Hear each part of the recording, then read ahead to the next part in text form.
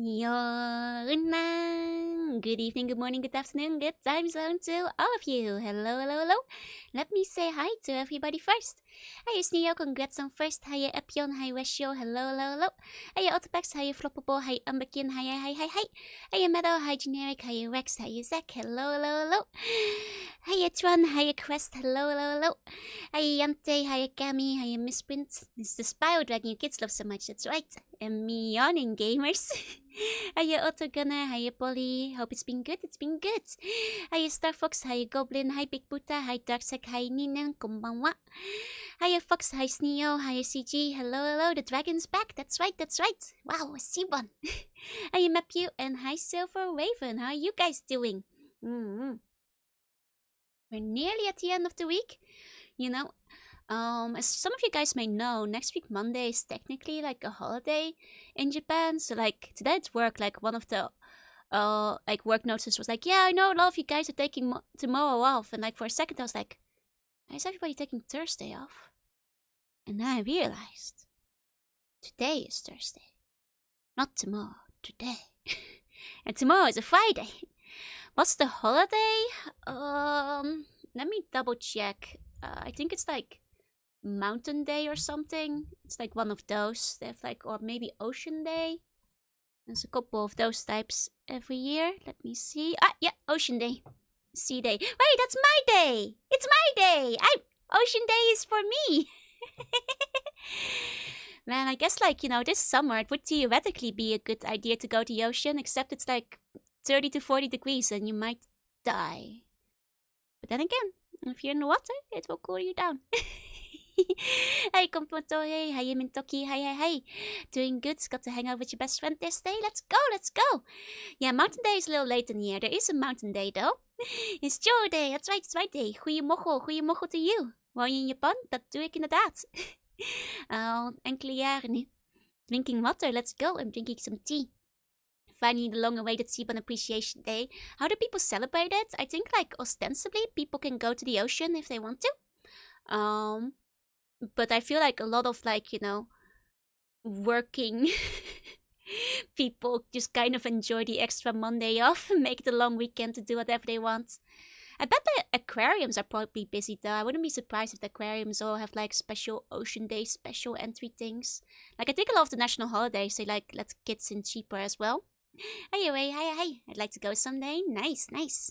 Gave up coffee for tea in the mornings. Is it working out? Visit the ocean, kiss the ocean. That's right, you can have a really salty, soggy cookout. Actually, somewhere in August, with vampire wings. Oh, it's not 3D, this is still 2D, believe it or not. But it's dragon wings from Spyro. But speaking of barbecues, at Sea Bunny headquarters, they were going like, oh, we're gonna have like a big barbecue party, everybody RSVP. And here's the thing, I like barbecues. But they're holding this work party, in August. And let me tell you guys something. There are few places I'd rather be less than in the open burning sun in 44-degree weather in Japanese August, as the humidity eats you alive, and then you also decide to stand on top of it, like over a hot barbecue, somehow making your air like even hotter. I was like, oh man, can't we like plan this barbecue? I don't know, November? Can we do it inside?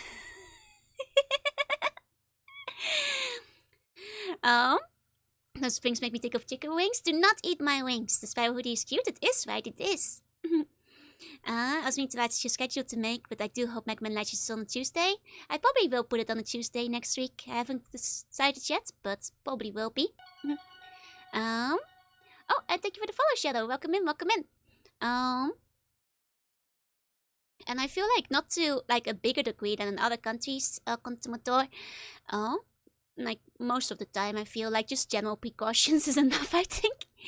Hi, Punisher. Hi, Felio. Hi. It's been really hot, but I keep working out on it. Well, I'm still like banned from workout for like a couple more weeks. But with this heat, it's not like I really want to go on hour-long walks or anything like that. I'm probably gonna do like indoor boxing again once I get like the doctor clear to like actually work out again. Unfortunately, watching some horror movies before bed, so have a fun stream, stay comfy, have a good horror movie night. I hope you have fun. Get that summer and barbecue summer, but like August is way too far. Yeah, and like, you know, I get it. You want good weather, but like, good weather in Japan, that's like May. You know, if like work wanted to do like a barbecue party, I'd happily go to the barbecue party in May, October, November, just like not the summer months. They're too hot, man. Yeah, shadow boxing. That's what I used to do. Hey, Lord Floof, hi Musiki, hi. And hi Chillian, hello. And Beat Saber workout. I don't have Beat Saber though. But yeah, so it's just too hot as well. It is. Oh, and hi Easy, hi. Summer's got new weather these days. I'd say somewhat is worse weather than winter. It's awful. Like, you know, I've said like winter makes me lethargic, but now summer is making me lethargic too. I just don't want to do anything. I just want to sleep all the time. Or Just Dance. I played some Just Dance before, and the neighbors complained about that. He says they've gone to 44 here yet. We've heard it a couple of times. Am I playing Wizardry? Oh, how's your Wizardry one going, Nifty? I hope you have a good time. Funny because here from the other side of the world it's 5 degrees Celsius. You're freezing. Oh, bundle up. You know, eat something nice and warm. I feel like cold weather like always makes me like crave, you know, warm foods to like heat yourself up, you know. I always feel like I got too much energy. Oh, in summer? Man, I wish that was me. Lots of that so far. That's wizardry. But you know, let me take a sip of my drink first. Speaking of summer, I have something very fun to announce. Some of you guys may have already seen it. I did put it on my Twitter as well. But what's this? This art may look like regular bikini art, but it is more. I'm gonna be in a trading card game. That's right, you can get your own Jaruna in a TCG. I've been sitting on this for... It's not Yu-Gi-Oh! I'm sorry. I've been waiting to announce it for a little while. I'm getting featured in Rift Runners. Let me show that on screen as well. Which is a VTuber TCG. There we go. Which is... It's not Magic the Gathering. I'm sorry. I'm not that, like, high profile. But, in their next set, their next one, as I hear, is actually gonna involve a lot of watery creatures and ocean teaming. So I got to be part of it, which is really cool because, like, it's not Digimon, I'm sorry. You don't play blue, but will you play slug? Oh, and thank you for the sub, Goblin. Thank you. I'm also not in the Pokemon TCG. Bushy won't take notes. But yeah, so this is really exciting because, like, one of my big VTuber goals has always been being part of a game, whether it be a video game or a TCG game or something else, and now I get to be part of a game. I'm so happy. Hi, Game Boy. Hi, Tyler. Hi. It's still fairly small. They've done like their first set before. In the first set, I think a lot of you guys will know Pia. Pia PUFO is a friend of mine. I had the cursed takoyaki over at her place last week. She was in set 1, and I will be in the next set when that gets released. Asking the Rift Runners, like, people, like, when that one is gonna come out, because that's the one I'm gonna be in. I'm gonna make sure that, like, I'll tell all of you guys.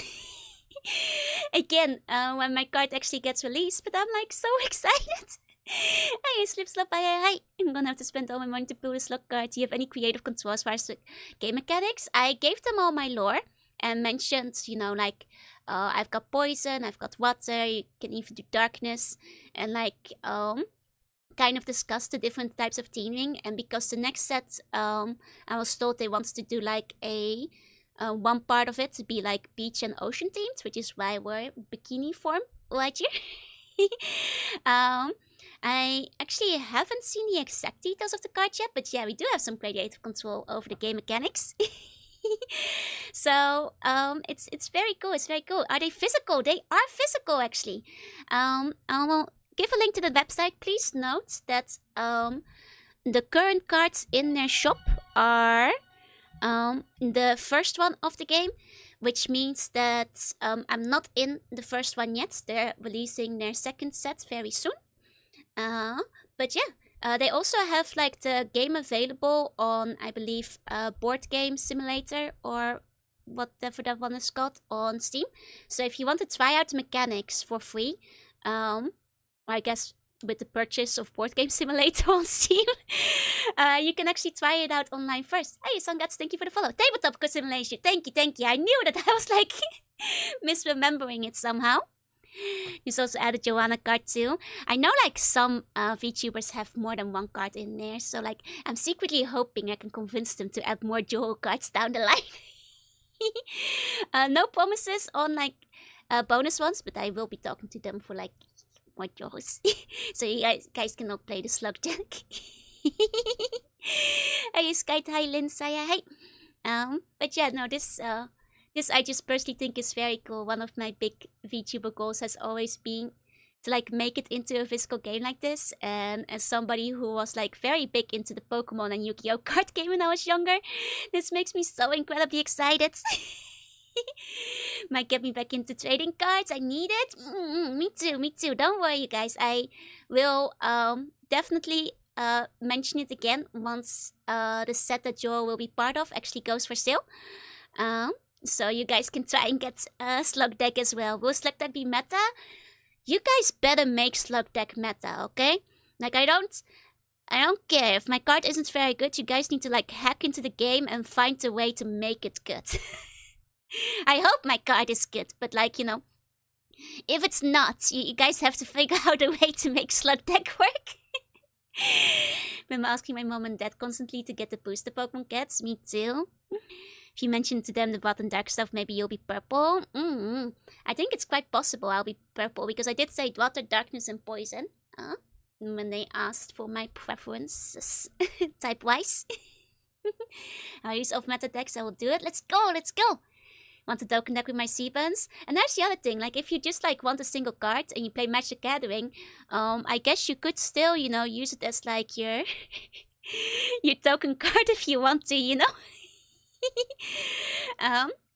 You could use Slug Token in Magic. Hey, Soki, hey. Will my card be edible too? It will kill you in real life as well, just like in the lore. That's right, don't eat the card. My Slug Deck has no pathetic cards, yeah. Slug Deck is 0.80% of decks at the next tournament will be Slug Decks. And before it's the bottom of the tier list. Thank you for playing the deck anyway, even if I'm at the bottom of the tier list. Crazy pull. 500 bucks on TCG Play. This looks like an exciting adventure today. It will be an exciting adventure.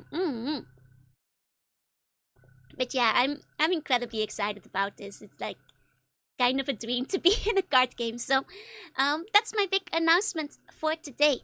I'll let you guys know when the card actually goes on sale. I will also implement PFP. Yeah, you know, I actually got like a box of the cards, and I kind of want to like do a card opening of them at some point. Might do it together with Pia because she's in the game as well. And then I also want to like put all my friends in the deck that have made it into the game. And made a heavy metal demon deck. I can make a slug deck. Let's go! And hi, Thai Games, hi. But yeah, that's basically all the announcements. I will go to the gaming screen.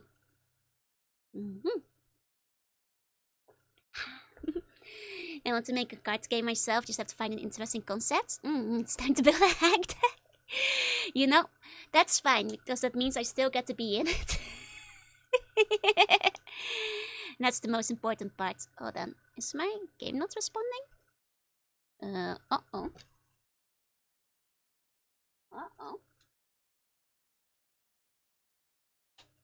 Controller is like properly plugged in and everything. Okay, maybe I just kept it on the starting screen for too long. Let me restart real quick. 1 second. We'll just restart the game and see if that fixes any issues we have over here. Glowing your controller ports. I mean, like the little light beneath the analog area is glowing, which makes me think the controller's plugged in properly, but... Hey, Taniki, hey. Try the mythology simulator, mixing the rain cards and the basic cards using mythologies. Nice. And staying on the start screen can bug things. Yeah, I've had the start screen open for like, 30-40 minutes, so it might have just gotten tired. Hey, hello, hey. How far are we into the egg collection? We finished like 2 of the worlds, I think. I think we're on the 3rd one right now. And hey, hello, hey. Okay, there comes the ninja. Remember when I learned about Magic the Gathering and made a card game based on Chrono Trigger? Let's go!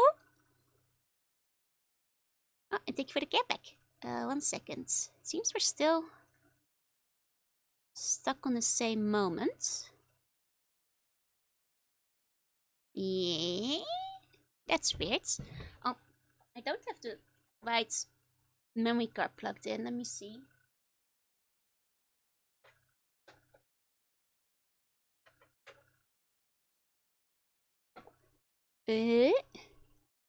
Game audio real quiet. There is like no audio at the moment, actually.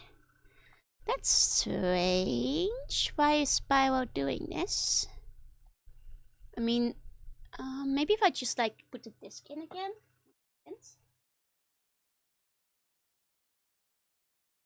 Just inspecting the disc a bit. I mean, it has like some minor scratches, I guess, but I don't think it has disc rot or anything like that, so just gonna nightly clean it up. Was it fine before I started? I'll admit I didn't go beyond the start screen before I started because I figured it was working. It was okay earlier, like last week though. Let me just like quickly clean the disc a little bit. Try again. Okay. What I did was to get kids and teens to draw the card that innovate to the competition. Oh, nice! That's actually kind of fun. I love when kids get to work on things. Okay, let's start it again.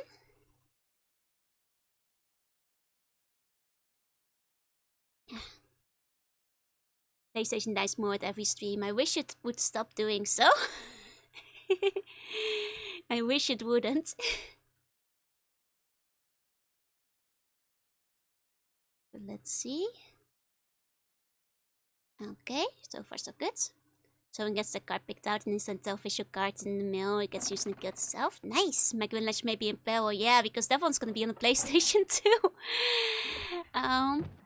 But let's see if we can actually start the game this time. Okay, we have more audio.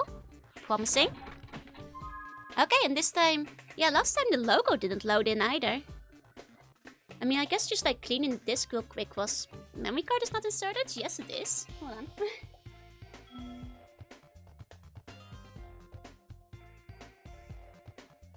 Yeah, that's what I thought. Okay, well that was concerning. Maybe there was just some dust on the disc or something. I won't question it too much. Wish there was a Megman announcement in Nintendo Direct. Me too. Hey, Cybernetic Hype. Hey. Okay, so here we are where we last left off. Is it PlayStation 2 breaking down? Possibly, but I don't want to think about it. What kind of PlayStation 2 am I using? I'm using one that's specifically... basically so that I don't have to deal with region locking, which is why I don't have to stack 4 different PlayStations like I do with my GameCubes. But other than that, it's just the fat model, you know, the old one. Here we go.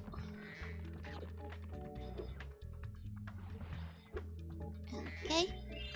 In the last PS2 BIOS remove region locks. I don't think so, unless like that's a rare one. To my knowledge, basically all of the PlayStation 2 had region lock on it. Both of your fast PS2s have died, yeah. I mean, to be fair, because this fat PS2, that does make it the oldest one technically. But I hear that like less temperamental than the slim ones usually, so As a change before they stopped manufacturing the slim. I see, I see. I hadn't heard of them like removing the region locks, but I could be wrong about that. Here we go.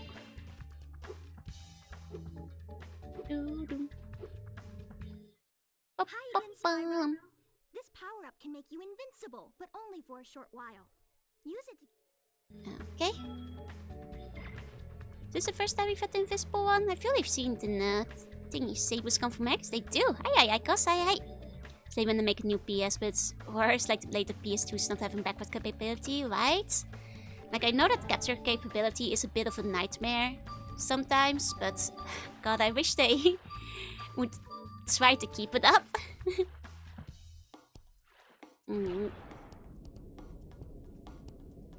Okay. This wasn't like too tough a jump. I just need to get it better. But are the eggs edible? Don't eat the eggs. They're full of babies. And dragons. You already had it, why remove it, right?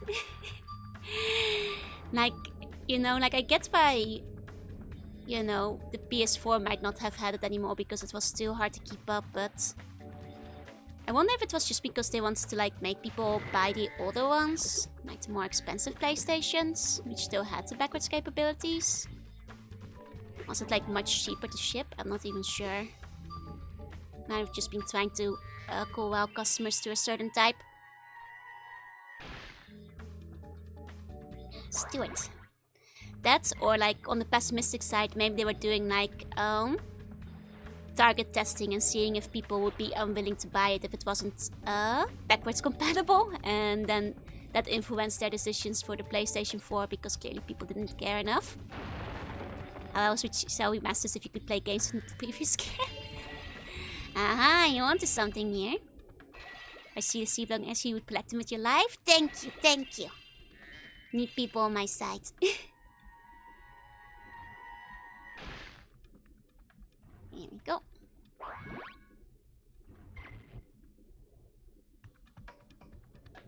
Okay. His name's Stoopy. His parents called him Stoopy. Imagine you were called Stoopy.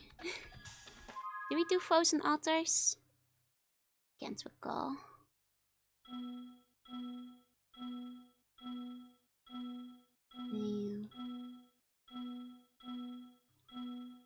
Don't think so, no?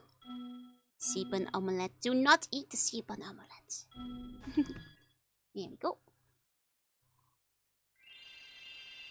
Hey, Captain. Hey.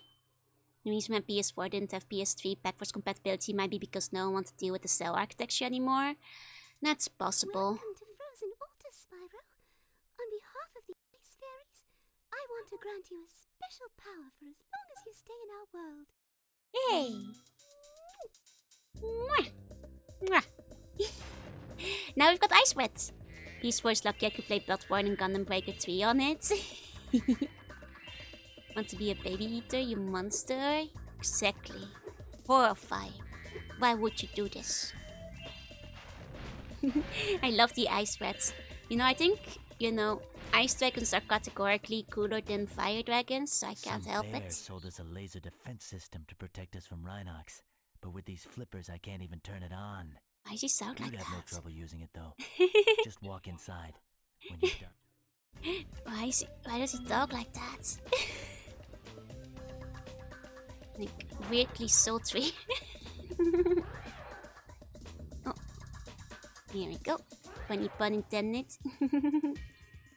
Cause they're cooler, they're ice. Pun intended, yes. Here we go. Spyro, help! I don't have thumbs. Spyro, help! Here we go. This way we can just like explode everybody. He's cool, just like the ice dragons. That's right, that's right. Frieza's cool, but his brother is cooler. You know what? True.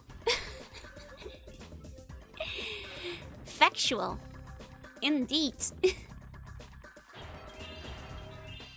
Okay. Let's hit ice as well. I forgot about that. Here we go. Hey, bacon pancake. Hi.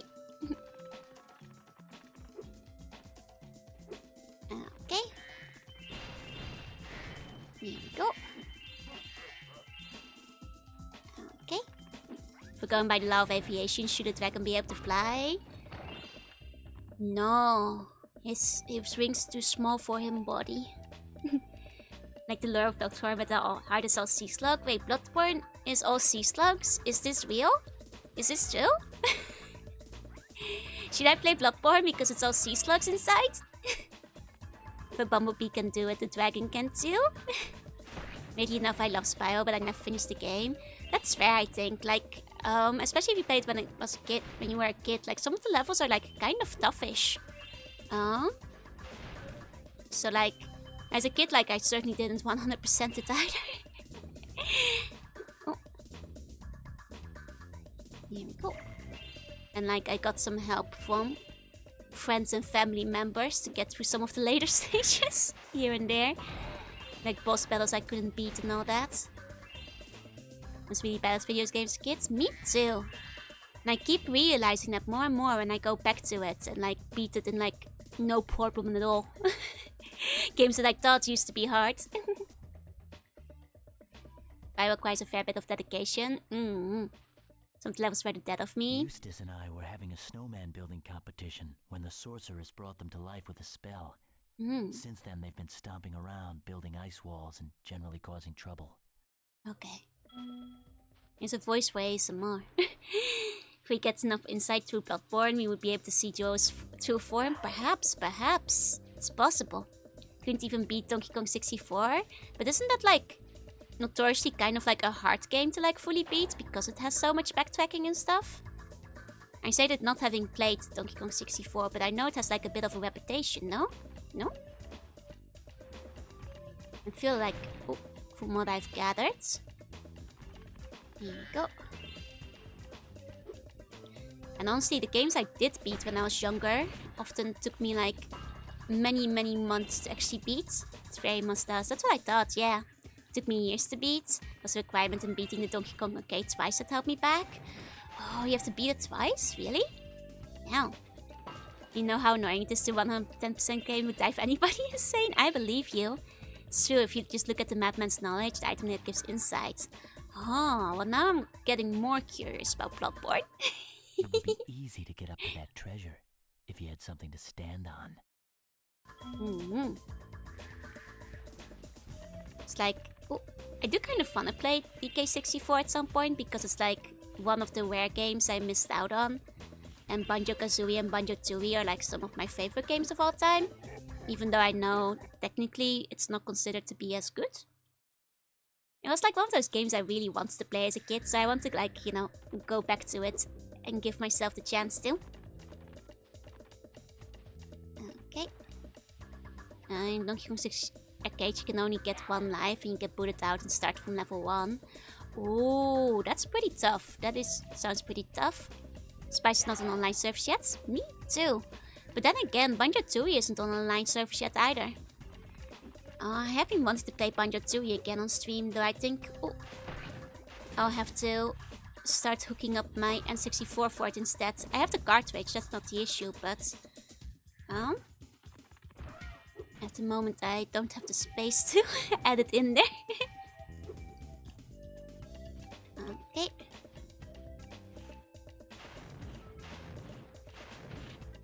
Here we go. I just understood what I had to do there. I had to jump on the enemy. We Spyro? Yep, we Spyro. Now, I'm sure the enemies respawn in this one. So, that I will have to come back to this level at some other point in time to redo that. Oh my god, we are Spyro. It's true. There we go. Can you just freeze your eye? Oh wait, you can. I forgot about that. Because I usually try not to be too mean to the NPCs, but you can actually freeze your ally. That's true. Okay, we'll go back and make our allies extra cool. 1 second. Oh. Here we go. Can we just freeze Hunter? Man, I wish we could just freeze Hunter. Keep him in stasis so he can't force me to do any more skateboarding at gunpoint. go. Oh, there's the Yeti thing. We don't have him yet. I would love to visit with you here at the mountain, but I'm up helping my brother. Come to the outpost at your earliest convenience. Bentley. Love skateboarding, but I'm so bad at it. I'm so bad at it. All those poor eggs that are being held hostage, they will never be free because I cannot win in a contest against the little guys. Maybe we shouldn't freeze the egg that's on him. That's true, but like think of all the future eggs we'd be saving by just freezing the one of them. All the ones that he would not be able to capture any longer. Here we go. It's just for the long-term good. We'll carefully thaw out the egg that he's holding and then put him back in there again. Here we go. Oh. But yeah, like, oh, I am kind of hoping that Nintendo puts DK64 online as well at some point. I'm kind of surprised they haven't, but considering country and stuff is, just luckily adore this game, right? It's so cute. Like I think 3, you know, despite it all, probably is still my favorite. And I think in no small part it is probably because it's also the one that has the most youth nostalgia for me. Because I played it so much when I was younger. But, oh. It's just such a nice game. I love the music. I love the environments. It makes me smile. Here we go. Do do do. Do do do do. Do, do, do. Okay. Okay, that's just the little guy down here. I want to see about... Oh, we can actually hover to this end. I didn't even realize there was... Oh, stuff over here too. Hey, Valigamar. Hi. How you doing? Okay. Money bags. Say, Spyro, you're a sports fan, aren't you? As you probably know, Frozen Altars is the birthplace of the great sport of cat hockey. Today's match is sold out, of course, but I just happen to have a spare ticket that I'll sell you for, say, a teensy-weensy markup. Hockey, huh? You saying you got some hockey for me again? Oh boy, Okay, money bags. I'll pay you 800 to enter the cat hockey rink. Get on in, Spyro. It should be a thrilling match. In fact, I've even placed a little wager on the Rhinoc team. Let's just hope the local team doesn't have any last-minute accidents. Oh no. Not surprised, he's a scalper. And he rigged the bets. And he, like, cut the brakes on the bus for the other team.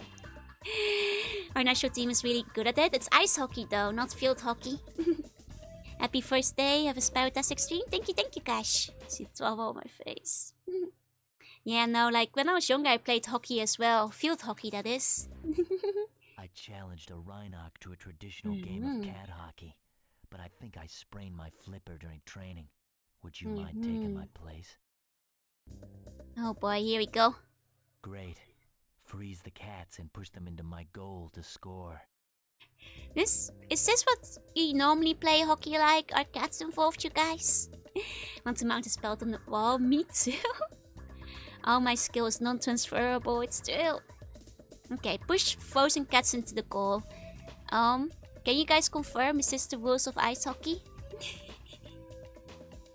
I live too close to Florida, no one here knows how to play hockey.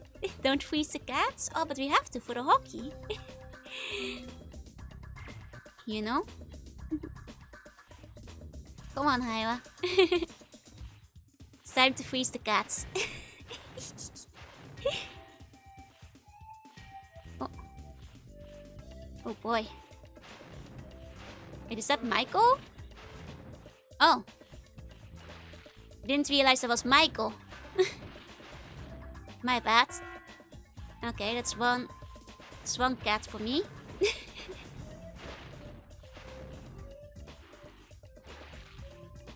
Oh, ah!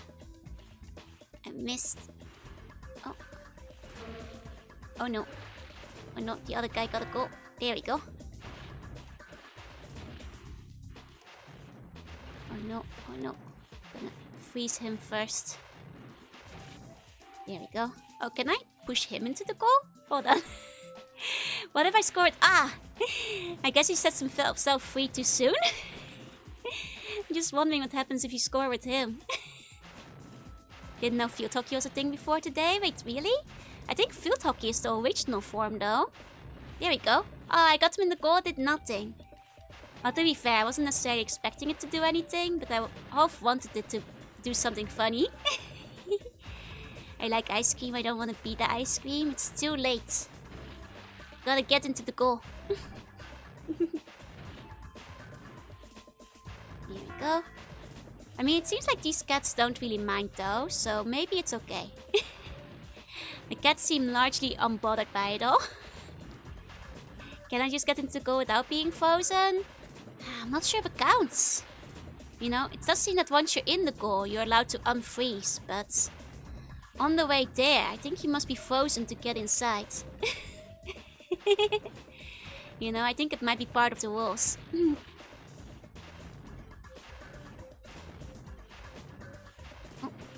We can go into the goal and we do it again for another one.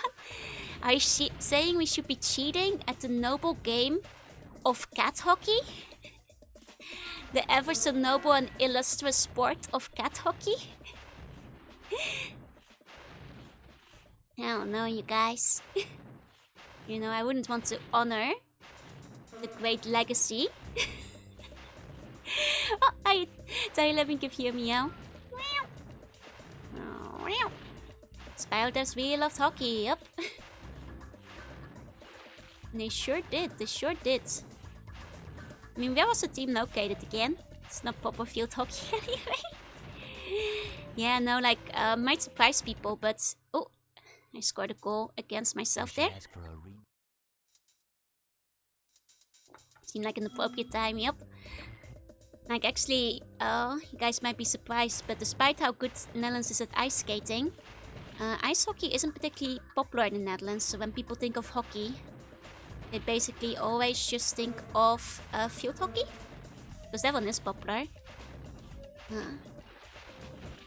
I get confused because we start up facing the other goal, so I accidentally scored, or basically made it easy for him to score double real quick. By getting the cats over to his side.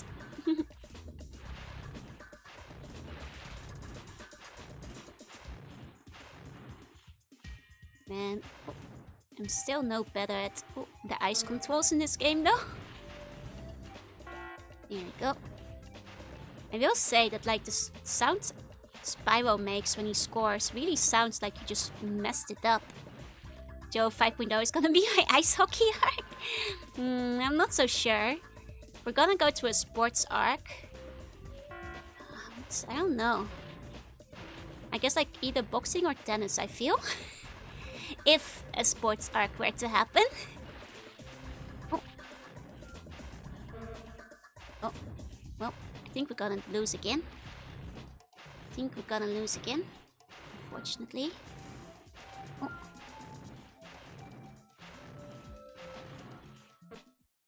Well, there we go. I think the key is probably to keep the rhino frozen as much as we can. Well, we try to edge the cats to our side. It's time to marathon the FIFA game starting from the 90s. Hey, at the very least, I know the rules of football. So a FIFA game would unironically probably be easier for me to follow. That said, you know what game I've been kind of wanting to play, sports related? Mario Tennis for the Game Boy Color is unironically like a very fun little sports game with like RPG mechanics. Yeah, it's so good, I actually really recommend it, it's a good one. And I spent a lot of time on that when I was younger. The GBA one was fun too, but it didn't have as much of a story as I recall. Is that the RPG? Yep, that's right. God, I love that one. And like, oh, it also meant that like, because like you can import your own characters into the game, right? Mine were like way overpowered compared to, into the 64 game. It basically meant that your actual characters, if you trained them properly, would be way overpowered versus every single other Mario character. Because you could essentially like max out their stats, while the Mario characters were at least somewhat balanced. Which was kind of funny. Never played tennis in my life, but I love tennis video games. Oh, he won again. We got close. You should Only played the console versions. Yeah, the Game Boy version like has like a proper story. Like honestly, like most of the characters for most of the game aren't even Mario characters. You face off against them in the final tournament, but for like a good part of the game, it's like original RPG characters, and they're kind of cute. Like I really like playing doubles because I thought the doubles girl was really adorable. And also some like I was better at training her than I was at training my own characters, so she had higher stats. And the clerk at the retro game store sell me on GBC with his over enthusiasm. Unironically, like one of the best like games I think tennis games made. The White Mage Girl. That's the one. That's the one. But yeah, I love the Mario tennis games. They're so good. So like I think playing the Game Boy one, would that technically fall under like RPGs? Might be a fun time.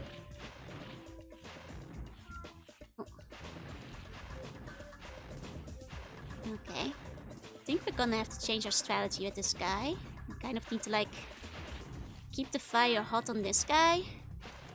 Keep him away from cats. Yeah, sports RPG. I guess like there are a couple of sports RPG titles, like if you count like Inazuma and stuff as well. Or the Joe gets to play the tennis game. Like I'm actually wondering now, like would that fall in the RPG category? Should it be, you know, Bone Snatcher Joel who plays it?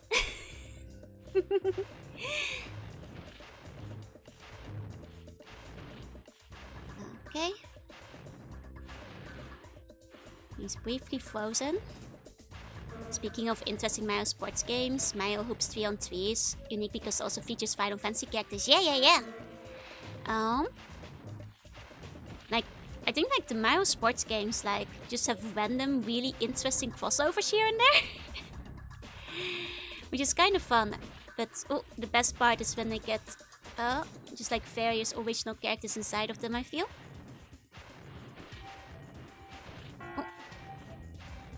Okay, I love Mario Hoops when I was a kid.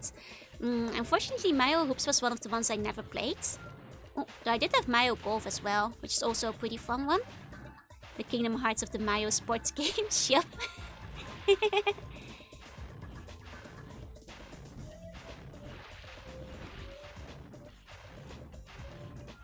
Okay. Just trying to keep this guy frozen as we move around.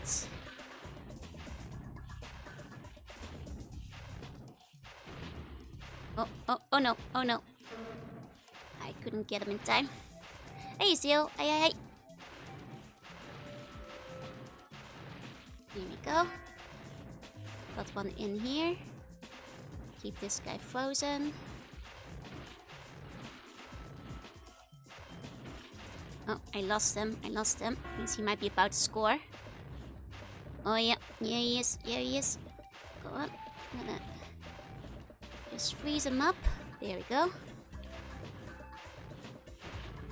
Now I just need one more score. Okay.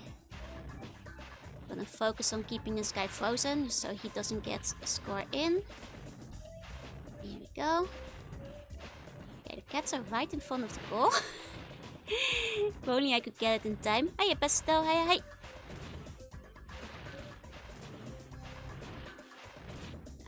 Okay. Oh, let's don't go the wrong way. Okay. I'm better at like putting him in my goal than the cats. There we go. Well done.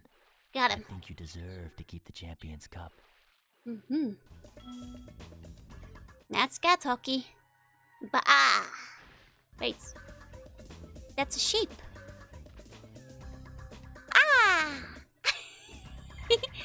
Oh, the sheep is a dragon. You gave that rhino. You retired from sport for good. Well done. You gave that Rhinox such a drubbing. He's retired from the sport for good. Now, dragon in sheep's clothing, yep. There we go, these are the cats. We put them in the hole. So dangerous what it sparks the man at the slash, right? That guy could have gotten eaten if you're not careful. Fun animation, I forgot about it. Makes sense for the dragon name Ba'a. It's a funny little fake out. Here we go. Dragon in sheep's clothing, that's right. See how he did amazing, yup. Look at you go, playing hockey. Thanks for helping out, Spyro. Why don't you take this? The Rhinox were trying to fry it with a laser, but you stopped them just in time. Why do the ducks have such melly, smooth voices?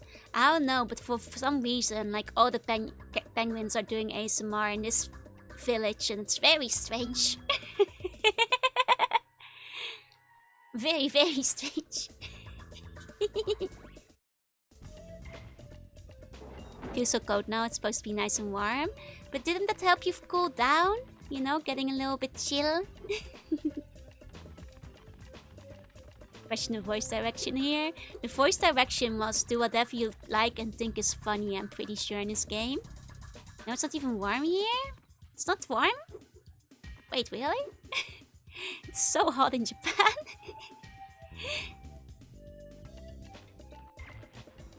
Okay, oh. Here we go. Okay. Can we get up from here? I don't think so. Though summer's going this year, being trapped in a block of ice sounds great, right? I could do with being trapped in a block of ice right about now. Sounds like a lovely time. Really? Oh, correctly, a lot of the characters are voiced by Tom Kenny. A lot of characters are voiced by the same people, like over and over again. I forgot. Let me see if there's any NPCs I can jump on here. Here we go.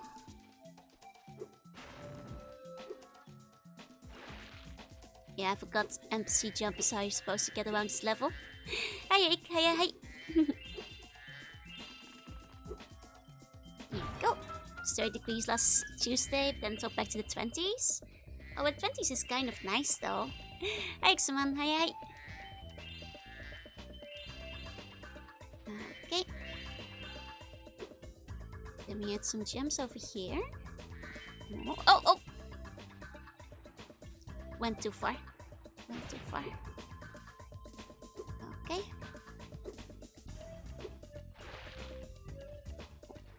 Kind of annoying getting the angle on this one.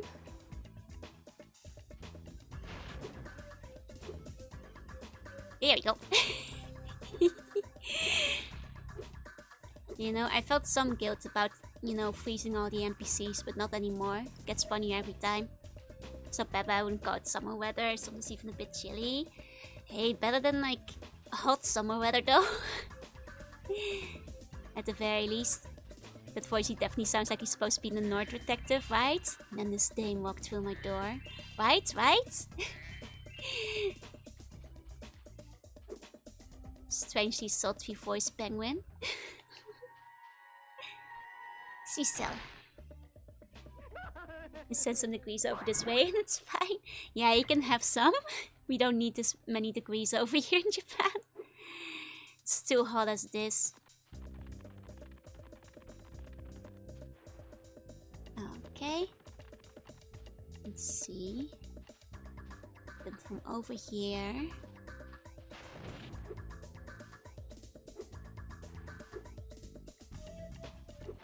Okay. Now, interestingly enough, this is not the end of the level. Or so it appears. You can probably float around the corner. Oh no, that's too much of a wall. But that's fine. Because there were gems around there. And we didn't have those yet. So that is okay. Okay. And let's keep going this way. Like, there's probably just a path I hadn't noticed yet. Probably if I need to, like, freeze a couple of guys here and there. That's probably it. Okay. I feel like I did get most of this area. Inside of here. Yeah, it's all of that. You know, judging from the overview, it is pretty empty around here. Okay, maybe... Oh! But there's still something there.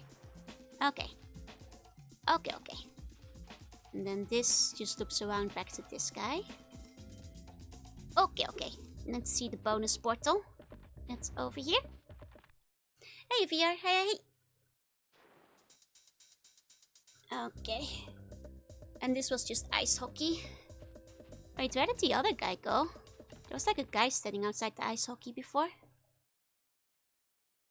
Guess he's gone. He's dead now. Okay, then we can leave for now. Good game, good game.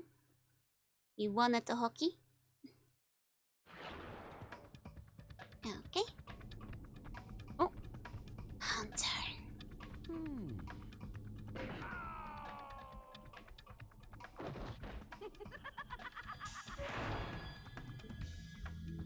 I'm not sure if we should save him. Maybe we should just leave him there. You know, now that he's contained, maybe we'll have less troubles. Hey, Blue Tiger, hey, hey. You know, there's many pros and cons to, you know, just leaving Hunter in there, is basically what I'm saying. And maybe that's what we should do. Maybe Hunter doesn't need saving, you know? Let's know Hunter's the limit for my mercy. Look, as the truly most evil villain of the Spyro franchise... I will gladly help you on your quest, Spyro. Okay, okay. We started this stage before, but we game overed, so this time we'll try to do it without game overing. Hey, bro. Who's going to enslave your kin then? Well, I guess the magician sorceress lady, but we can kill her, so... Do you consider cereal a soup? No, I do not believe it has the components of a soup. It's a question I have thought about many times as it has been brought before me, and I think that's because, while a sweetened soup does exist, none of them are quite as sweet as a cereal. While cold soups do exist, they tend to not be so sweet, and they tend to be just like a teensy bit different. It's a salad? Wait, hold on. What's the reasoning for the salad? Now I want to hear. Hunter is more evil than Moneybags. He is indeed. Such is the shame of Hunter. If you use your spin move to deflect... Is hot dog a sandwich? No. Because I feel for a proper sandwich you need to divvy the buns. And hot dogs often have the buns attached. So not soup, just a snack, yeah. Also, I feel that like milk does not really qualify for a soup base. And cereal is often eaten with milk and therefore does not count, I feel. Can't think of plain milk as a soup stock. Exactly. I feel like soup stocks you need to have some standards, and I don't think plain like milk falls under it. However, oatmeal and grits are considered hot cereals. Yeah, I will actually allow that. That makes sense to me. Do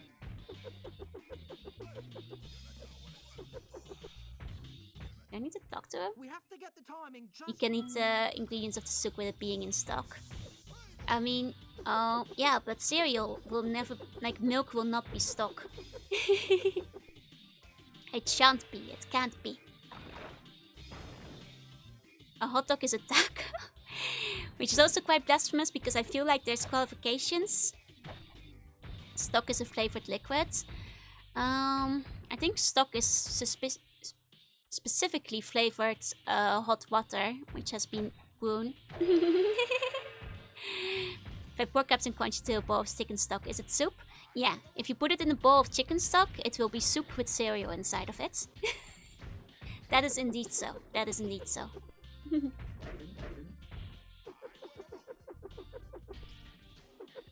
Here we go. But I believe under no circumstances does milk ever become stock. Yeah, otherwise soda could be stock. It's not just any liquid. I'm pretty sure it has to be hot water. Milk is flavored with zero. You can get flavored milk. Yeah, but it's still not stock, you know? Remember, my great objection is that stock has to be water.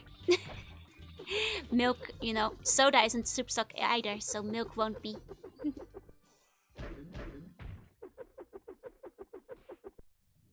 Now, I guess, like, if you really want to, like, start arguing, you could argue for tea, but...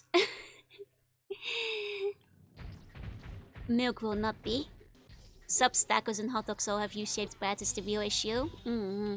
I think it's, like, different types of bread, you know?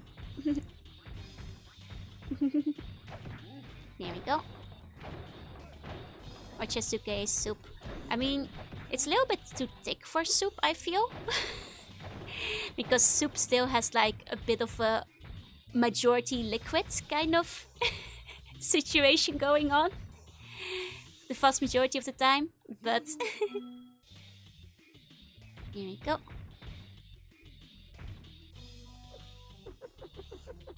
Hi Scalibur, hi. Some people marinate the meat with soda, it best is a marinade.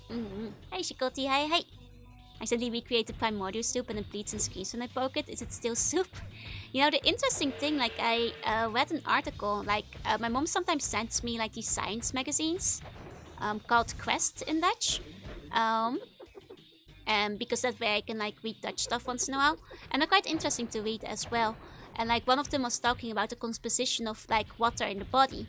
And I read this recently, and, like, I didn't actually realize that we still kind of have the primordial ooze, like, keeping up the water consistency of our body. Like, I found that quite interesting. You know, of course I knew that, like, you know, the body is made of, like, majority water, but I didn't know it was, like, basically the primordial sea. And it's still, like, the same kind of consistency we've got going on. Thought that was fascinating.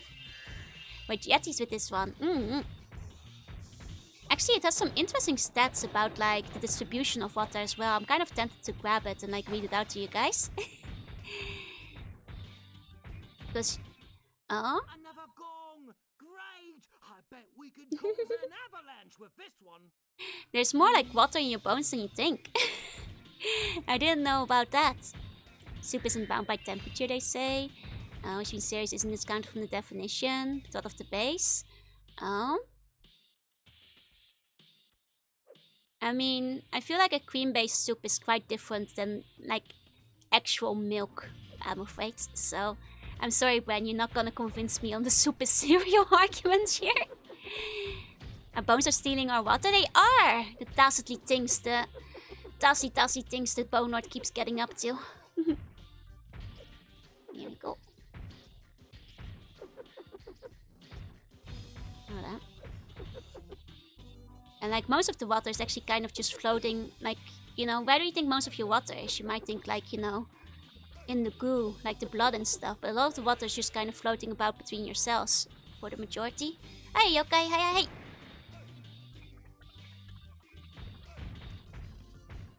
Like, I'm just going from the top of my head here, but I thought it was an interesting read. Here we go. So it's not soup, it's a soup ingredient. Yeah, you can put cereal in your soup if you want to make cereal soup. Not sure why you'd want to, but it is technically possible. Oh. Hey, new Omar. Hey. Someone grew up, the milk alone does not make a good soup base. No. You know, it's different from a cream base. Like, cream bases may have milk in it, but it's not just pure milk that you throw into the soup. Here we go. My article about the water dam.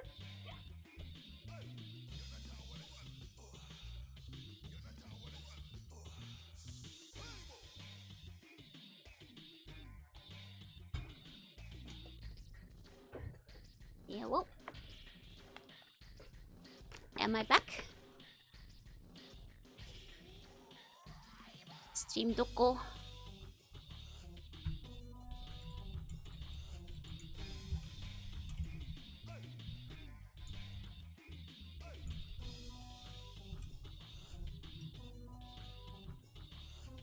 On the YouTube side, can you guys still see me? Yeah, the YouTube side still seems to be connected. That's strange. Oh. Okay, that's strange. 1 second. It seems that like the Twitch side is down. I'll just like restart the stream, I guess.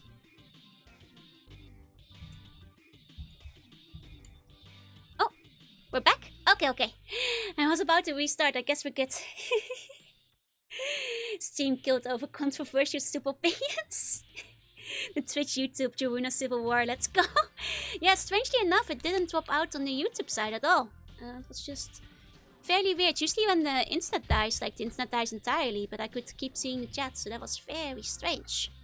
But you know, while YouTube was, like the stream was down, Big Soup cut the stream, I picked up the the article about the water stuff in your body. So I can like, you know, check it directly for the facts. Okay.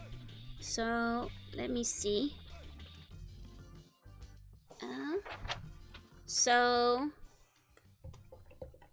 Oh, this is the percentage of water in each body part. Right? So you may not be like surprised that your blood is like 83% water, right? But did you know that your skeleton is 22% water? Like your bones are stealing your water right now. 22%! It's a lot of water that your bones are made of, yeah. And like your bones are also 14% of your body weight is what it says. Meanwhile, your muscles are made up of 76% water and 36% of the body weight. Did you know your blood is 7% of your body weight? I didn't know blood was so heavy. But it makes sense. They steal a lot of blood. They do. We do have the marrow. Yeah, I guess the marrow is probably where all that water goes. Oh, hi Akia. Hi. I'm gonna get rid of the bones now for sure. Bones is where the blood is made. That's true, actually. I hadn't thought of that. But yeah, like I never really thought about like how much water was in your bones. Keep in mind, it's not 22% of the water overall. It means the bones are made of 22% water. Your skin is, you know, I never realized that.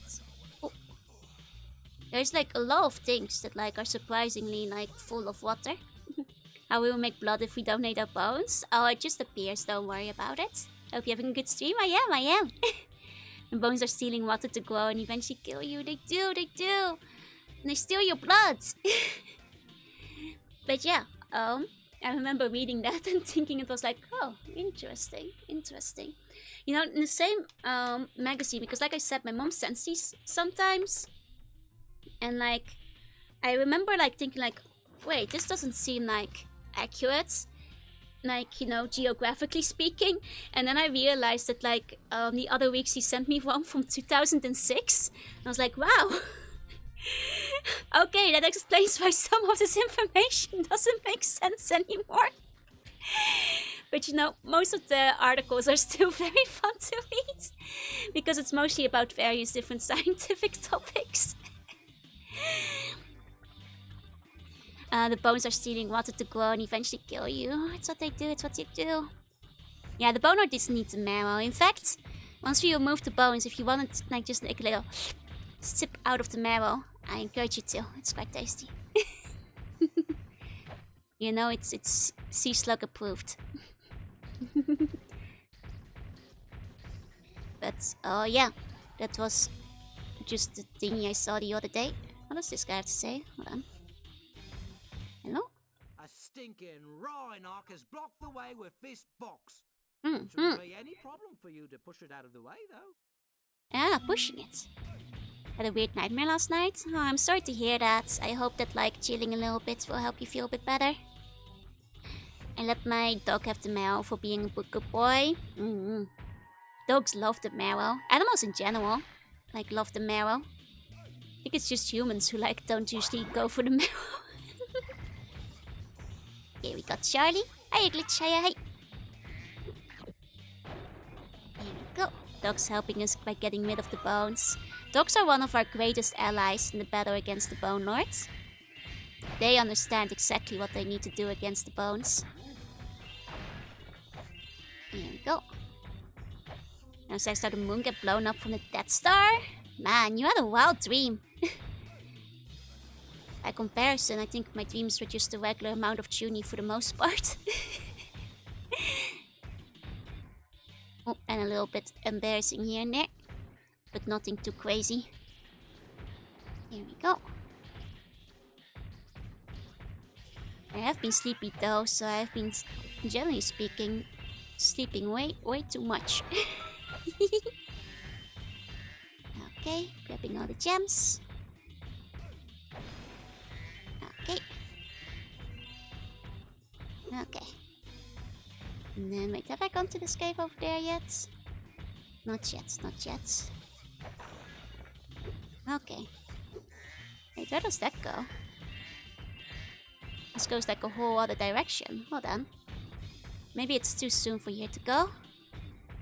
Oh no, Peak. I hope your dreams get better soon. Oh, here we go. Last few dreams I had were about kids again. Might be, something in my brain going off, I suppose. Here we go. Let's cross this bridge. Okay. Talk to this guy. Here's a little something for your rock collection. Oh, thank you for giving something to my rock collection. I remember Yeti, he's cute. Hiya, sir. Hiya, hi. Here we go. Pray for a good dream where you're dating someone or going to some place in the world. But I feel like the dreams where, like, I'm dating someone might have made me a little bit depressed, because then sometimes you have a really nice, loving relationship and then you wake up and there's nothing there. So those tend to make me, like, sadder after they're over.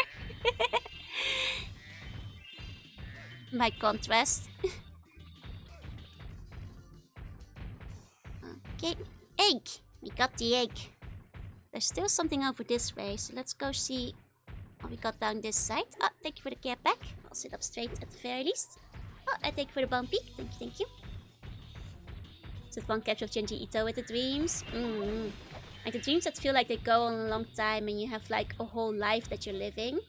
You know, those can be a little bit depressing to wake up from. Exactly like that one Genji Ito story. There we go. Took 64 pixels to make those bones. That's right. Okay, we full cleared this level. That means we're all good. Here we go. Just staring at the ceiling in the dark room. Exactly. That's how it feels like. Here we go. You know, is there an egg? We've got eggs galore. All the eggs everywhere. There we go. Oh. Back to Hunter.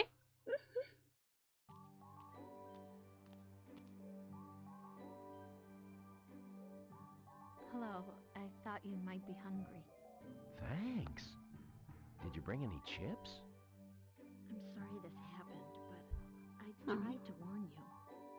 I had to help Spyro rescue the eggs. You just don't understand. If we don't bring dragons back to this world soon, all our magic will be lost. The dragons used to live here? Yes, this was their original home. But a long time ago, the sorceress banished them to the other side of the world. She didn't realize the dragons were the source of all our magic. Maybe I could convince the dragons to come back, if you let me go. If she let me go. I'm sorry, I can't.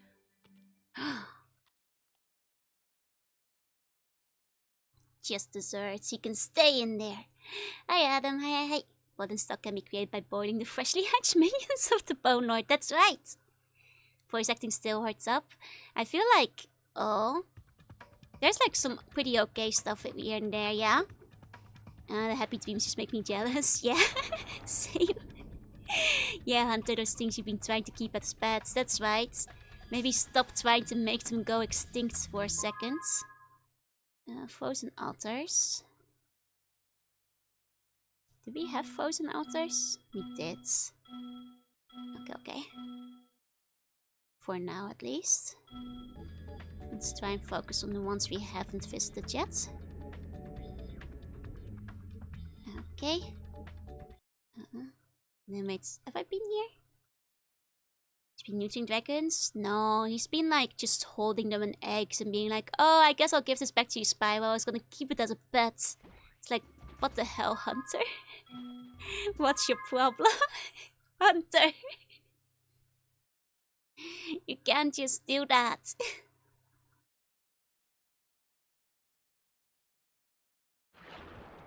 Okay.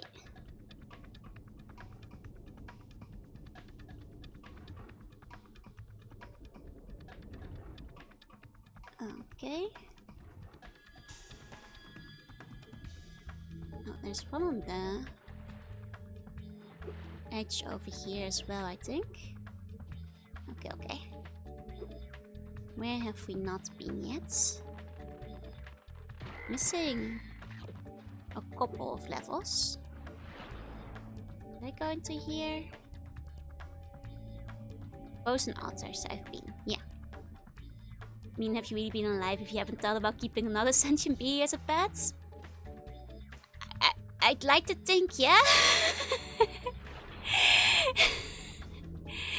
I mean, I guess like dogs are sentient beings too. I guess. Spyro's associating with some bad people, namely Hunter. Man, Hunter really is the worst influence. Hi, Alvarius. Hi.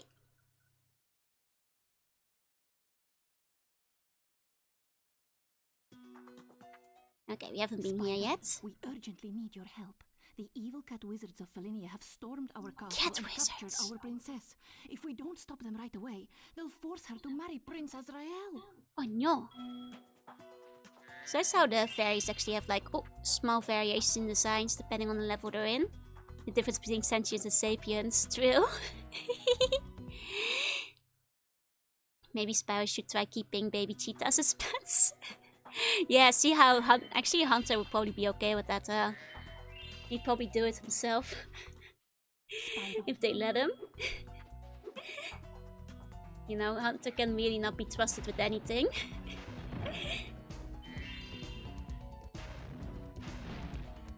Okay. The gem.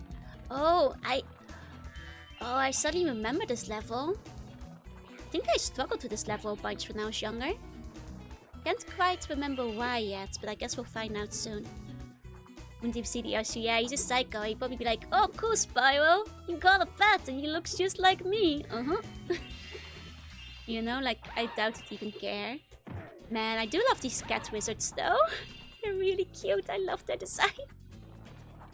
Even if they're evil cat wizards, you know, they are at the very least very cute. If we don't get to the castle right away, the princess will be forced to marry that loser, Prince Azrael. Pokemon, Digimon, Neopets, all of them in lore had levels of sapience. That is true. Like, I guess with Digimon, like, I never really thought of it as like a pet, but more as a friend, because like in the anime they really portray it very much as having a friend. So I guess in the game it's very much having a pet. Though you make a really good point. I guess with Pokemon, I never considered it because they do get treated like pets, but there are certain Pokemon, like especially all the psychic ones, that definitely have a level of sapience. Like even more so than just like a regular Pikachu or whatever, even though all of them are implied to understand human speech. It just doesn't occur to you because they like go Pika! Pika Pika, Pikachu. You know, and because you can't understand what they're saying, you just don't think about their sapiens very much. That said, Neopets truly is fucked up because they are like... They have their own countries and wear clothes and stuff. Neopets was the ultimate, like, don't think about it too hard kind of game. Once they, like, you know, added all the lore and official stuff where you just kind of, you know, don't think about it. Your Neopets are sentient beings with a job, but also they're your pet. That's actually very true, yeah. And I did always, and like, especially because Neopets in canon can talk, they're not even making Pokemon noises. Today is your lucky day. The wizards and I have worked out a little deal. If you simply pay a small toll, they'll be happy to raise these steps and let you pass. Okay. You have chosen wisely, Spyro. I'll tell the wizards to raise the steps immediately. And best of luck rescuing that princess. Or whatever it is you're up to. Your Neopets have pet pets, that's right, and your pet pets have pet pets. Though for those, the sentience definitely drops up pretty quickly. Yeah, they have Opos where you can showcase the personality, and even the default home pages have them writing in full sentences and text and intelligence and everything. They know HTML, yup. Even pre-edit. Watch my friend play one of the world games, couldn't get the mental image of Mega Level being, Papa, I need to go to the bathroom, oh no!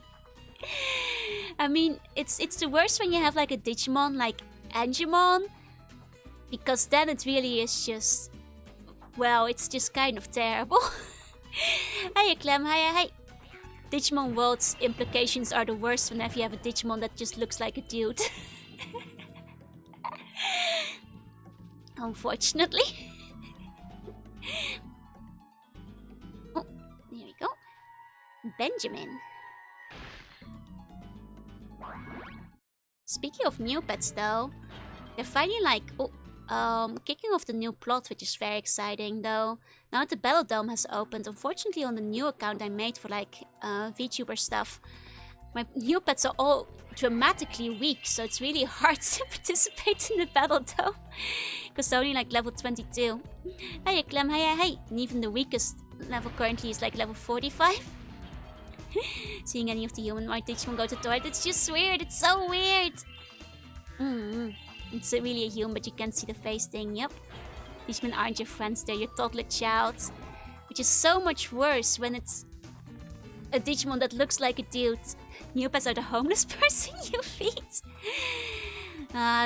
Brave of you to assume I feed my Neopets and don't send them to the Flea Pit Motel for 28 days consecutively every month.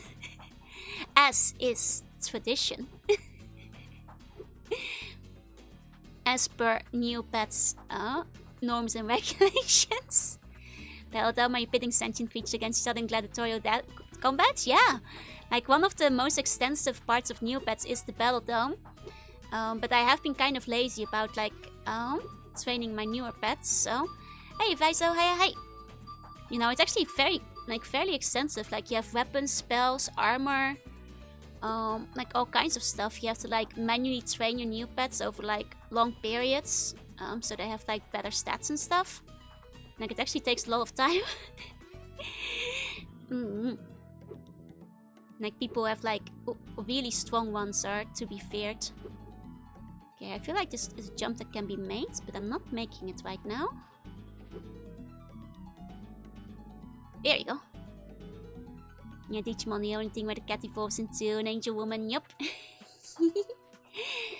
Man, I love Digimon. I'm tempted to go to Digimon 2003 soon. Soonish.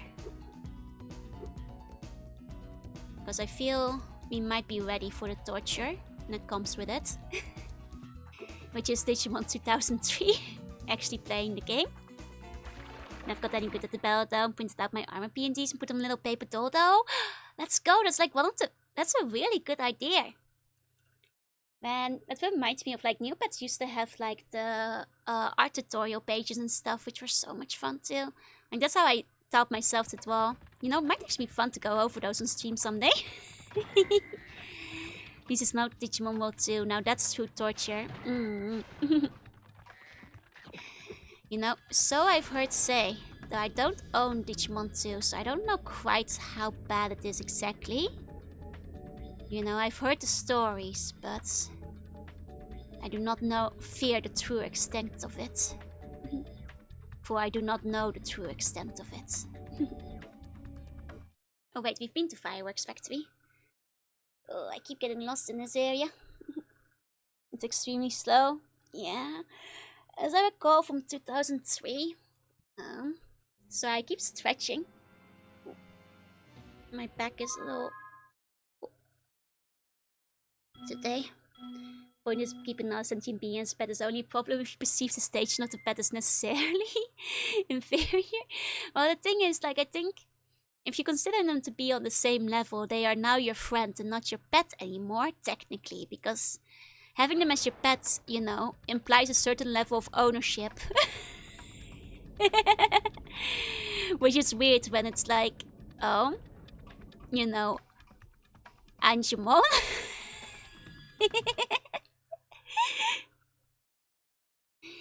Might be again which Digimon is your favorite? The Angel Lines? I really like the Angel Lines, but my favorite is actually... Hold on. I'll grab the picture. Because I think I saw some really Spyro, good pictures the we other day. urgently need your help. The evil cat wizards of Felinia have stormed our castle and captured our princess. If we don't stop them right away, they'll force her to marry Prince Azrael. Oh, I can't find the cute fan art I saw it back. Either way, it's Gomamon. I thought I saw one recently, but I can't find it back quickly enough. My favorite is actually Gomamon. I think Gomamon is so cute. You know, I may be biased towards like the watery lines as well, but... Though I do really like all the... like angelic lines as well. You know, the angelic lines are all really fun. I think in much the same way. Here we go. And then again, like Gomamon kind of does feel like a pet, but I think that's just because like it's a thing like the ones that don't transform into a dude. You know, those give off pet energy because they look like one. But then, you know, the ones that do evolve into do make all of them retroactively feel a lot weirder. Angels are the most toxic in the card game. You know, why am I not even surprised?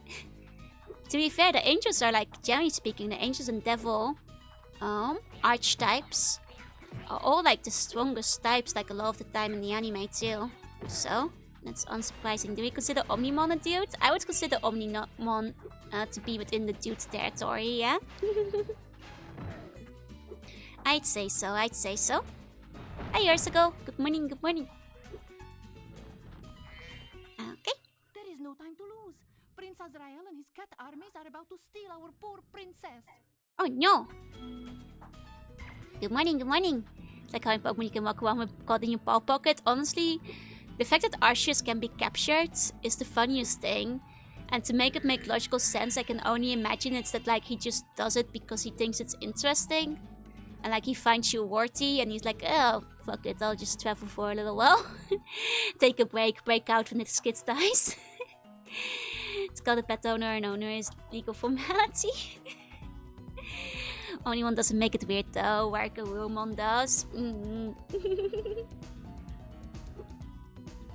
But yeah, like I think... Like, there's definitely sometimes you do hit a case of, don't think about it. Poker Conquest is holding back a lot of main games.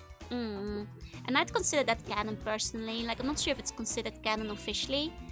But I think just like, from a logical standpoint, you have to just assume that like, actual God is holding back in the games to let itself be captured. Hi, Ochigam. Hi. Yeah, this kid went through some stuff. Like, it's only... fair to keep him company for a little while. Exactly. Like, that's the kind of explanation I could see personally. You know, that just makes sense to me. Like, a lot more sense than, like, you know, the greatest, most mighty Pokemon of all time. The actual almighty just lets itself be caught. Or can even be caught, for that matter. Man, I want to play Pokemon Conquest again. I've been, like... having Sengoku on the mind, so it's leading me astray. Is what it is. Here we go. according to legends, there's a golden goose at the top of this here mountain. I want to be the first person to the top so I can grab it. Oh my. I just bought some Insta-Sprout Ultra Super Grow seeds from a bear with a bag of Oh, don't do candy. that. He said they were magic, but I can't make them do anything.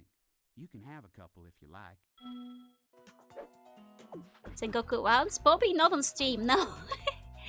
Waiting for Zade, probably not gonna buy it. That's fair. If it's like as fun as Arceus, I'll definitely at least try it out. You know, that's it. Speaking of Pokemon Conquest, if I'm gonna play it, I might wait till September because Meche invited me to join her for like Sengoku September. So maybe I'll add it in somewhere at that point in time. Okay. Because I think it could be fun. Though I do know that Pokemon Conquest is a little bit on the longer side as far as things go. One second, I think we want to reverse this first. Sengoku Basara. It's like, I've been wanting to play like Sengoku Musou or some High Warriors at some point as well. So I could like, you know, Sengoku Basara. We could round up a couple of games to go through for September. And see what we get up to. Okay. Reversing it one more time. Right, Tekman sure made a lot of them, yep. Koei loves their Son Goku era. And I guess they're 3 kingdoms, but I'm not very familiar with 3 kingdoms, so I haven't played any of them. And there might be a save for work patch. Technically you can play once save for workly if you... or either dodge the scenes or just like stick to the regular play. It is possible, it is possible. Here we go. Oh, missed it. I need to unshrimp myself, sitting up straight again. Oh. Ah. This isn't even supposed to be a hard jump. There we go.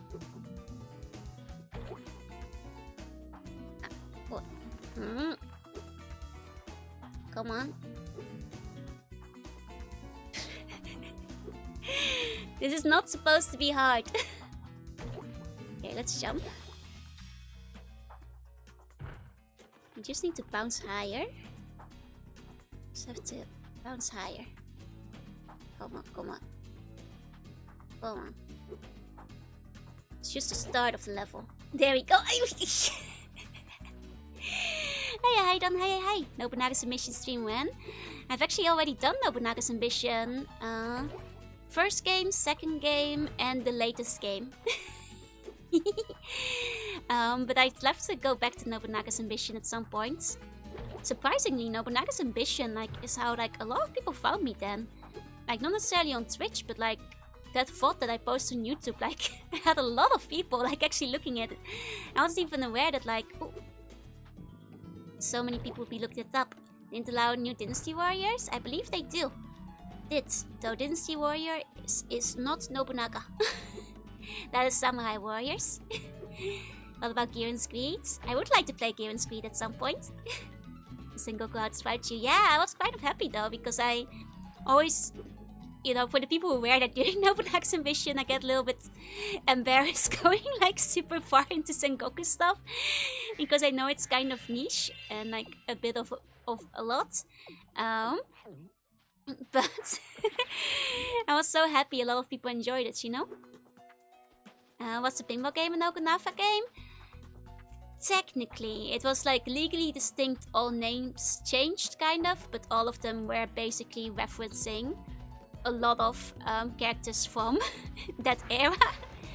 But they just like, you know, added like a little bit of extra flair, but it was like for people who know the references were obvious.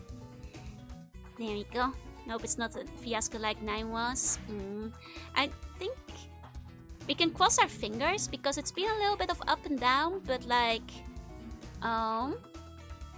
Warriors 5 wasn't like awful, you know. It had its ups and downs, but it had like some fun stuff in there. So like let's, you know, double cross your fingers that Dynasty Warriors is decent too. Concept that the bread must be pop teased, blah blah blah. It's, I mean, I think like, it's still a definition of the word though. You can redefine the definition, but at that point you have a new word. You know? Oh. Here we go. Dynasty Warriors is super fun. I'd like to play Dynasty Warriors at some point. I only really have experience with Samurai Warriors. Hi, super fan. Hi.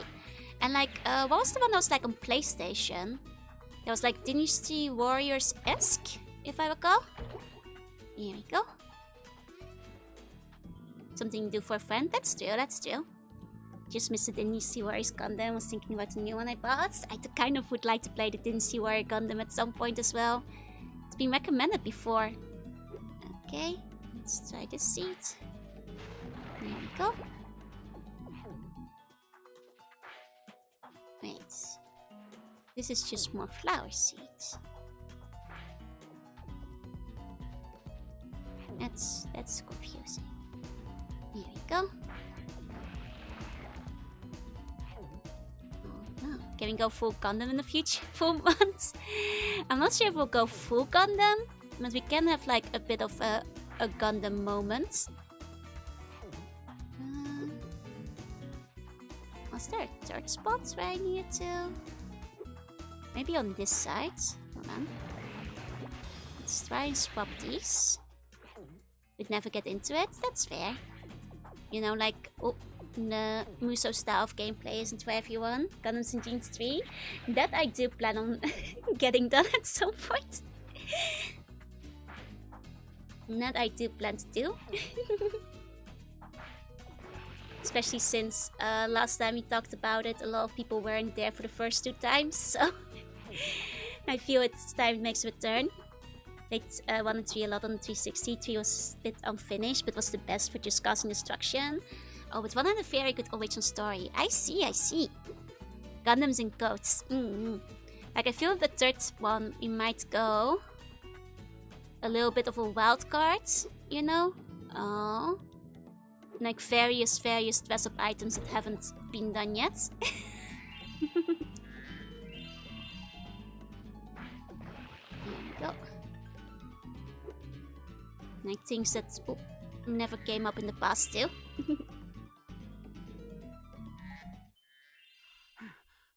I found this egg on the way up here. I think it was laid by a golden goose. We'll have to keep going. We're almost to the top. About Gundam and silly hats? Yeah, that kind of stuff. Like, I feel like a lot of the things people have suggested, like coats, hats, shoes, maid dresses, aprons, so on and so forth. I think we can combine them.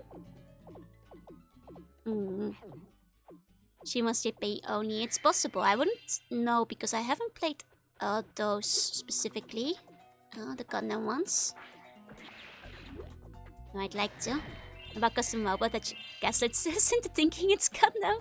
You know, I do actually want to play Custom Mobo. The one downside of Custom Mobo is that it's a bit of a pricey one to get, so I might have to, you know, do a little bit of saving up.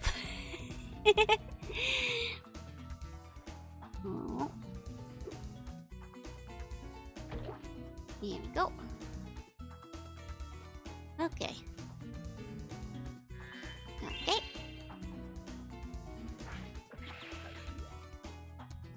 Okay, and now we just need another one of the seeds.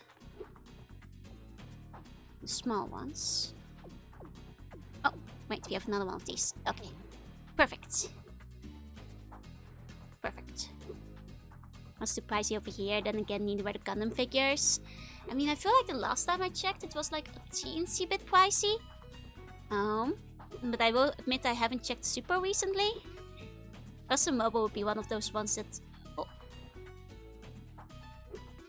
I would really like to play though, but I think it's Armored Core 10. How's that price comparatively? I've played the first Armored Core. Comparatively pretty high because it's a bit of a cult classic hit. Hiya Flash, hiya. Can play the first two on Switch, wait, really? Oh, in that case that's ideal. I can just play them that way then. First one was rough. Like, I will say I thought the difficulty was a little bit overstated of the first one. Aside from like the weird controls. But the final level was really terrible. Display frame grids as well. I don't think so, no, because it doesn't ring a bell. Yeah, it's just the jankiness. But like the regular missions I found perfectly doable. It's just like cube hell at the end that's terrible. Battle Revolution is the coolest. Is Battle Revolution the one that's on the GameCube? I want you to gaslight us into thinking another mecha series is Gundam. Oh man, what would be the funniest one to do that with? You know, if I'm too worried about getting my mom into trouble at like the customs, otherwise I'd like have her bring over Pokemon Perfect Silver 2001. Because that's like the Whip of Swords game, but like you know, if it's one thing if it's like in my suitcase, but like I don't want my mom having to explain why she's taking it with her. Because she is coming over in December, so one day I do want to show that weird game off to you guys though. And it's kind of hilarious. You know? And that technically would qualify as a mecha, even though it's Pokemon. Hey, biggest hey.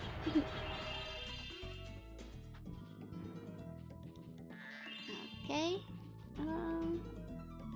Wait, what were we doing over here again? This goes away this way. Wait, seats. Okay, there's a seat. Okay. Yeah, Miyazaki, the father of Armored Souls and Serial Foe, might be taking an active role in again. Nice. Wait, did he not do that in the last game? I know the last game was pretty popular, but I didn't play the one, so I'm not sure how different it was. Attack on Titan is a mid-mecha anime, don't add me. I will add you, because like you're not the first one to say it, but Attack on Titan is not a mecha, and no, the flash shoots do not substitute a mecha, because it's not controlled in the same way as a mecha is. It's more like a symbiosis that makes your body bigger. Don't add me, I will not... I know it's a joke, but I will not cave on this. It does not qualify. What is Evangelion? A mecha. It's very different from Attack on Titan. And I think you know that too, if you've watched both of them. Yes, Robotech for PS2. Robotech was shown made of footage from like 3 animes. Their flash shoots too. Yeah, but the thing is, Attack on Titan isn't even a flash shoot. Nobody is crawling into a Titan and piloting it. Attack on Titan is a transformation. It's closer to like, you know, a magical gold transformation than it is to a mecha. You know, it's coming out of the body. Shinji doesn't like, you know, bite his finger and transform into the Evangelion. The Evangelion's hair and he gets inside of it and pilots it. The Titan comes from the inner self. It's very, very different. Hiya, sir. No, hi. It is good bait though, yeah? It does carry some themes of mecha, but carrying themes of mecha does not a mecha game make. It's closer to a Magical Girl anime than it is to a mecha, and I will stand by this point. Leibner mecha anime then? Haven't watched it, can't decide on that one, I'm afraid. So I cannot judge.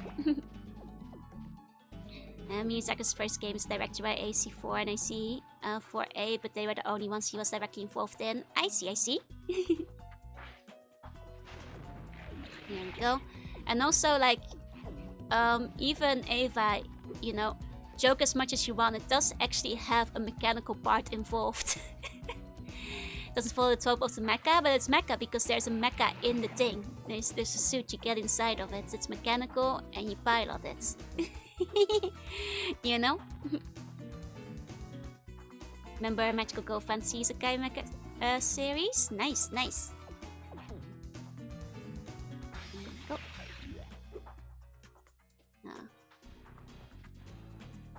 Right, how do I do this?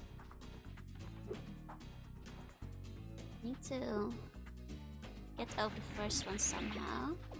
Was it Bayard? Bayard does have mecha in them. I wouldn't know if I qualify it as like strictly a mecha anime, but it certainly has mecha, yeah. Much more so than Attack on Titan.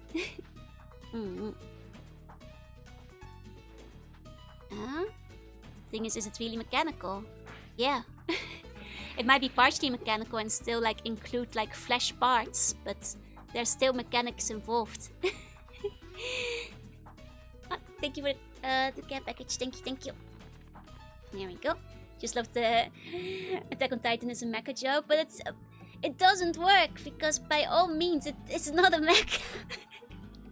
Anybody who has watched any show at any point in time will know it's not. Because like it doesn't meet any of the qualifications. He's not even like the guy may be inside of a thing, but he's not even piloting it by those strict standards. It's just his body. That's a joke, I know, but it annoys me because it doesn't even qualify in any way. I know it's a very common one though, but I've heard it repeated a lot. AC4 and 4A are cool and they have cool music though, so I'm getting involved. It's exciting. Nice. I hope that means promising stuff then. It's fine, let it out. I will! I've heard the joke so often. Consider the Power Armor series?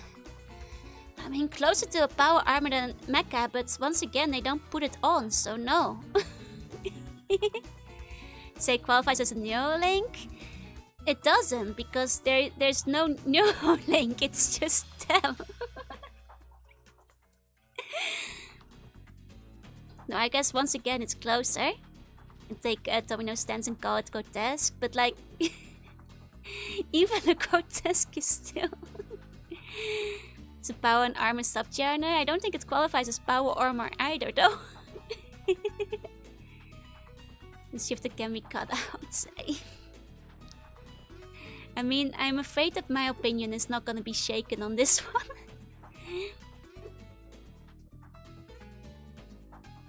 In my eyes, it shall never be. Think about it's the mortal body, not a flesh mecha. I don't know.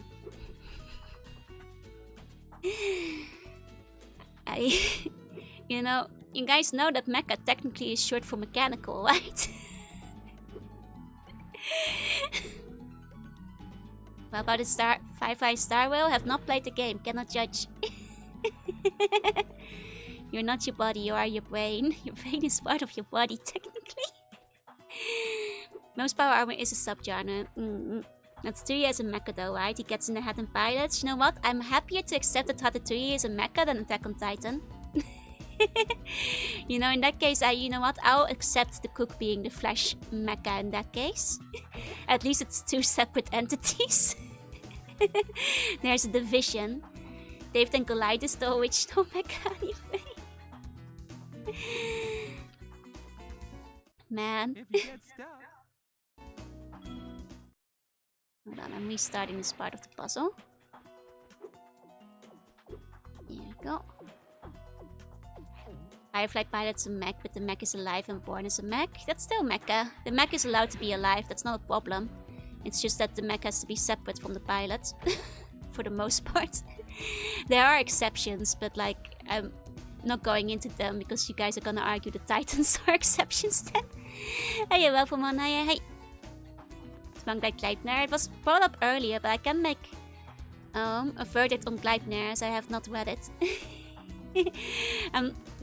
Flesh makers are only being accepted very tentatively. Keep in mind that I'm mostly just joking about Ratatouille. And wait, how does Gripman fall? Not quite sure.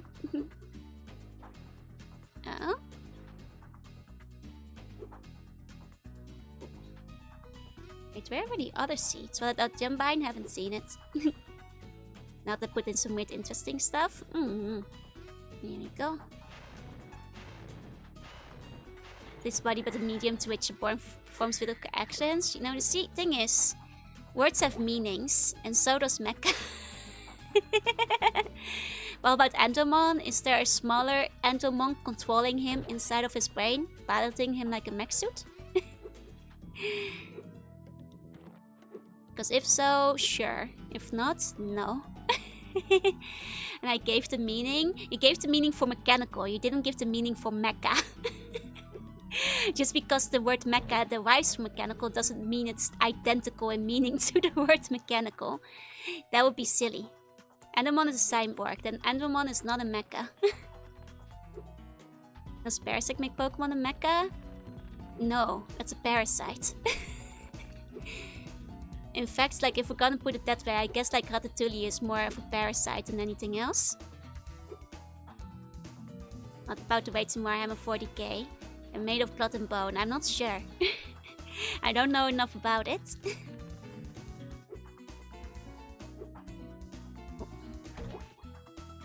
Here we go. Where are we getting the extra seeds from earlier? Hello, hello, this level always did my head in. It's doing my head in right now. Oh, there we go. He has extra seeds. I was wondering where they were hiding them. Is Parasite a mecha? No. It's a parasite. 800k points? Damn. It's not that fermented, so it's a symbiote. Yeah, that's acceptable in that case. The rights aren't mechs, they're constructs, not actual mech. There you go then, there you go. Nice, Spyro visiting a civilization of Peter Pans. Party time.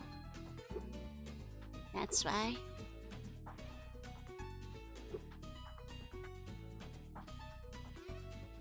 So...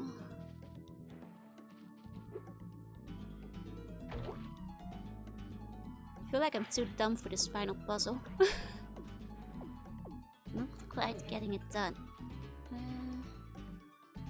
Here we go. Robot Simpson Care? Not sure, I haven't watched it. You know, check the genre tags on the IMDb, I suppose. If you're not quite sure, but I feel like having a mecha in the show is probably a qualification. It's a major point to say too. I mean, power armors are often a sub-genre of mecha, yeah? Here we go. Hiya, devil, hiya, hey.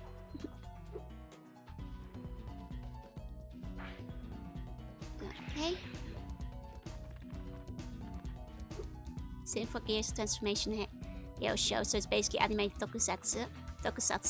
I mean, it might just be tokusatsu in that case then. Possibly.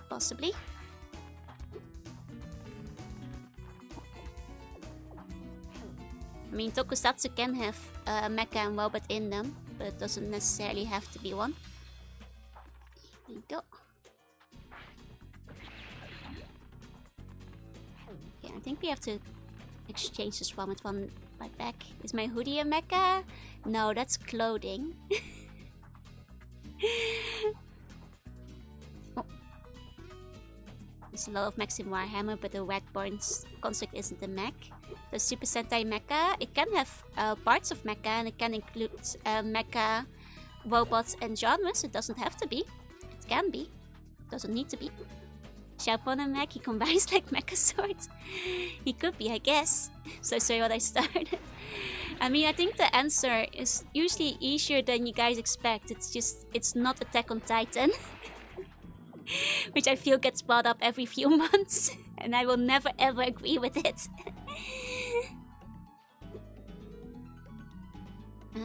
Super Sentai is tokusatsu with mecha. That's fair. In that case. Hey, Bojanko, hi. As long as, like, robots are involved. I'm a mecha. If you look at me in the eye, you can see the bones piloting me. Yeah, if I wear a big robot suit, I could be a mecha, yeah? Your eyes a mecha because something suave to say. Here we go.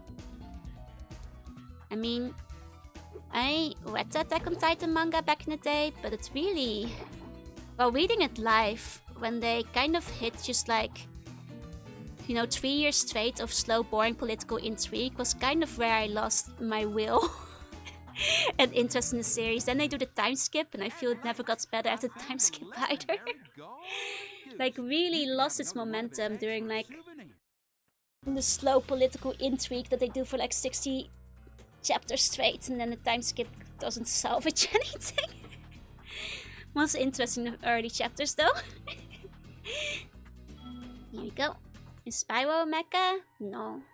You can see the Jomos with having genes integrated. Yeah, the first season it's fun. It's like cool survival horror. I liked it in that sense. But like, you know, I feel like much like many horror, the second you start explaining too much of the plot and too much of the background story, you lose a lot of the horror, which is a common horror issue, you know, not unique to Attack on Titan, but man, the first season, so to say, was a lot more interesting. Never watched the anime, I just read the manga, but that goes for the manga too. What if we add toys to life mechanics to Spyro? You mean if we go into the Skylanders? It still wouldn't be mecha. Unless there's a mecha in Skylanders. All fear is the fear of the unknown. Like the political intrigue, but it felt a bit more based in the anime. Yeah, that's the thing. Like, I actually talked to a friend about this, where I feel like, unfortunately, following the series live and like actually waiting chapter to chapter. I remember each chapter, you know, took about 1 to 2 months to come out. Oh, Ayabaka, thank you for the wait. Welcome in, Raiders. I hope you had a good stream. I'm Juina, I'm a sea bunny. I play retro games and I do art sometimes. And today we're playing Spyro. Welcome in, welcome in. I hope you had a good time. You're playing some Elden Ring? Let's go. I hope you enjoyed it. Real Robot, thank you for the follow in. Welcome, welcome, welcome. How was the games? Here we go. Is Bakamitaya mecha? You'll have to ask her, I'm afraid. But yeah, no, like I think the thing with like Attack on Titan, like I feel like those chapters I was complaining about, they're probably better if you read them all in one go and you don't have to wait 1 to 2 months between each of them, meaning that like that one very slow section took like over like 3 or 4 years to complete. Because at that point it was just tedious because things don't happen. Like I think it's like an unfortunate fact that maybe if you read it serialized or like watch the anime instead and things go like a little bit more speedy, it's actually a lot more interesting. But as it was, thank you for the hydrates, thank you. There you go. That's one of the highlights of the anime.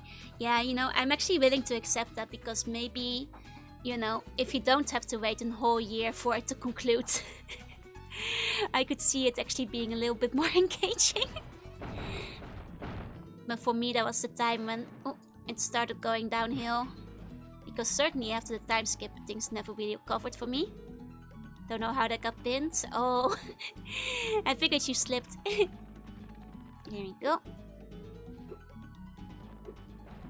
It could also be that because I know that like the anime kind of fixed some of the pacing issues even early on of the first in the first season.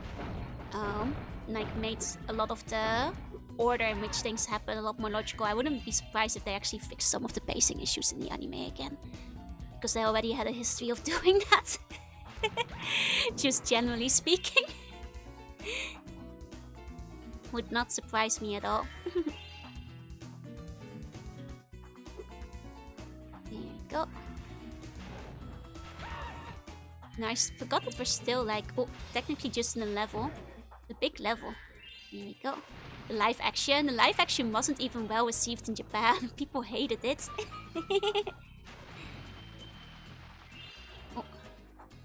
Here we go. Yeah, when you watch them plan to pull off a whole coup in a half season versus a year that tracks. Yeah, not just a year. It took like 3 years for them to finish that, I think. Or it certainly felt so. It was like, well, like between 2 and 3 years, I think, before like all of the coup was like finally done in the manga. Like, I wouldn't be surprised if they expedited it a little bit for the sake of like good pacing. And thank you, Fox. Watched it when it came out and got to the point where they killed off Mikasa and walked out of the theater. Oh, wait for the movie, the live action? I actually never watched it. I heard it was so incredibly bad, I just never looked at it. Oh. Like, that's the one, like, I know they replaced their most popular character with just a random insert that people didn't like. Yeah, no Levi. Pronounced cool. Oh, coop is pronounced cool.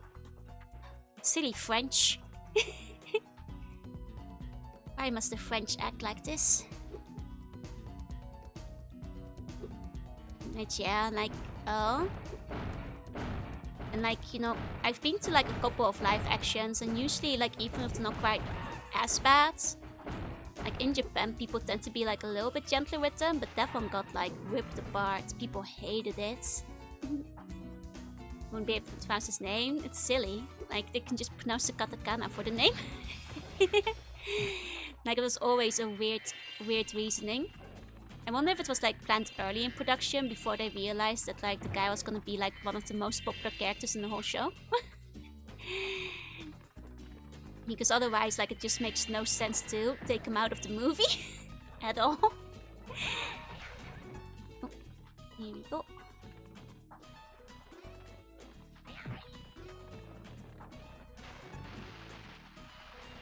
Okay.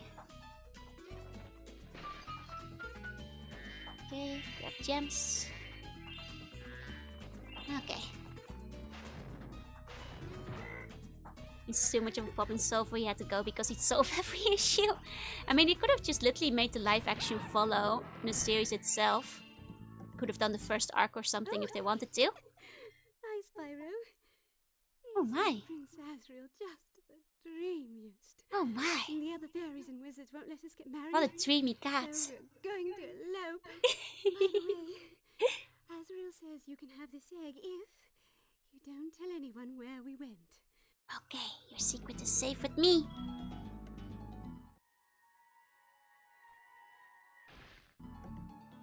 Yeah, he isn't even in much outside of the teaser. Exactly. They could have just done the movie without him if they really wanted to. Look at them go! See to my hardest Dutch pancakes, flying motorbikes, and gemstones. Yep. All of them. Well, mostly the pancakes. Oh, and that brings us back to the beginning of the stage. Okay. Here we go. Sea Dragon again, that's right, that's me. Here we go. It's your favorite live action adaptation? I have heard it was like one of the better ones, yeah. Hey, chill, hey. Who cares if they mispronounce? Exactly. And also, like, just pronounce it the way they do in the anime. Oh. Coloration is pigmentary or structural. I mean, how is it in lizards? Probably the same as lizards then. Can't see Attack of Titan work in live action without a massive budget to actually make the Titans look good.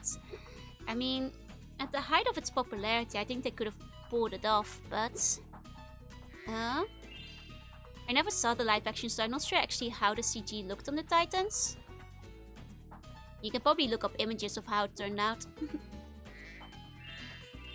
I remember the main issue with the movie though was just like... weird stories, decisions. They couldn't find an actor short enough to be Levi. I doubt. It's not like Japan is the tallest country in the world. There's definitely short actors out there. Fun sex Spyro was originally green, but he blended into the grass, so they made him purple. Yep, that's a pretty well-known story. I mean, it's true. Green is the traditional dragon corner, but it wouldn't have stood out much. Good day, Spyro. I'd like to stay and chat, but I'm late for an engagement with a fairy friend of mine. She's just a friend, you understand. It's a strictly platonic relationship. It's certainly not a violation of military protocol whatsoever. What are you giving me that look for? The series showed that Levi is short? Yeah, and I have news for you. There's short people in real life. Are you telling me short actors don't exist? They could have even just grabbed somebody who was shorter relative to the other actors. Like, I don't think that would have been a big issue. James, we were supposed to meet in the temple an hour ago. And don't give me that old matters of national security line again. I guess it doesn't matter, though. The whole temple is full of nasty cat witches anyway. We'll just have to call off our date. Well, that is, unless you want to battle the witches. Oh my. That's our date. There you go. I just love popular actors who are short, exactly, like Tom Cruise. Oh, you're just overacting his shortness? Oh, that's what you meant? I was gonna say, I thought you meant like there's... wouldn't have been anybody short enough in real life. So Jim Bird knows what's up, fiery sofa witches. So, I see those rocket launchers aren't just for show after all. Well, I just hope your accuracy is better than punctuality, because there's still a lot more witches in the temple. Okay, well, we gotta secure our hot dates with the lady, so... Only short people were real? Never so short, the shortest actor in Japan was too tall. Eiko, 14 months of slugs, let's go! Please enjoy the emotes, thank you, thank you. Okay. Oh. Okay, I have to be more careful in that area, I guess. Man, that is one long stage. There's so much to do in it. Cute dragon penguin. Okay. That witch always wants to chew your spell to oblivion. It's true, it's true. That's why you gotta beat off the feral witches first. Almost done having dinner? Nice, nice. Not where you're eating today.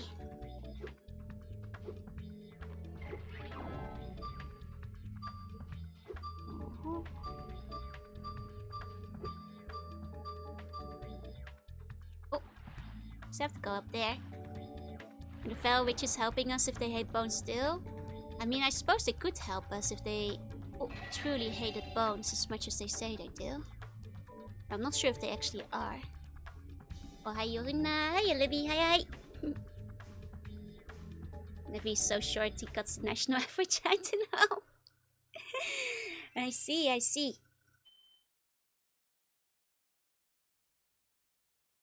Tomato pesto and roast pork pasta with garlic bread. Yummy, yummy. Sounds good, sounds good. Oh, thank you for the bone as well. Thank you, thank you. Okay. We still wanna go back to get the stuff over here.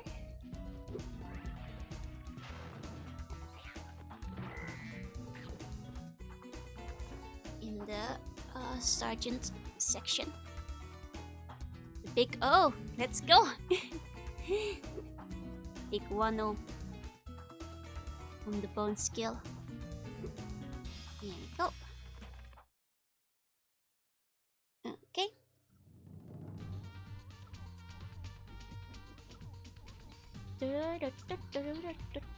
Oh, we have to let her let us in. That's right. Where have you been, James? We were supposed to meet in the temple an hour ago. And don't give me that old matters of national security line again. I guess it doesn't matter, though. The whole temple is full of nasty cat witches anyway. Well, Okay, okay, let's take care of nasty cat witches.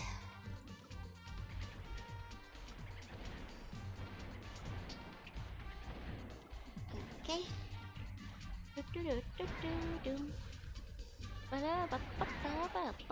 Hi, King Bluey. Hi, hi. Ow. Isabella broke your naive heart in high school. Oh. And hi, Yukiya. Hi, hi, hi. Okay, we got the first one. Okay.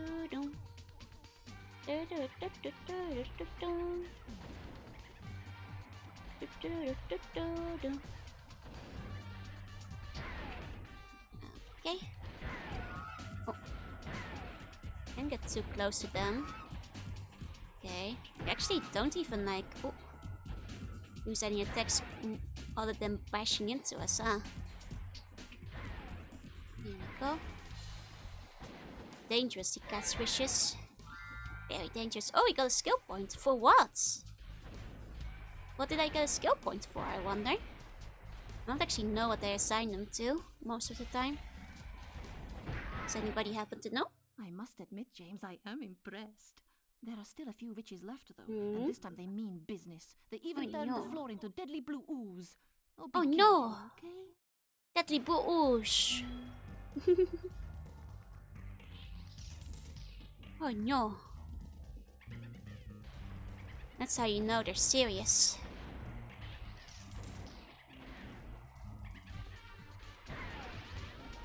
Oh, this time they're taking spells with them. Oh no. This time they're casting spells and everything. Oh no. Oh no. I've heard rumors that the witches love casting spells. Just like the wizard gang. Oh no. Oh no. Oh, I have to talk to her again.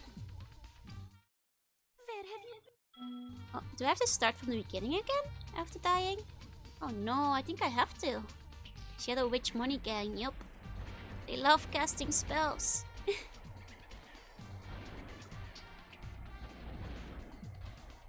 Oh. Here we go. I'll see myself out. I mean, that was the reference I was making, so I hope somebody would pick up on it. Thank you, Lee.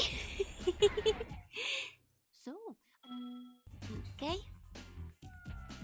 So unfortunately we do have to do all 3 of them in a row. Okay, seems like I can't really ambush them when they come out of the gate, so I have to just fly around going at them then.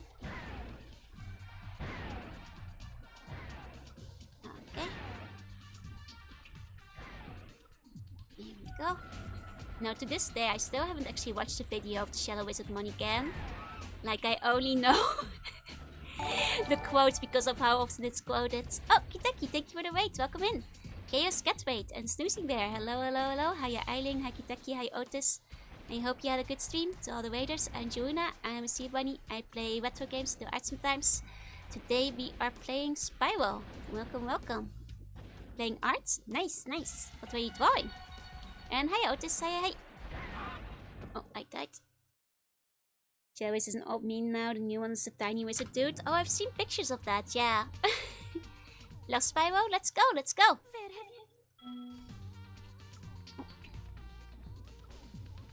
Working Bender on a new outfit? Ooh, fancy, fancy. How far did you get? How far did you get? Oh, yes, that's one of the fun bonuses of 3D. I only heard that video once. I actually never watched the video. Though I have seen some of the videos of the Wall Miser. It's like some of my friends are obsessed with him. Oh, hi Grey Alert, thank you for the follow. Welcome in. Cannot free my skeleton yet. It's still incubated in new form. Oh. Are you sure about that? Because you know, once the incubation is done, it's gonna hatch and kill you. Have the shirt and skirt down, but still have the gloves and shoes and glasses to go. Nice, nice. Good progress then. I always hope it near the door and just fight after every laugh. Oh, so you can hit them when they come out? Thought you couldn't. Hey, Makura, yes, say hey. Okay, you can get a couple of hits in there. Here we go. Like he did good work, managed to also create a nightmare that puts Slenderman to shame. Now I'll be fine, this happens every Halloween. Oh dear. How's Spyro going? It's going okay. Having a bit of hit and miss here, but... Oh. Slowly getting thrill. Keep getting distracted on this mission, so you might lose again. Oh. Here we go. Should probably look away from OBS when doing this one. I must admit. Here we go. Okay, now let's just see if we can get the 3rd round. Here we go. I'll actually look at the popper screen and everything. Guys, I think Otis might be a skeleton in a meat suit. Oh dear. Do we have a Bone Lord follower over here? That's something we can't abide by. Oh. Oh no. Warner, lost HP. That's bad, that's bad. Was scary traveling alone and living in Japan? Not really. Oh. I mean, like, I'm sorry, that's not a very good answer. I've never been somebody who gets particularly homesick very much. I think probably because I went to boarding school when I was younger. So like living alone wasn't a big deal for me. I also lived alone in university back in the Netherlands. Traveling alone never scared me much because I've traveled alone, you know, around the Netherlands before too. And I also will say that, like, as far as like, you know, maybe in other countries it would be scarier, but like Japan is one of the safest countries on earth, I'd say. So like I never had, you know, any big fears traveling around. Oh, Sherby, thank you for the follow. Welcome in. So like, yeah, basically, like I feel like even some of the scariest places in Japan, like, aren't nearly as dangerous as like, you know, scarier places in the Netherlands. And the Netherlands is a very safe country too, for the most part. You know, other countries might scare me more if I were to travel there alone, but not in Japan. And people think you're a skeleton in a meat suit and put your meat suit on a skeleton. Oh man. Lots of Bone Lord spotters here tonight. I'm not sure how I feel about that. But yeah, like I've never truly felt like... I mean, to be fair, I'm also not somebody who goes to like dangerous areas. Like I don't seek them out. Like, you know, there are shady parts you can theoretically visit if you go traveling around Japan, but why would I be visiting any shady parts? So I never have. So I never felt like I was particularly in danger at any point in time.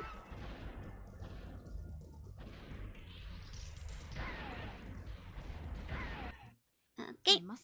I just love to have no anxiety and easy travel to safe places. I still have a lot of anxiety, but at least it's not travel related most of the time. Because I know in Japan I'm never really in danger. She's lying, she's actually the head of Yakuza. Actually, I've got a funny story about that. This, I mean, sorry, it's not a story about me, but of a friend. My natural bravery. I really wouldn't say I'm the bravest person. It's just I feel like I'm fortunate to live in a very safe country. Oh. But a friend of mine, when she was traveling alone in Japan, is a friend Joanna? No. Was actually a friend of the family. She's like quite a bit older than me.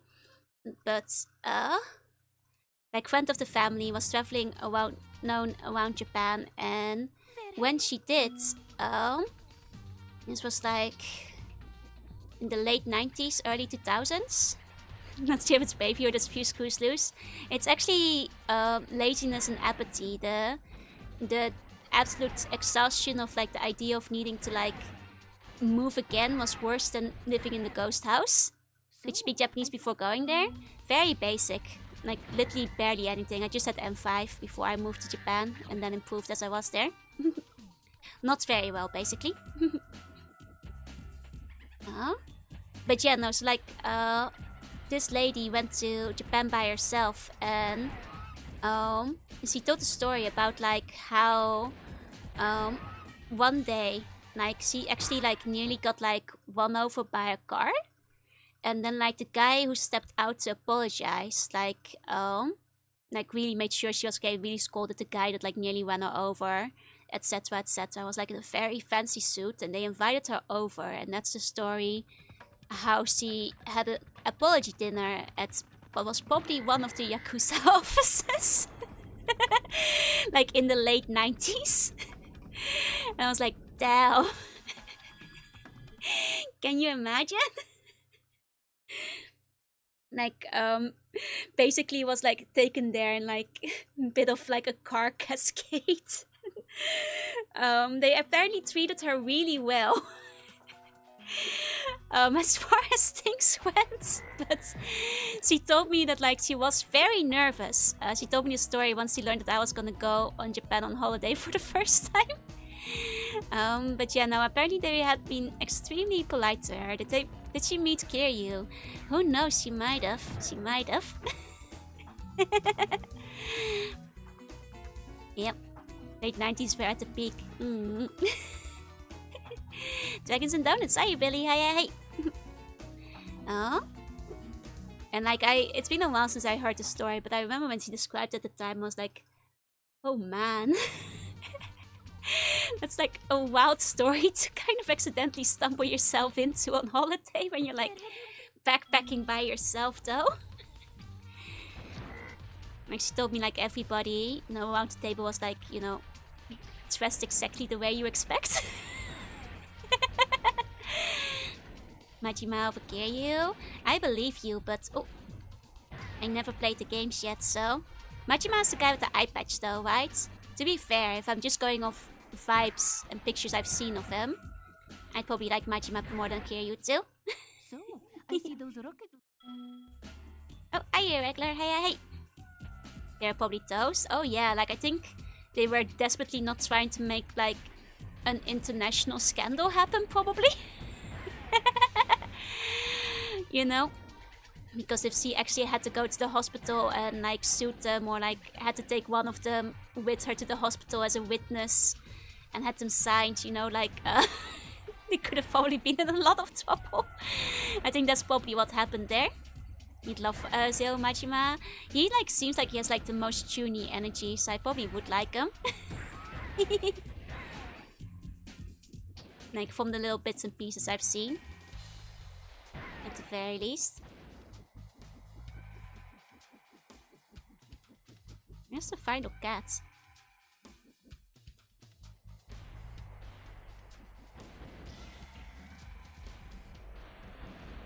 Oh. There we go. Of not pitching outside of the distance for exactly that reason. Yep.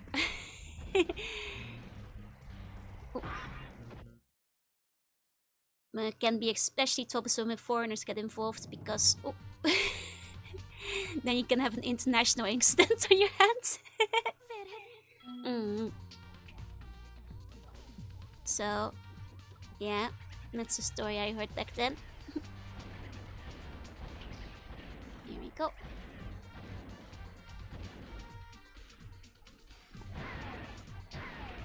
Here we go. Okay, this time we're gonna eliminate the cats. We've been doing a bit poorly. We need to get rid of all these extremely cute cat wizards. Here we go. I mean, that's possible, Lee, but I haven't really kept up to the news with that kind of stuff, so it's probably better to Google official news articles about. I cannot confirm or deny anything about that.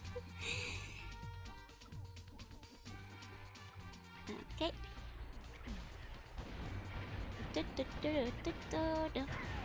I shall expect you natural college that we still have soon. I hope you can find the courage to travel the places you want to go as well. Here we go. Oh.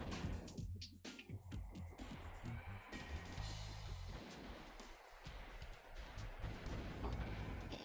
Can you fly out the windows? Good question. I can try. Oh, that didn't actually kill me. Normally you get body damage. Try flying out of the windows. No, invisible wall. Invisible wall. Okay. Okay.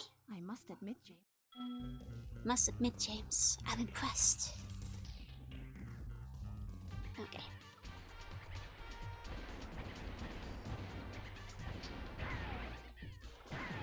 Trying to get a couple of them as they leave.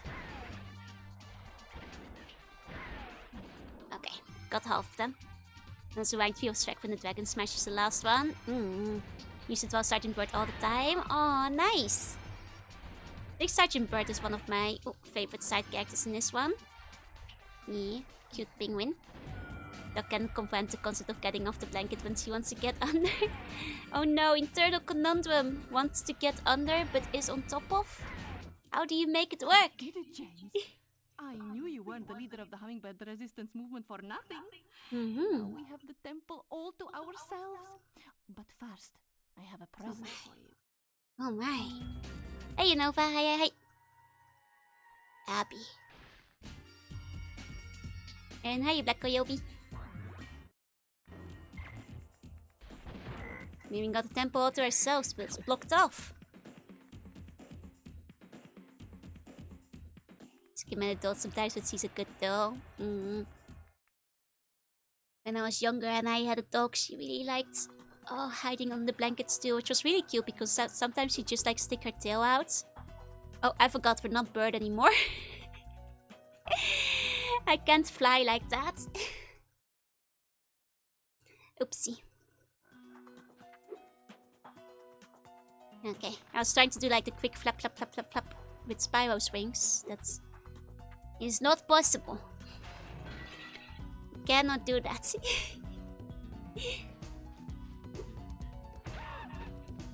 Oh god, they're screaming over there. I can only forward style, yep. Unfortunately. Okay. My dog has a very thin coat, so she spends more of the winter underneath the blanket than anywhere else. Aww. Cute, cute.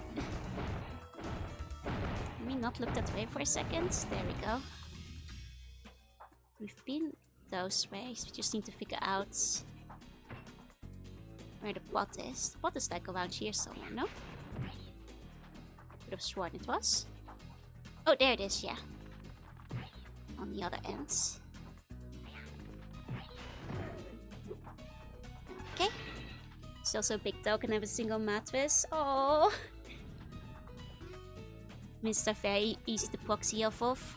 Oh, like do like special jumps with. Okay, that's where it is. Just need to get high enough then. There we go. Nina calls, so I shall be looking. Have a good rest of the stream. Thank you. Have an excellent dinner. I hope it's very yummy. Okay. Through this cave. There we go. Okay, and then one in the corner somewhere. Oh. Okay.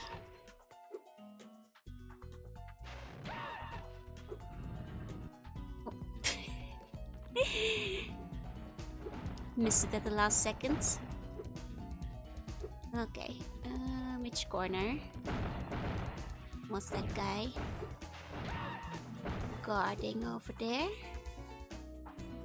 It's like one of them.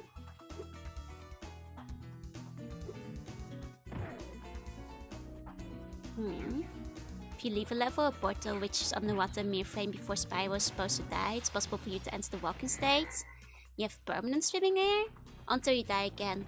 Oh, so even if you enter other levels, you can like keep it like as well? That kind of permanent? Oh. Here's that last one.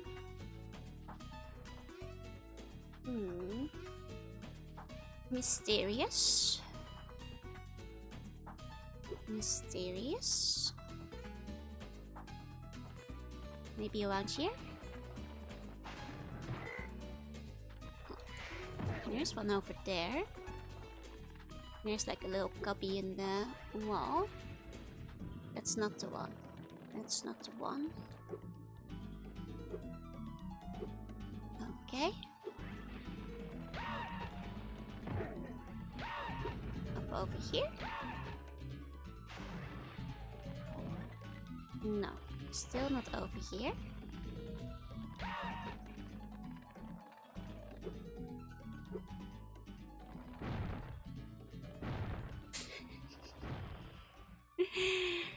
The giant pest weave never stops being funny. Certainly a screech noise. It certainly is. There we go, found it. Oh, I think that's just where we were earlier. I guess for that one chest we need to take the power up all the way back here. It's hard to fit into 200 characters, but it's got the zombie glitch, which causes weird stuff to happen. I see, I see. If you go into loading states, you can't swim and vice versa. Got it, got it. Okay. Going back over through here.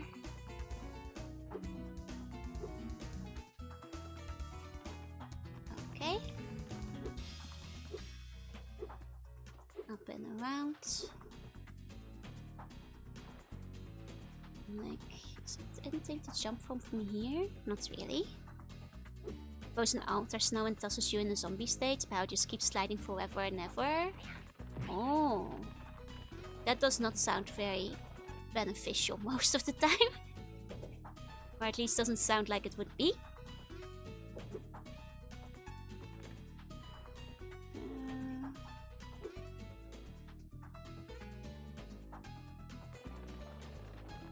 And this just goes here too. To soft lock, the cutscene just never ends. Oh no. Okay, okay. Better not mess around too much with it in that case then. Okay.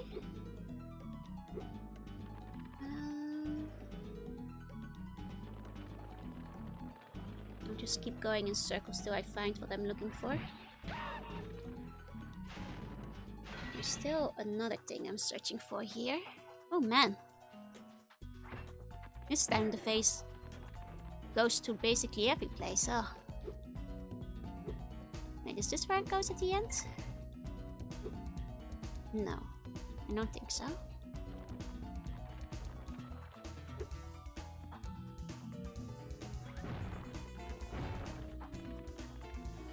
And there's also this thing still, which we'll have to deal with some way or another. I like how you have to pay money back to fix the stairs, and like, it's still cursed. It still like goes down. Because the wizards are still there, you know? I have to find a way to deal with those wizards too. Oh, oopsie. That's a problem. That's a problem. That's a problem. We've got some gems on top of there as well. Which we'll want to go to eventually. I think we just have to figure out how we get into that cave that is across from there. Okay. Let's skip money back since that was a proxy of the wizard early on and just glide to the ending. Then beat the level backwards. Oh. That makes sense, that makes sense. Doesn't surprise me that that would be possible either. Oh. I mean, that's the cave, but I don't think there was anything we still needed from that cave, did we? Like, we mostly just run around there, I think. I don't think you can get out of it or anything. Yeah, it doesn't have like any second extras, and we already did the bonus zone. Okay.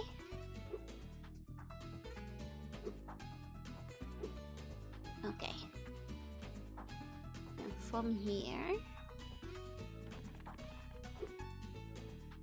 I mean, we can get pretty high here. It's probably like a glide from one of these higher spots. And it will get us to like those later parts, but... Maybe it's one of those blind glides where you kind of have to just go for it. Okay. Now let's get that face. Here we go. Hey, Zoink! Hey! Oh, wow, there's another one. They just don't end. There's just no end to them. There you go.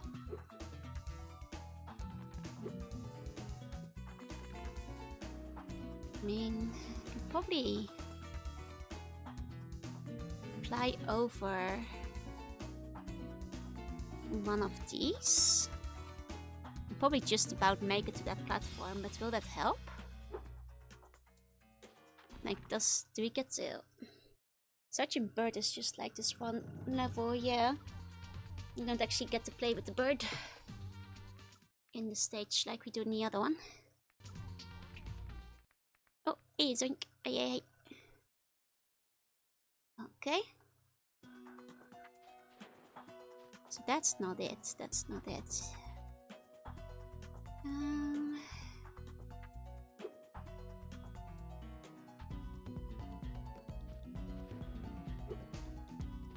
that platform is possible. Yeah, I'm not quite sure how we actually are supposed to get higher in this one. For the time being, I will at least try to complete the vase quest. Because I think we should at this point be on the final phase out of all the ones we've seen. We've seen so many, so... Can't be that many extra left.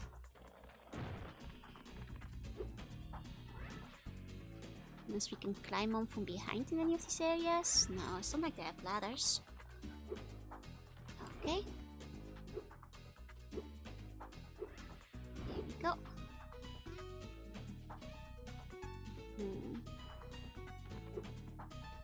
Don't know how we get inside there. Unless... Ah, through here. This is how we do it. Okay, okay. The zombies win an air evening like is the easiest way to enter Bentley without paying. You can however just glide out of bounds. Oh, I see, I see. Okay. So there is the one thingy that we had to break somewhere in this area. That I recall. Here we go. Let's break that first. Okay.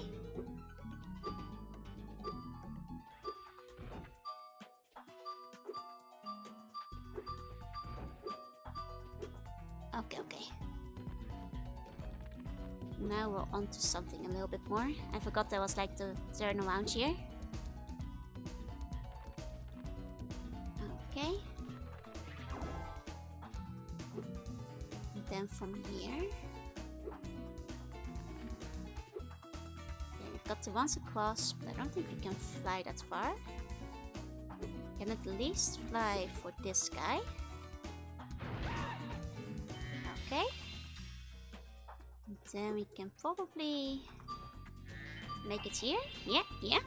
Okay, okay. It's all coming together. And we can probably make it as this guy. Here we go. Egg. Egg. Egg. With Moe. Or Mo, I guess. As you may be called as well. I suppose. Okay. Good, good, good. Good, good, good. Okay. So I think that solves the main mystery of where to go from up here. So those guys... Can I hit them from here? Ah, that's how we kill them. Because I was just thinking, they seem a bit eternally out of reach. Flight-wise. And is there Larry and Curly by? I guess we'll need to find Moe's friends. Okay. Oh, Luxy Boss, thank you for the follow. Welcome in. Welcome, welcome. Okay. Oh. Is it Mo? Owner of Mo's Tavern? Yup. If he was a dragon. The owner of Mo's Tavern was a dragon. Here we go. Oh, and Katsura, let me give you a meow.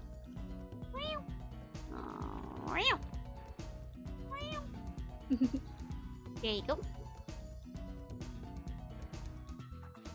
Okay, so now that we've returned here, it's finally the end of this. I must have reset it when dying at some point, because I feel like we've got a couple of circles with this thing now. Probably reset it in that case by accident. Okay. One more roundabout level. Trying to get the vase in that case then. Okay. First one by one of the caves.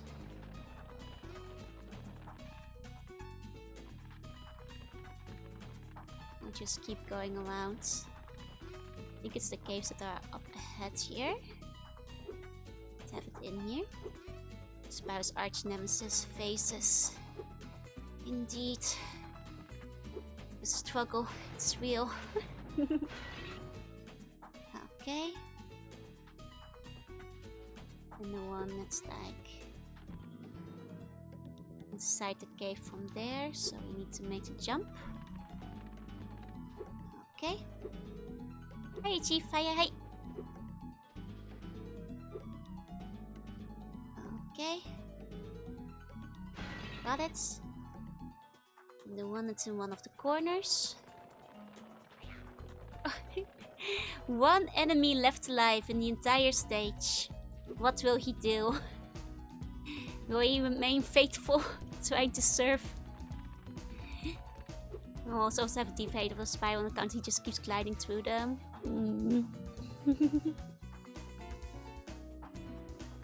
Okay. Nothing over here. Oh. Okay. I mean, it's one of the wall parts somewhere. Let me quickly mute the cough 1 moment.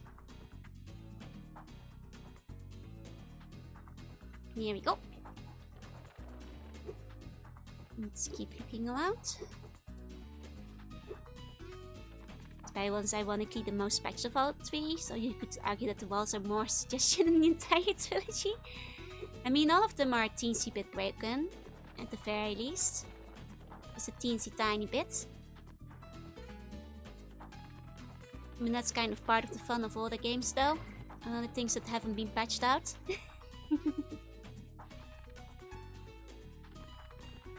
Okay, there it is. Okay. One near the ladder. There's a ladder on this side too. Let's check that one as well. Side 2 requires just a glimmer talisman to be beaten, no gems, orbs or other talisman. Oh! Oh, so you can just like glitch your way to the end if you have like a glimmer? Interesting, interesting.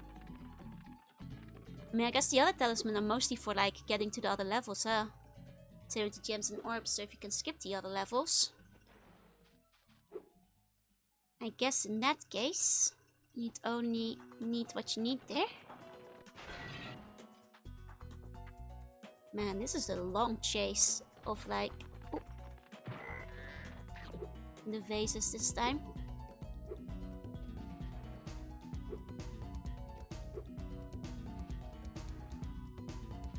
Okay. Spyro 3 doesn't have separate loading zones to enter the bosses, so you need the end of the level egg from all the 3 worlds to beat it. Ah, I see. Here we go. Finally. Okay. Spyro 1 checks all explicit, so you actually need to get the minimum collectibles. Ah. Okay, so 2 is the easiest one to break through then, I guess. Oh. Okay. There we go. Oh, that's for 17 gems, yep.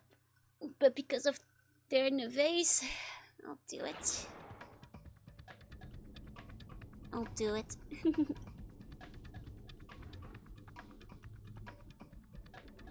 Okay.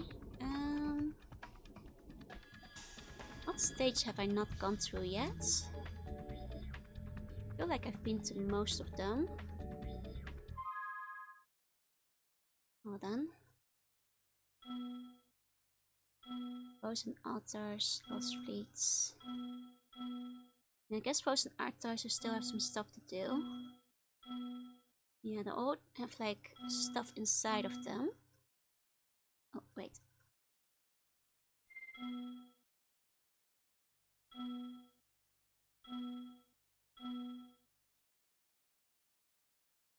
Okay.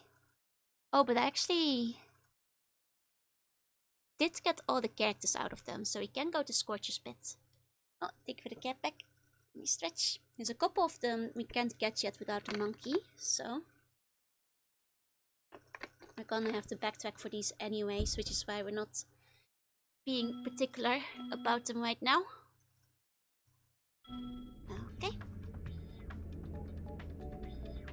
Wonder where the hideout went. It's the cat back now. Now, for faint cells of arbitrary code execution being possible in Spyro 1 since infancy for the time being. Ooh. I'm sure that somebody is gonna be able to find something silly to do with it. Hey, Walker. Hey. That's how it usually goes with arbitrary code execution. Once people figure out that it exists. It's just a race who can do something silly with it first.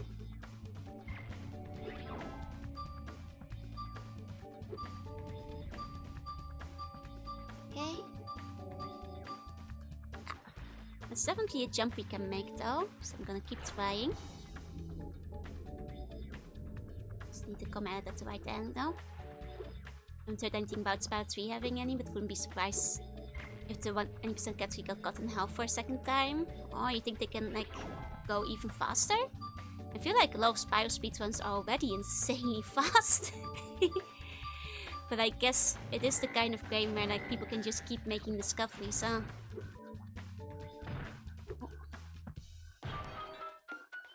Oh. Nice.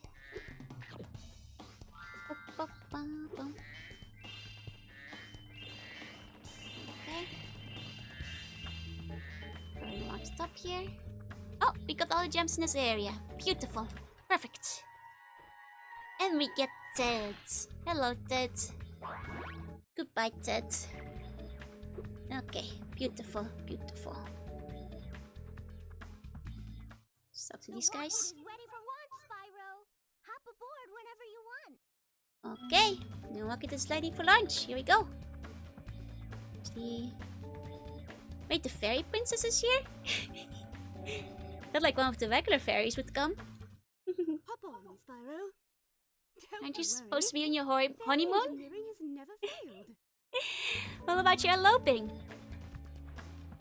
Isn't she supposed to elope? The rocket's fueled up and ready to go, Spyro. Okay then. I guess this hunk of junk is supposed to fly. Sure glad I ain't the one getting on. Okay. Hop aboard, Spyro, and boldly go where no dragon has gone before. Well, at least not in 1,000 years, at any rate. These guys are ASMRish. The penguins, right? That's what I keep saying. Like, why must they sound this way?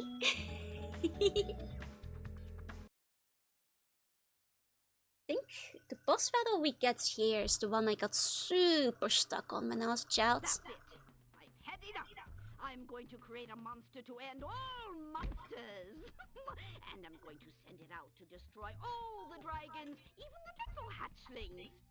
Yes, it will smash them and crush them and grind them and tear them. Oh, yes. Oh no. Smear them and smoosh them and crack Oh them no. and them. But, won't that kill them? Yeah. That doesn't matter, as long as I can still collect their wings. What? All this time you've only wanted them for their wings? Of course, you ignorant girl. I need them for a spell, so I can live forever. Wait a second. A spell? What did you think I was going to do with all those dragons? Open a zoo? Yeah. You said just keeping them in our world was enough. You never said you had to kill them. Mm-mm. I have to kill them. It just stops them from wriggling so much. You're terrible. I can't believe I ever listened to you. Stupid, insolent brat. I'll take care of her as soon as I finish off that dragon. Now, where was I? Ah, yes! Uh-oh.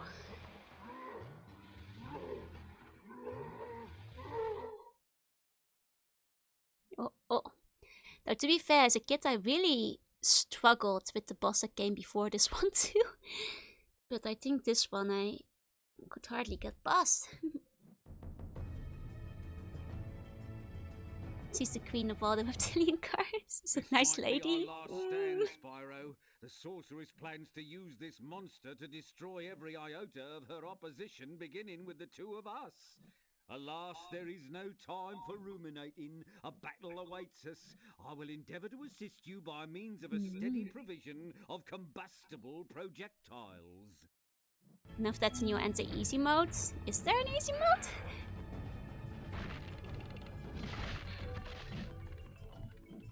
As you'll help the rocket and the cat's warlock is just off getting some coffee or something. You know, that makes sense, that makes sense. I'm willing to believe it.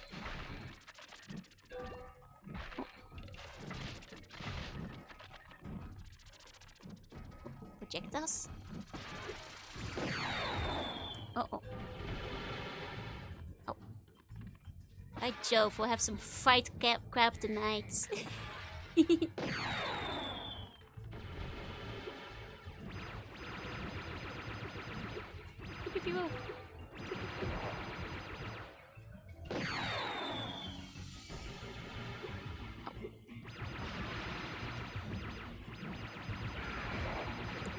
Okay.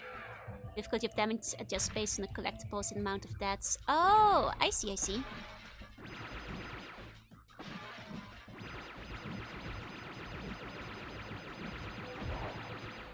I'll be honest, I kind of feel like we went down in quality for the main antagonist here. I mean, I quite like the main antagonist in this one. I might also be biased because I like the witch girl. Because I always thought she was very cute when I was a kid. But at the same time, I will readily admit to nostalgia bias because Spyro 3 was my main Spyro back in the day.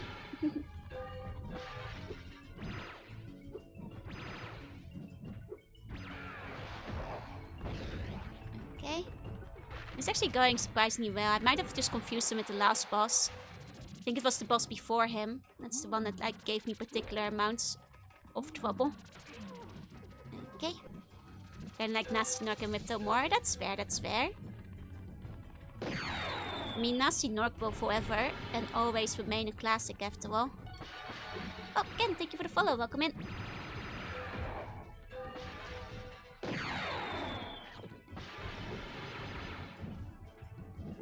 Okay.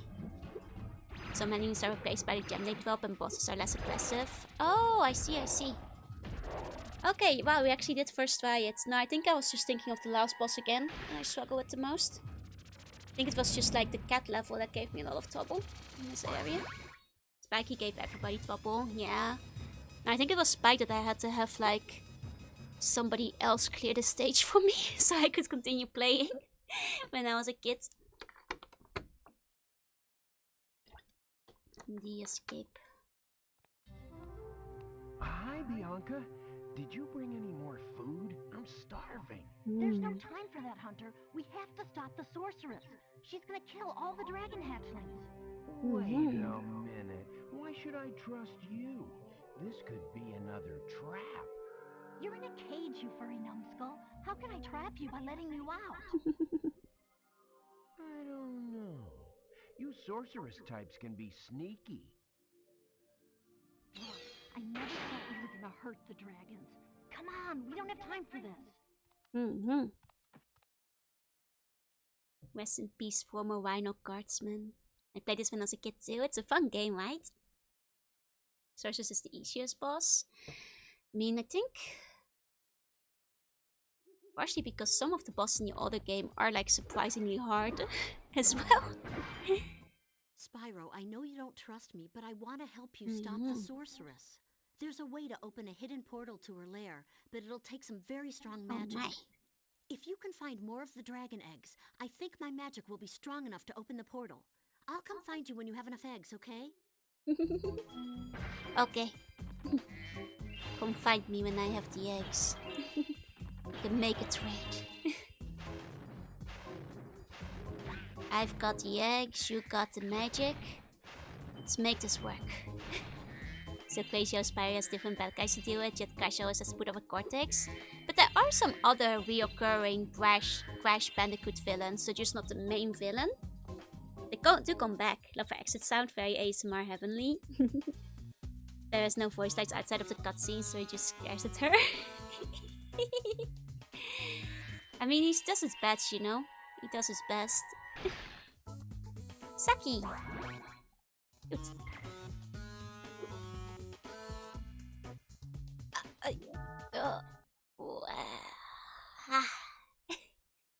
Okay.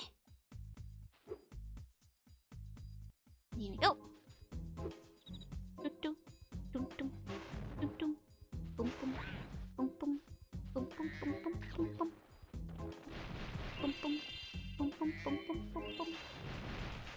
we go.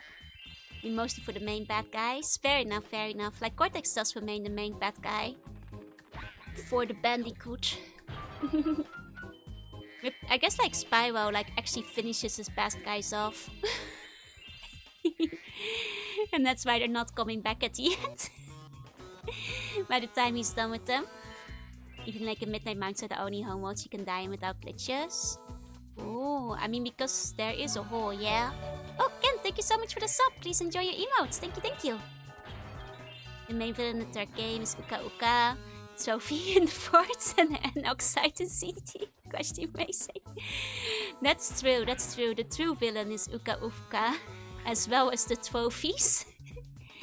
You've all been played for fools thinking it was Vortex. Vortex was just trying to save you. From what is the greatest problem. The greatest villain of Crash, the trophy hunting. You are absolutely right, you are absolutely right. Played you for fools they have. Became the main antagonist in Crash Bandicoot 4. Oh no, like I know that Dre was saying entropy, but... You know, the trophy hunting Crash Bandicoot is actually the main villain though.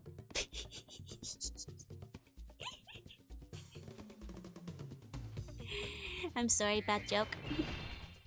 Here you go.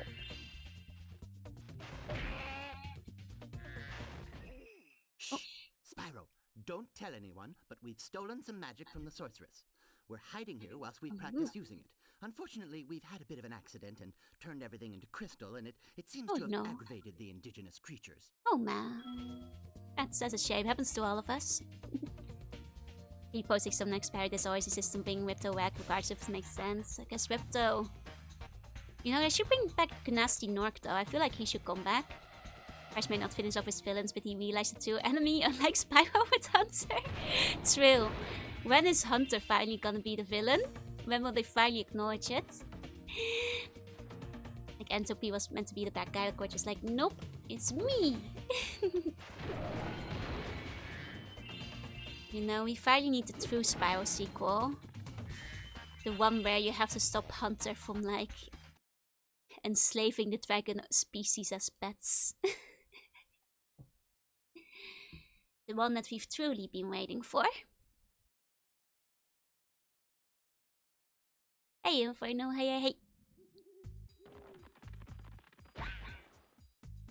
Okay. Oh, I guess we might as well get the monkey, huh? Hunter wants to open the dragon zoo and Spyro has to stop him, yeah? And at the end, they have to teach him a story about friendship. And then, like, Hunter doesn't listen, so... It's very tragic, the final boss battle, because he doesn't understand. For the unique villains, I always hate when the villains are recycled without a proper reason. That's fair, that's fair. There's a good reason to keep one villain. Mega Man X had one game without Sigma and it died immediately. The only way to bring Mega Man X back is to bring Sigma back. There's just no other way about it. You know, drag him out again. Take his rotten zombified corpse and like data brain and bring him back. Well, Spyro, look what I have here. It's a life-size space monkey action figure, complete with a fully operational laser. Oh my. I'd love to let him out so you can play with him, but the sorceress seems to think he's a menace. I guess we'll have to release him then. But with his money bags was the villain all along. I mean, that's true. That's also true. You've always had a weakness for helping silly little creatures, haven't you, Spyro? Oh, well, I suppose there couldn't be any harm in letting him out. Could there? Oh, what? Of course this was marketed as Crash 4? Did they call Crash 4 Crash 5 then? Dancing Bear.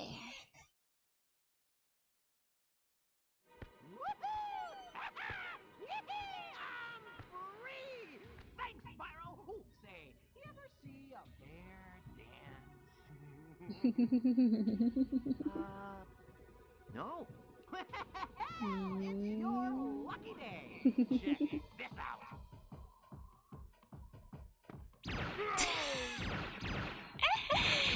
Man, seeing money packs get its just desserts is the best part. Not much stamina though. Too bad. I had a lot more ammo left.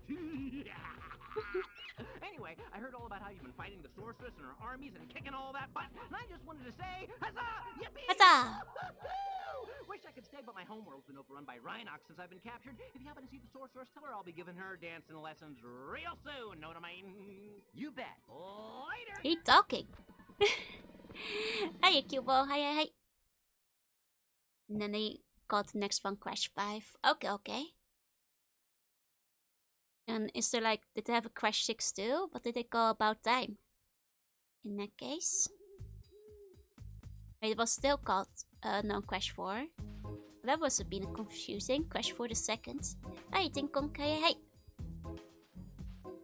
Yeah, I do prefer like, if your actions actually had meaning in the previous game a lot of the time. Depends on the game though. You know, some games, you know, they work with like recurring villains. See Wily in Mega Man. But if a villain is supposed to be dead, I'd rather he not come back too much. There are exceptions though. Grunty coming back in Banjo-Tooie, I didn't mind. Well, gotta go, Mr. Laser Blaster, and I have a whole lot of work to do. Now it's technically a separate timeline. I see. Hey, Corby, hi. Using glitches to skip money bags is the good ending. He never gets a chance to do anything immoral. It's a bad ending because he never learns his lesson. Nobody beats him up.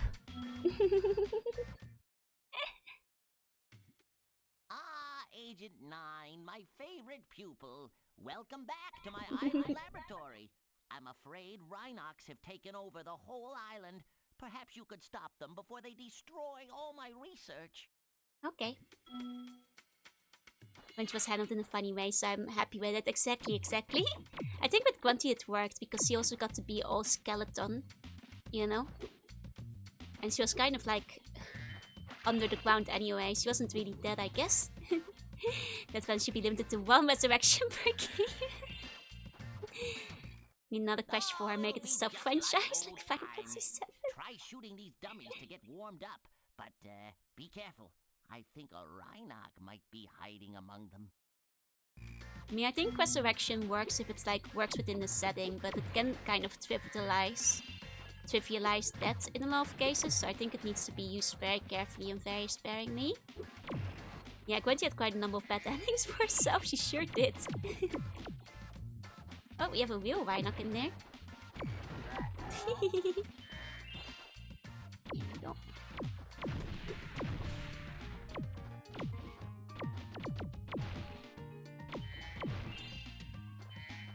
Okay. Here we go. So we've got all of those. Hey, Yukiji, hey. Buried under walking Banjo-Kazooie, lost the body in Banjo-Tooie, forced to work forever in factory. Indeed, see? But let's not forget, gets her heads used as like a volleyball. As well.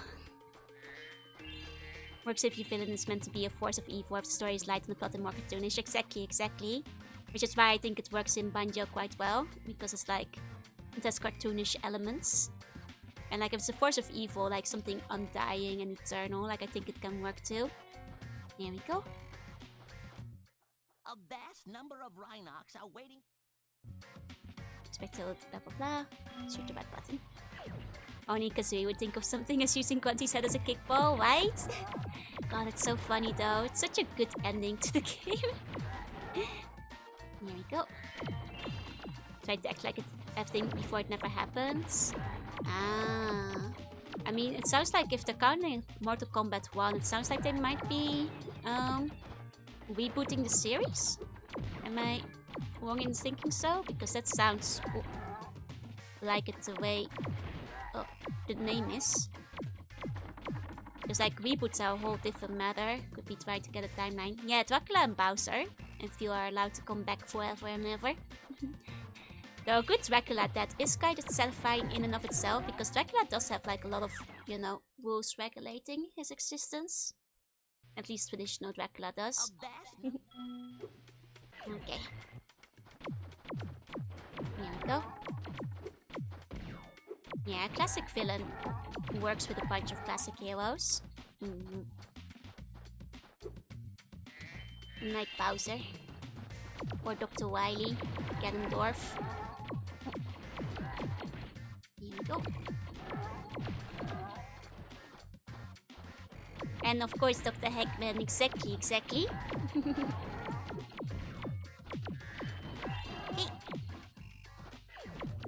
I think it helps with those villains, you rarely ever see them.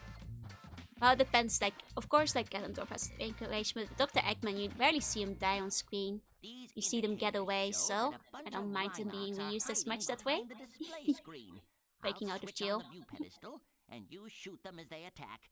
I recommend using your sniper mode. Okay. Back to fighting King K. Rool again, that would be a good return to form. Who knows? Maybe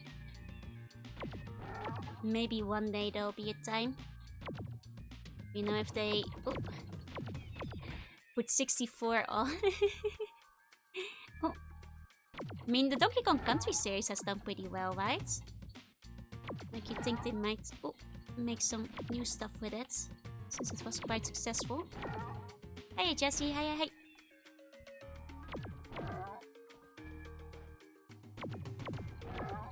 Okay, and hey, Holiday. Cleared them out! Let's see what kind of shape the machine room is in. I have a feeling the Rhinox haven't been keeping it too clean. There we go. As you slow, people want the Gremlins back. Hey, Action Maverick, hey. Thank you for removing the skeleton swirl inside of me. Let's not stop the Let's Bob. That's the spirit. That's what I like to hear. Try to push it a bit. Yeah. I mean, I think like because of the kind of slight silliness within the Mega Man series, I'm willing to forgive Dr. Wily. He's like, what? But Dr. Wily again? No, he was so dumb for real this time. You know? Kind of circles around you like, I'm okay with it again. Someone dies and stays dead. If you're writing a serious story, then I feel like either bring them back like after you've already done the dramatic death scene is a bit of a cop-out. Same with it was all just a dream ending. Like, I feel like a lot of interesting stories get told and then like almost get afraid or embarrassed that they told an interesting story, and then they like pull out saying it was all just a dream. And it's like, no, believe in it. You know? Just as I thought, the machine room is overrun with birds.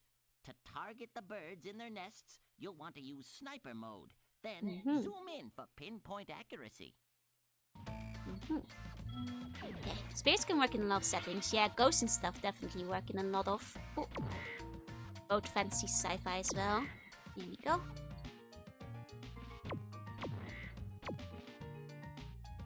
Oh, I didn't notice the part where he said no spirits, no rebirth. I'm quite fine with ghosts, depending on the setting. Here you go, when it comes to Mega Man X, it's always Sigma to a hilarious degree. Kirby does often get like new villains. I'm not sure if this is a bird egg or dragon egg. What do you think? Here we go. Oh yeah, not every Mega Man sub-series what's into Whole Zero has like different villains across most of the games. Now I can switch the gravitonometric generator back on. I hope no birds got in there. I think like Kirby villains switch up because like he actually finishes his villains off. So I actually need new ones. You know, the endgame villains usually. Oh. Oops. Didn't notice the birds there. Now I can...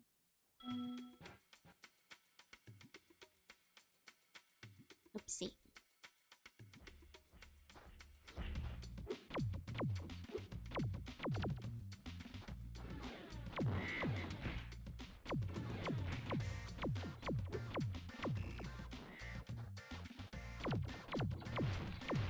wonder how I feel about being in the room with the birds.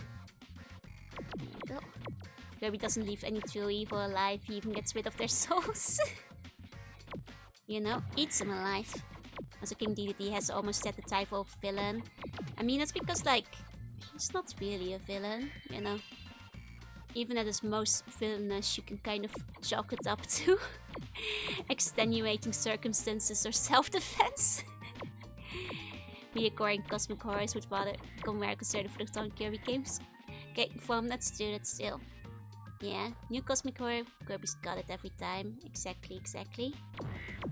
There we go. Only follow him out of Stretch to kill Revenge of the King. There we go.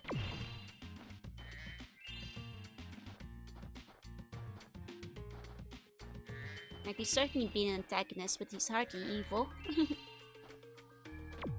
we go. Now he only fights if he's possessed. Exactly.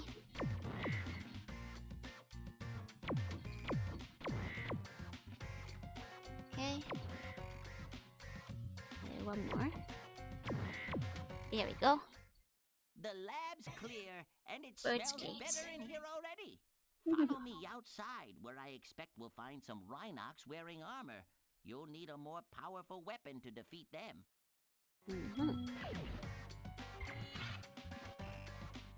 Irredeemable Evil cannot sustain itself with Kirby around.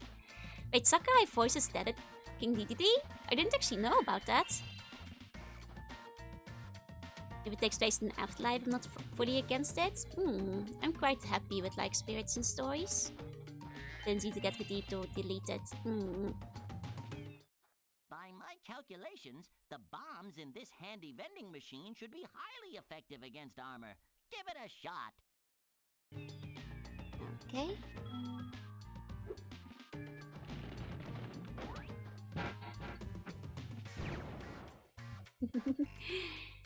Yeah, a lot of Kirby villains get full and deleted exactly, which is one of the biggest reasons why you get new ones every time, or at least most of the times.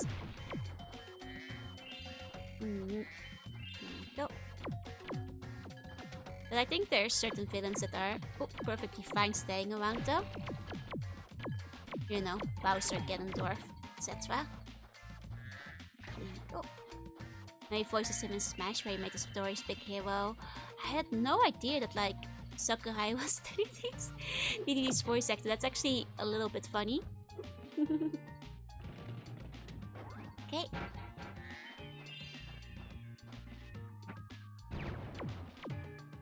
Case by the original indie game, it isn't quite what it seems. I guess.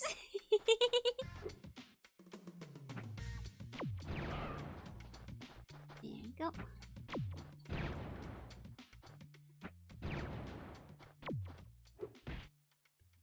Oh. Oops. Has a lot of favoritism since KB is technically his baby. I mean, fair. But I do think that, like, people always argue about the survival thing, but I think, like, Kirby being able to survive because of the Warp Star does make a lot of sense.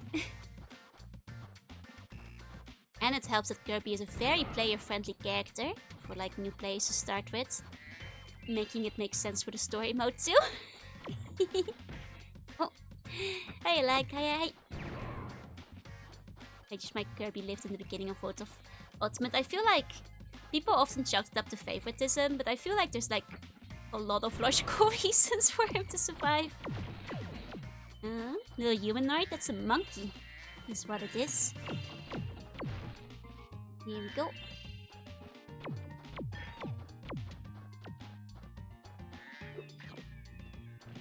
Okay. Here we go, take some extra bombs with us. Someone gave him a firearm and numerous explosions. I mean, as Kirby deserves. You can do it. Okay. Oh. Speaking of beginner Smash characters, Mario is the first one Kirby saves and he's very beginner friendly. Exactly. Like, I'd argue that Kirby might be one of the easiest characters to play in all of Smash to like just pick up and try. You know, like, especially because, like, it's easy to recover, you know? As a beginning player, you're often gonna fall off the stage, you're not gonna be good at jumping yet, you're not gonna be very good at gonna fly away a lot. Like, Kirby is, like, very gentle in that sense. Can hit them with the bombs just out of the aggro range. Yeah, I keep getting a little bit too close to them. Okay. Oh, you had a bad dream? I'm sorry to hear about that. If you're going back to bed, I hope your dreams are better next time. Oh. Okay. Kota Sakai nuked every character in the start of the Ultimate. Yup. Like, I saw somebody, like, mention how, like, in the forest, like, Sonic probably would have been fast enough to get out of there alongside Kirby. Because he is, like, you know, one of the fastest ones. But he actually dies because he, like, you know, saves Pikachu. And, like, how that's actually very, you know, in character for Sonic. Because he's saving a little wood-like critter. And it's like, that's true, Sonic does save the wood-life critters. That's, like, his whole thing. You know, like, out of all the ways they could have, like, you know, taken Sonic out at the start of Ultimate, I'm like, oh, that makes a lot of sense. You know? Oh, hiya, Pimita, hey. Just thinking of Snake in his box, yep. Like, there are a lot of good ways the various characters went out in that, I think. Ugly's red were meant to be very distracted at the end, could distract him with his shield. Like, I think, realistically, like, I think there were, like, a couple of characters who could have outrun it, like Sonic being one of them, and of course Kirby with the Warp Star. But, like, the fact that, like, Sonic stays around to, like, you know, save Pikachu, who is basically, in this case, the forest mouse. I was like, you know what, that's actually a good point, that is very in character for Sonic. To have, like, tried to offer his life to try and get, you know, the little animals out of there. Hitting the fodder with H9 is easy in the first person mode. Even with the bombs? Wait, can you throw the bombs in first person mode too? Because if so, I didn't realize. Could have made it out if they had the opportunity. Yeah, exactly. Would have been funny if they just had finished Pocket to Beam in the trailer. That would have been quite funny. That would have been quite funny. These indicate. At Ness looks as Fox and Wolf simply hold down special. Exactly, they could have just absorbed it. That's right. Here we go.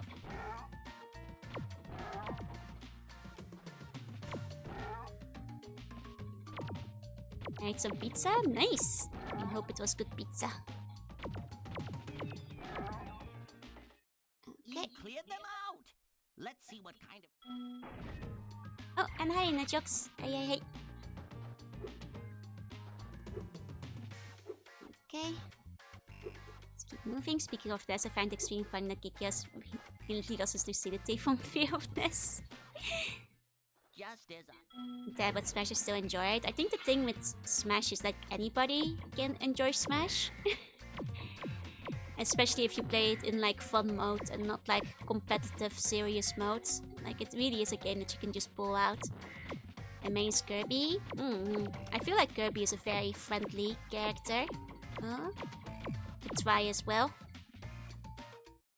Nice. Like when I did play Melee, and please keep in mind I never did any serious competitive Melee or anything like that. I just played Melee by myself for fun. With like friends, not at tournaments, not at competitions. I always played Roy because I thought he was cool. I thought he was cooler than Mart actually. But I didn't really know who Roy was because obviously his Fire Emblem game hadn't come out in Europe. Oh wait, no, it did come out later. That was the GBA one, right? But like when the first game came out, like I didn't know who Roy was because I didn't have the game. Find it funny how Sephiroth was able to destroy Galim in a single slice. No one did. He was first introduced to Smash. Exactly. No. It was his father's game. Oh, so Roy wasn't even in that one. I see.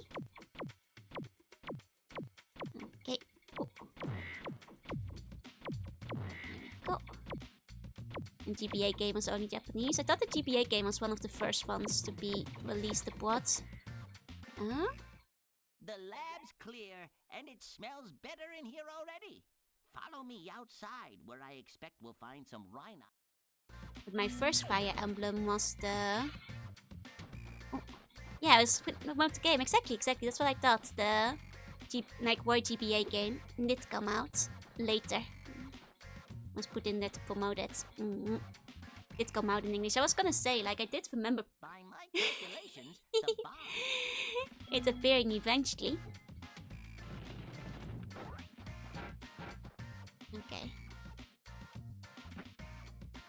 Oh, you can hit the bombs from a distance. I should get some rest now. Sleep tight. Sleep bunny dreams. Thank you for coming by. I'm gonna add Royal Martin Melee, but due to everyone have them, Fire Emblem got popular outside of Japan. Without Smash, like, Fire Emblem might have not made it over properly. Might have not taken the risk on it. Only one that doesn't have an international release. To this day, people still ask for Mother 3 every single time. At this point, I'm not sure if it's ever gonna get an official release, honestly. Oh, still love at the Sephiroth sphere. Yep. Honestly, the impaling Mario part was kind of insane. Like referring to the Arif costume. When was Fire Emblem 6 Fire Emblem for the GBA? Oh, the GBA one was Ellywoods. Oh, Okay. Now it's the next one. Sorry, I got messed up then. I still laugh at the Sephiroth Taylor knocks away. Oh, sorry. At a new F-Zero game. The thing is, I think there's actually a chance at a new F-Zero game.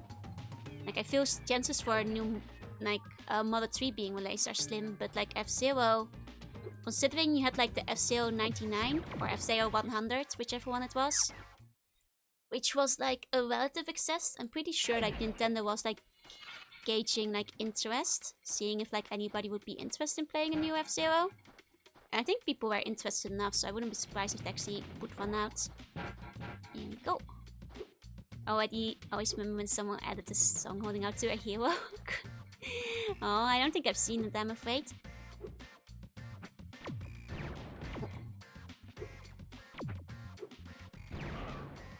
So I need to like keep moving. Oh, let's throw these. Okay.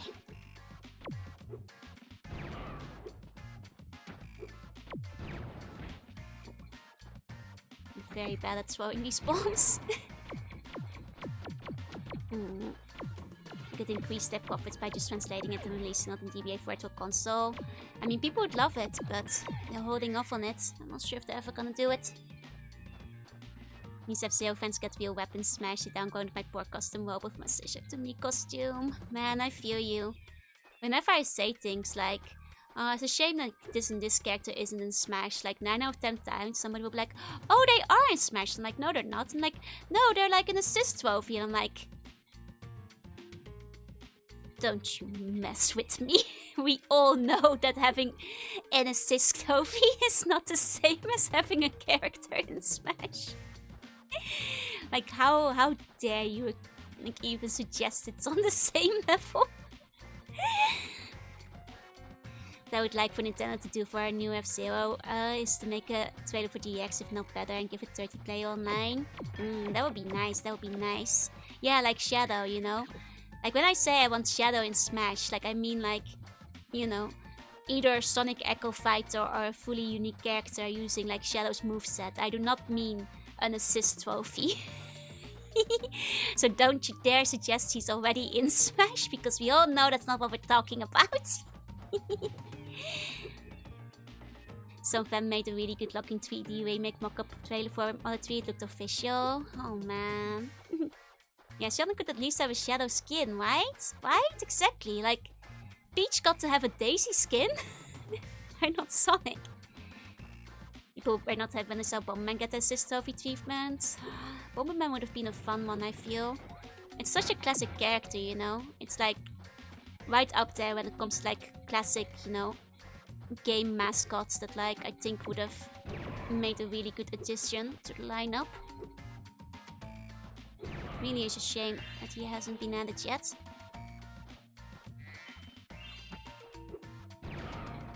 Okay. Now we can relax. Think for a second. Thank you very much for saving my laboratory. Now I can resume thinking. Have a good thinking.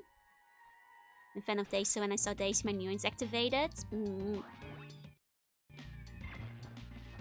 I guess Shadow is too strong for Smash. I mean, they have the Sonic fighting games. Not the Sonic change the color, not even the red Sonic. I wonder if like Sega is like overly protective of the Sonic image, and that's why they don't want him changing colors. You know, like probably. And again, what about the Sonic Fighter games? Are there color alts in that one? Remember people weren't happy on certain characters ending up as Mii costumes? Exactly. Once again, when, you know, we're talking about, you know, characters in the game, we all know Mii costumes don't call either. That's just Mii Fighter. And not what anybody wanted. The remake arc that might execute game can remake. Mario Hoops 3 and 3 or WarioWare Inc. I don't think WarioWare Inc. is gonna get any remakes just because it doesn't really need any. It's on like NSO, technically already had a re-release, and like new games have been coming out frequently recently.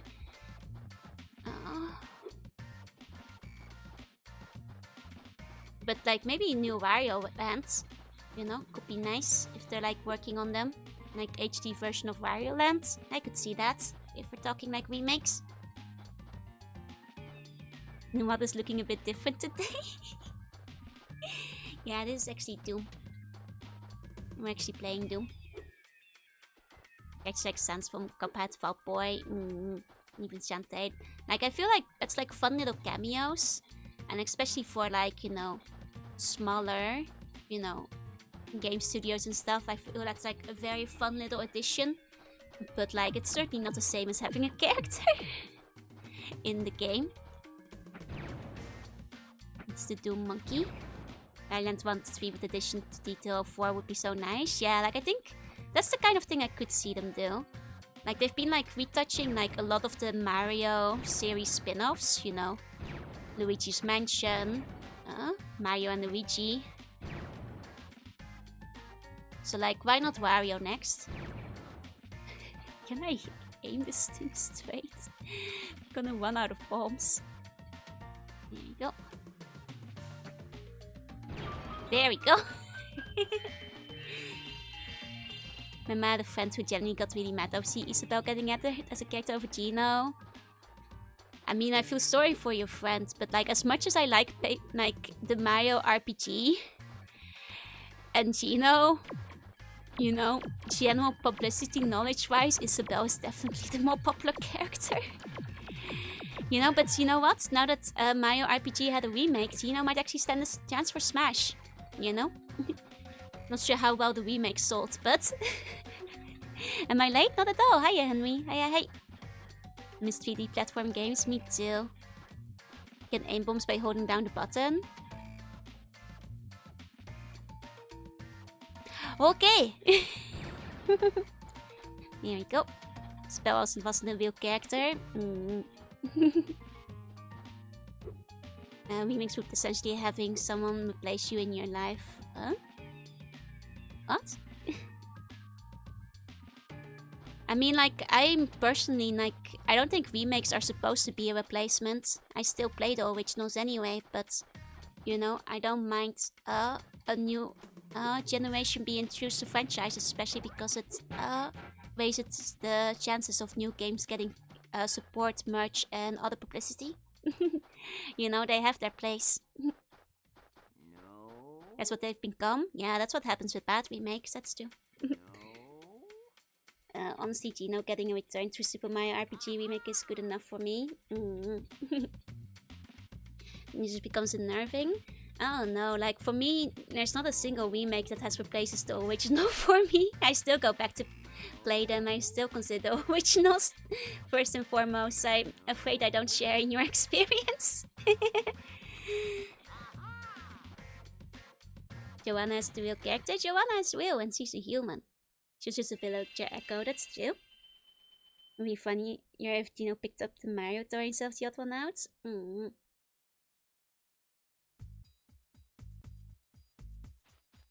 And all consoles can be annoying to get, so I do appreciate them for like, you know, I always like ports as well, so people can just play the games as they were. But, you know, it definitely makes it easier for people to experience all the games as well. I like it a lot when just the old versions come out too. Only 5 people will be left main originals. I think that's a bit overly pessimistic. You know, because clearly a lot of people still love the originals. The originals are never going away. No, but Team DS is the remix that replaces the original, which is funny because it came out less than a year after. That was a silly one though, because the original one still held up really well. And because it came out so soon after, didn't it sell really poorly, like poor enough to like nearly bankrupt the company? I remember that.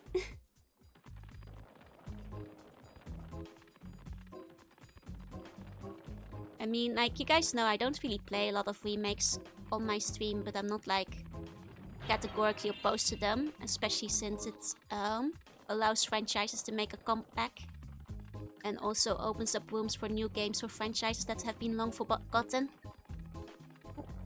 Here we go.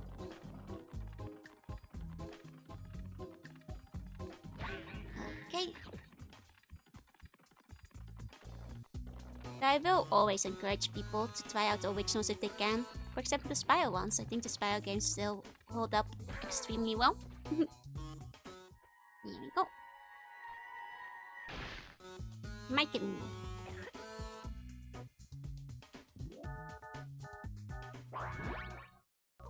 Okay.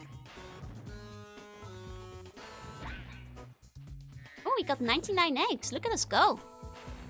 How many eggs are in there in game again? Quite a few though. They obviously bet a lot of characters departments. I think even in graphics, I think it still holds very well. But that's like, I'm personally a big fan of like the low poly graphics, right?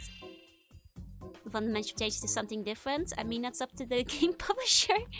You know, I've heard a lot of people say that the Crash sequel that came out after the remakes, you know, seemed to do pretty well with most of the Crash fans. A lot of people say it was a pretty decent follow-up, though I haven't played it myself. You know, I'm not arguing to bad sequels. I don't think anybody here is. But I don't think anybody wants to argue for no new games ever again either, no? I think you're being a little bit over-dramatic. Though Team DS even enhances the original one, because if you beat, you can play as Space Cross. Oh, for some reason I thought... Sorry, I thought you were talking about the Mario and Luigi ones. Here we go.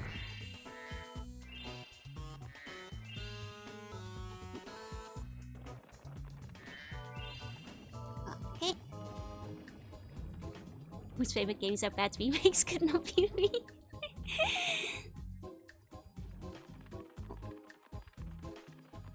No, which the controls are more responsive, have better kisses, no original composition. Here we go. Because the Crash has become without a game for many years. Yeah, and I think the remakes allowed interest for Crash to re-emerge. Meaning that people actually they had like an audience, a good gauge like whether there was enough of an audience for another Crash game, the 4th one.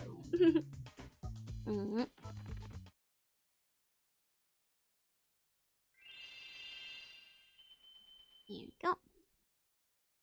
That's Frustration Bankrupt Capcom. I'm sorry, for some reason, because it was like double Team DS, and I was thinking DS, okay, two characters. Oh, the Mario and Luigi one, that for some reason at the GBA one that came out on the DS. Because I know that one co-opted, like bankrupted the company. And now Crash is relevant again. It's a great time for Crash fans. Dang, no wonder I never got double PSTS. No, I don't think in Backwards with Capcom after all, they still got Star Force after that. There you go. Yeah, and I agree with 44. It also puts like a lot of older games into their hands in legal means. Like I said, like I'm still quite happy if there's like ports so people can enjoy the original in its original format as well. But as it is, a lot of people will straight up refuse to buy those, so it's a compromise. And at least that way, some games aren't like 500 bucks each. You know?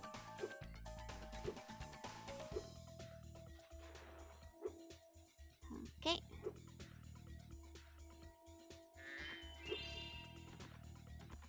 There you go.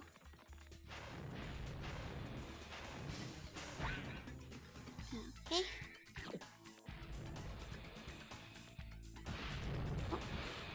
I mean, I think you're still being a little bit dramatic, but I do agree that it is very much a shame that there's not enough access to past games, and I wish they became more accessible and easier to get to.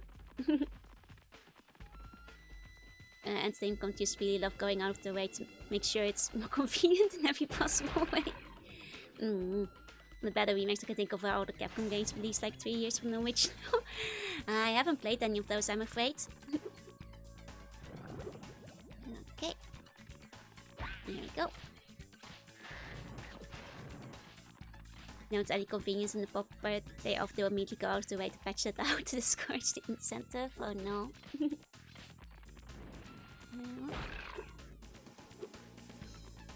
There you go.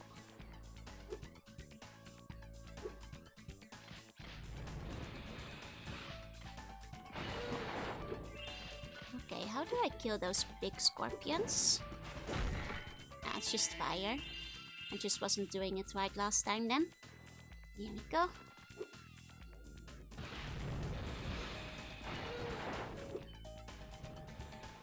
Okay.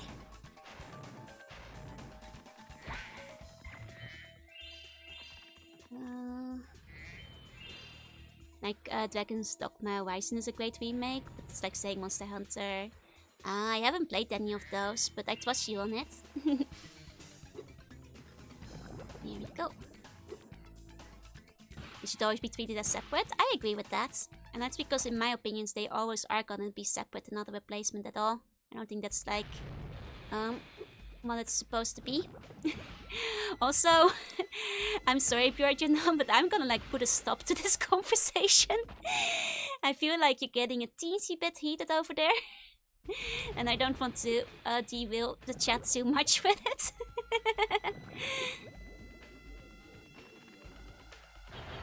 Here we go. Instead, let's talk about Spyro. Basically Capcom of the 2010s. I see. I mean, I guess sometimes definitive editions do like wind up like patching out like a lot of glitches and stuff later. Yeah, let's talk about how cute Spyro is. You know.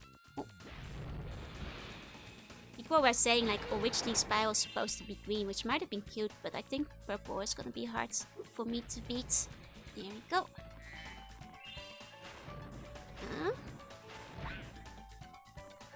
Okay. Oh, we got some money bags over here. Almost as cute as Spyro already. Yeah, purple sticks out of the crash better. Now it always makes me think of Tricky from Star Fox Adventures, right? Where you can actually change up his coloration as well. Talk about how cute I am? No. Well, Spyro, I bet you're glad to see me. It just happens that I know the password to open the door to the tomb of the stone golem. Oh my. But it seems to have slipped my mind for the one moment. from... If you know what I mean. Okay. Very well then. The password to open the tomb is... Are you ready? Gullible! God damn it, Moneybags! Spark the active would always be out of the player reach. Wait, is that true? That's evil. You know, the thing with Gullible, when I was younger, I didn't actually know like what gullible meant. I thought it was just a word. So when I like once read in like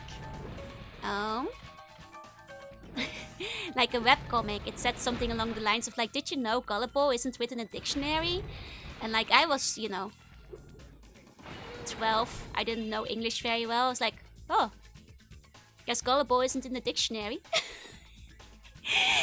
I was like, oh, that's a fun little trivia fact.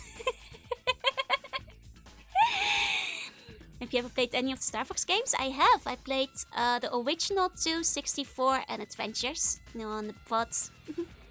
Yeah, there's a lot of really funny anti-piracy measures. At least he's honest about it, unlike Hunter. That's true, that's true. I fell for the classic ruse, and that's because I didn't actually know what gullible meant. Yeah, if you looked it up, you'd find a picture of Kid Jouna. Pretty much, really. The classic ruse, and I didn't even realize.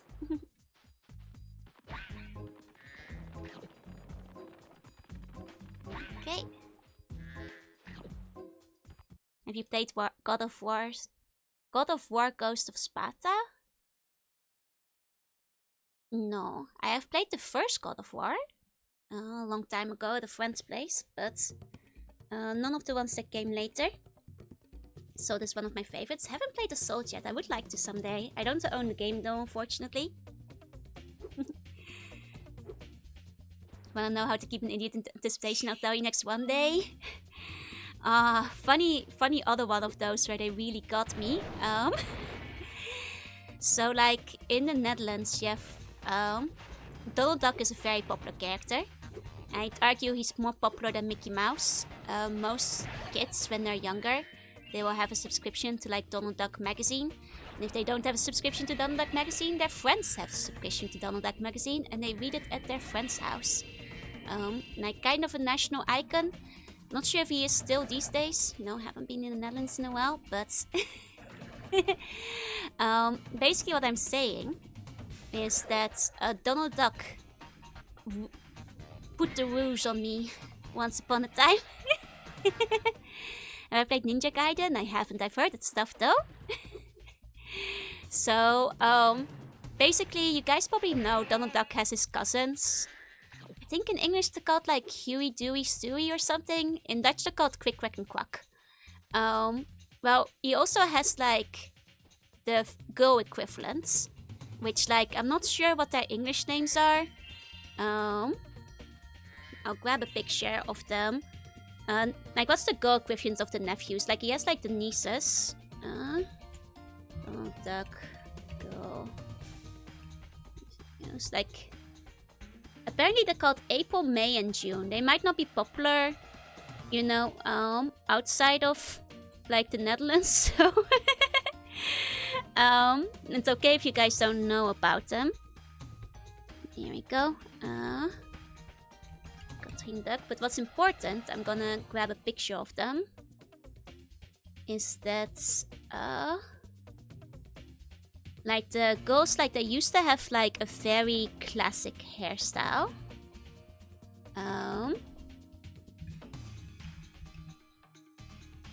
Like they used to have like, yeah, they just had like the hairstyle that was basically like Daisy Duck, where they have like you know, just like a couple of ribbons. I've got a picture now.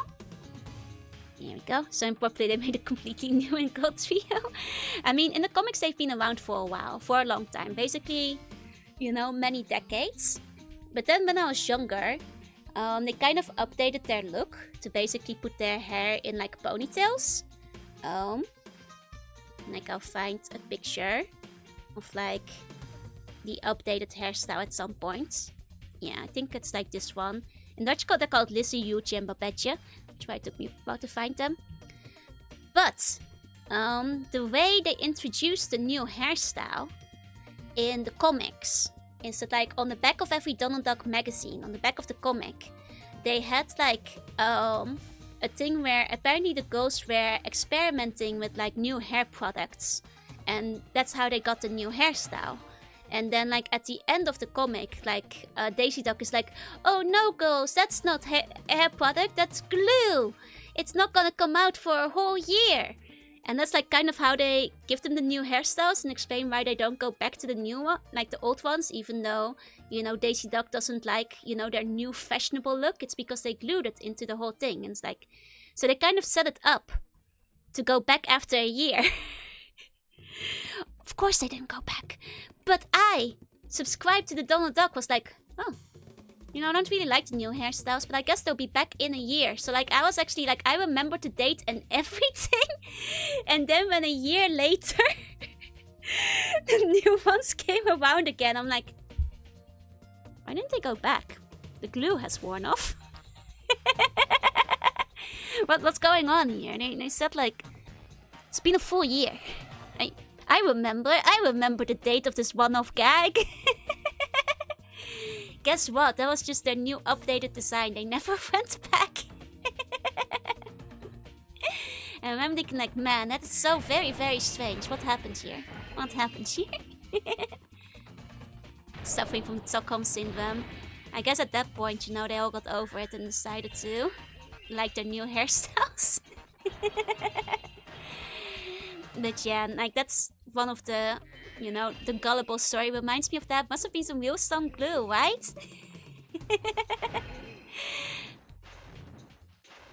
But that's like, yeah, that's how they introduce it. Because like, even though Daisy Duck doesn't allow them to have like such fashionable new hairstyles, they accidentally glued it, so now they're stuck with it. So, you know, Daisy can't stop them. Is how the story goes. Watch carefully. As you can see, there's nothing up my left sleeve, nothing up my right sleeve, but now with a wave of my hands and the magic words, Alakazam! There we go.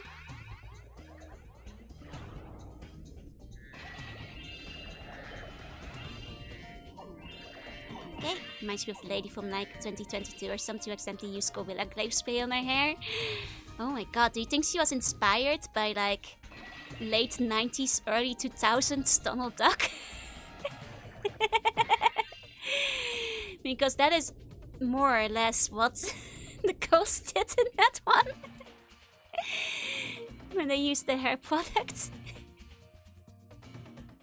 Yeah, that's basically what happens. That's basically what happens.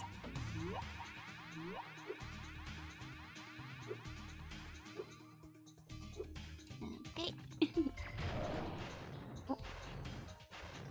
Man, I do feel for them. I actually remember thinking like I felt so bad for the girls because like they felt like looked so sad at the end of that comic. I was like, those poor girls, I can't believe they're gonna have to be stuck with the same hairstyle for a whole year. Well, it's a good thing that in a year from now they can go back to normal again.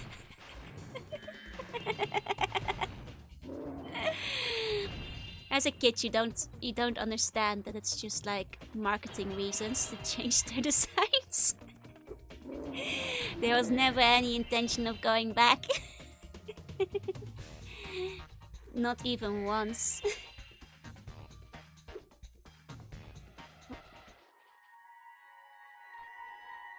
Money. Like I actually even remember like talking about it with like friends in the playground, you know?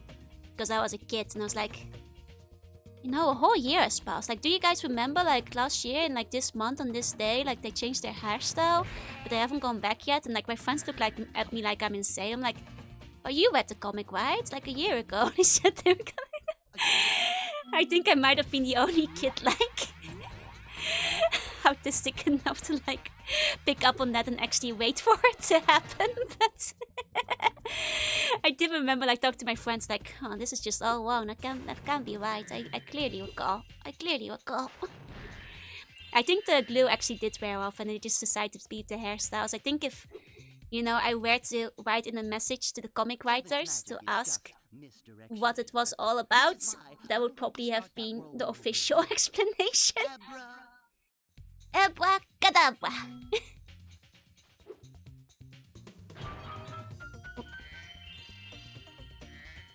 You know, that said, they did have a letter corner, and my letter did get published inside of it twice when I was a kid. But it was always very exciting because then you could like point at it and like be like, look to all your friends, show that like your name got put in the magazine. Like, I wrote letters to Donald all the time. So did my mother before me. Like, the Donald Duck is a very old magazine. Explanation for why they did not come back with the oldie hairstyle. I remember wanting to ask it. I think I might have even sent in a letter. That one did not get published. That one did not get put in the magazine.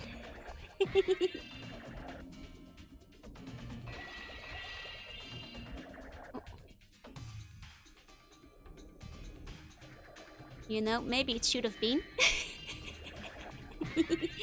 You know, the people demand answers. They must know. They must know. It reminds me of like the other magazine I talked about earlier, The Quest. It actually has a thing at the start of the magazine which tends to just be like redactions, updates, and like letters sent in by like other readers. Like fill it in. That you're up something, the Duck Conspiracy. I mean, I think like as a kid I was just very conspirationally minded because like there was this one day where like please keep in mind I was like 8. Basically all the Dutch like kids show networks kind of like just had like errors on the same day. Like I think it was something like Fox Kids like kind of broke off halfway through the broadcast in the morning. The night before Your Kidding hadn't worked. That morning Cartoon Network didn't work. Like all of them were having issues at the same time. And I was 8 and I was on the playground like my friends like, did you notice that? And they're like, yeah, Cartoon Network was on. I was like, not just Cartoon Network. None of them were on. What are they trying to do? You know? It's only the kids shows. What are they up to? I'm 8 and this is definitely a conspiracy against me personally who wants to watch Pokemon. Or, you know, Scooby-Doo. Because it wasn't just one, it was like 5 of them. All the normal channels were up, huh? So what was that about? Now I was very Chunibyo, so it's like, watch out, the forces of darkness, they're coming. You know? Told all my friends to be well on guard, just in case. For what? You don't want to know. I don't know either, but there's certainly something up there. And those trying to take away our cartoons, like some kind of kids next door plot. Exactly.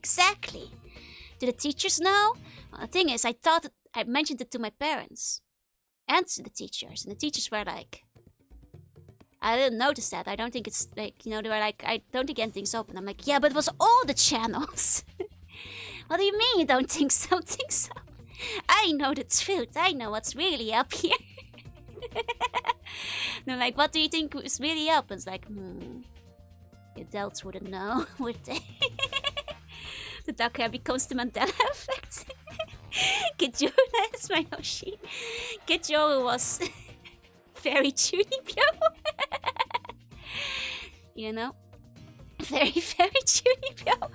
So definitely, you know, it had to be a conspiracy. Like it was all working together, and I spent that entire day, you know, and several days in a row, I talked to my friends trying to theorize what could have happened, what could have done this, like trying to drag the teachers and the parents into it, like talking to my mom, like, no, but seriously, I talked to my friends today, you know what they told me?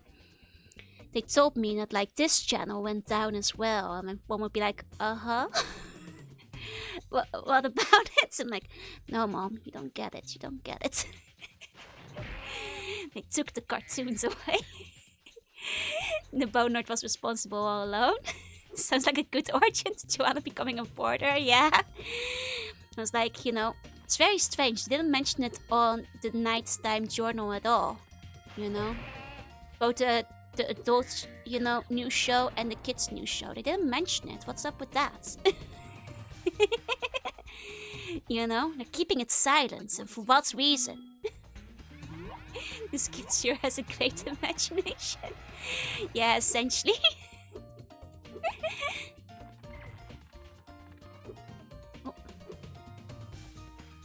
But yeah, that's the story of when I thought there was a great conspiracy just because of the TV shows that went offline. That one specific day. And I mean, you guys, you know, right? You know what really happened, right? You know. Okay, I'll show you again. If you... Oh. Didn't mean to dive over there. Here we go.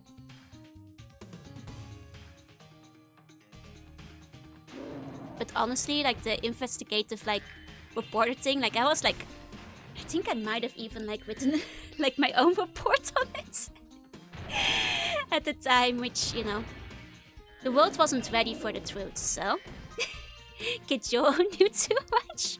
The world wasn't ready for the truth, so, you know, they didn't publish it in the newspaper or anything like that. They didn't take it to the higher ups because clearly they were covering up the 8-year-old who knew too much. Spyro, did you know I happen to be a very talented amateur magician?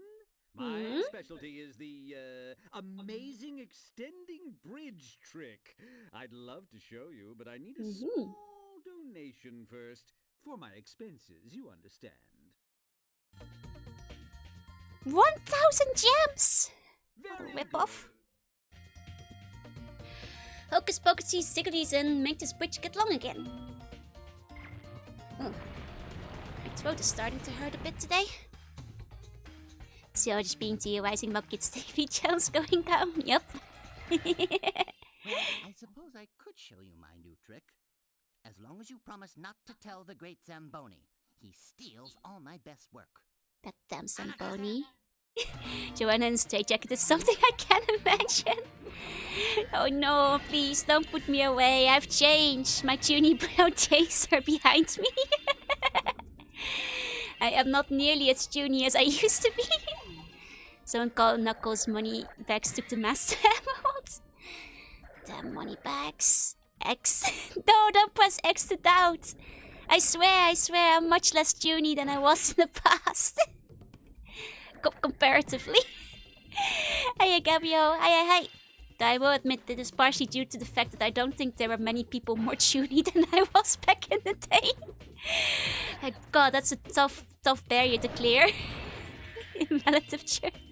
You know, I won't even deny anymore the fact that I'm still a little bit puny, but I have improved since those days. Here we go. I've changed, I swear it.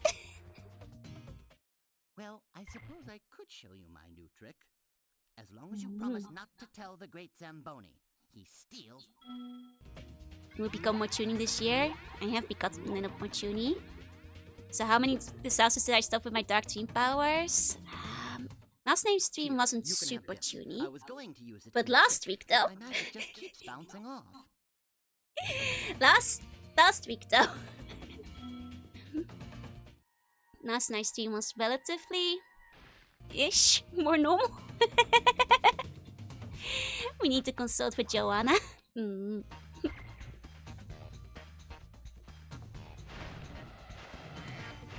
you go. Oh. Got a little side corner over here. Oh no. Oh no. Okay, here we go. Going down the slippy slide. Oi! Oi! Oi! Oi! Oi!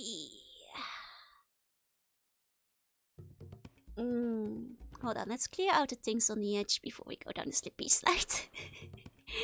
Because the slippy slide might be a teensy bit of a problem. Goblin took Joanna for a master trying to silence her. It's okay, I had a pretty tuny dream Sunday night. Let's go, tuny dreams unite. Let's go, let's go.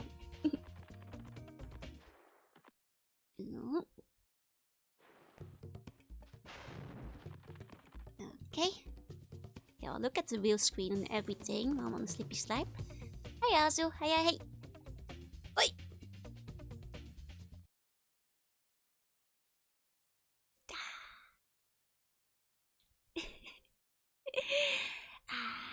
I miss Joanna. May she find somewhere safe to hide away. Joanna is fine.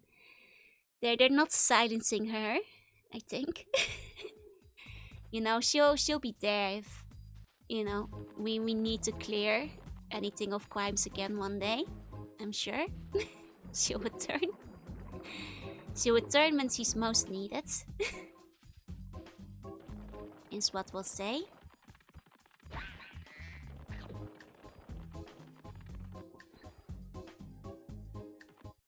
Okay. Do we still have the shortcut to the end here? She's very clever, she's very clever. Exactly, exactly. Okay, I don't think we actually... Oh, we do get the shortcut. Nice. Good. Good.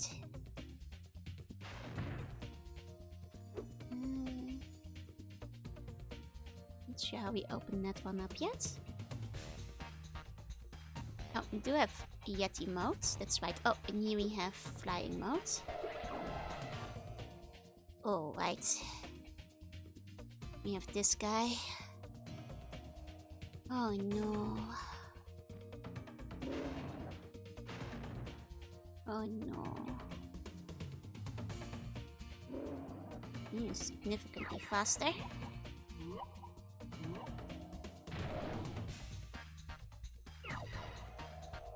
Okay.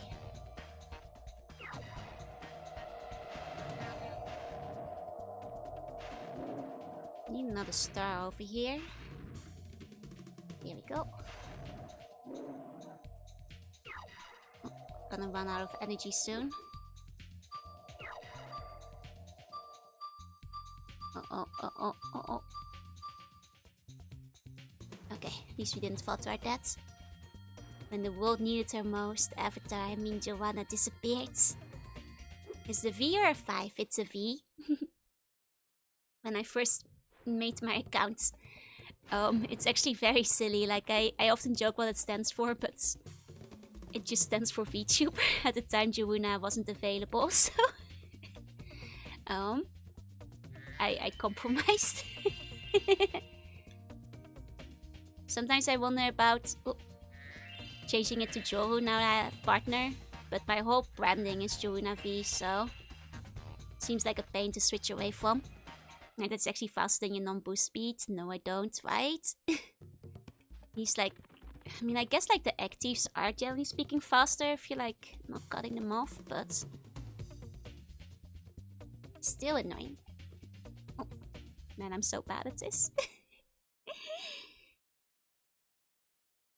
V stands for very cute. No, it stands for victory.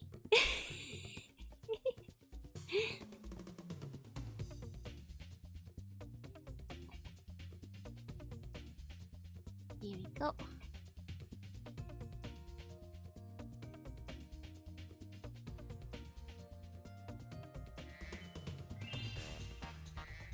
Oh, God, I'm so bad at this. I said that Joanna 5, like Brainiac 5. That's fine, you're not the first person to think it stands for a 5-liner. It's a pretty common question, so I don't mind. Totally get where it comes from. You know, just don't ask what happened to the Joanna 1 through 4. If that's what you'd like to believe. We don't speak of Joanna 1 through 4. Oh. Okay, actually made it through this time. Okay, even got most of those gems. Sparks couldn't keep up with all of them, but we got the majority. Joe is so good, she got 4 sequels. Understand Joe was just a victory Gundam. That's right. That's right. Eloise.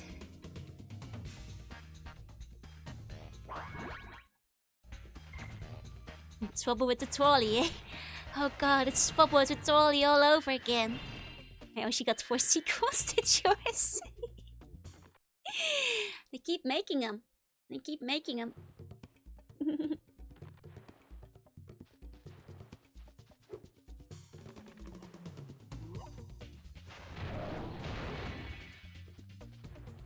Okay, works for me. Victory is one of my all favorite designs. Let's go! Good taste, good taste.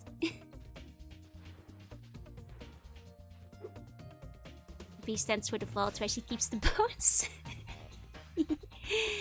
Yeah, honestly, you guys are free to make up whatever the V stands for. There's no real official answer. Anyway, so it's all good.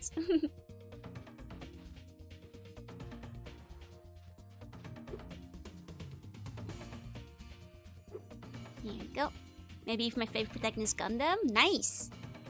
Gotta go, bye. I hope you will live stream tomorrow. I will live stream tomorrow. Unless I get like suddenly sick or something. I should be able to stay around. The V stands for Vendetta against the Bone Lords. That's right, that's right. Don't talk about Zoro 224. Good evening, Spyro. The amazing Randini is about to put on a display of prestidigitation. I've heard that it's quite impressive, so I'm going to watch the show.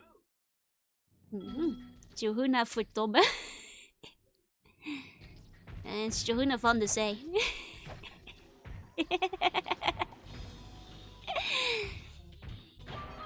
I'm sorry, Dutch joke.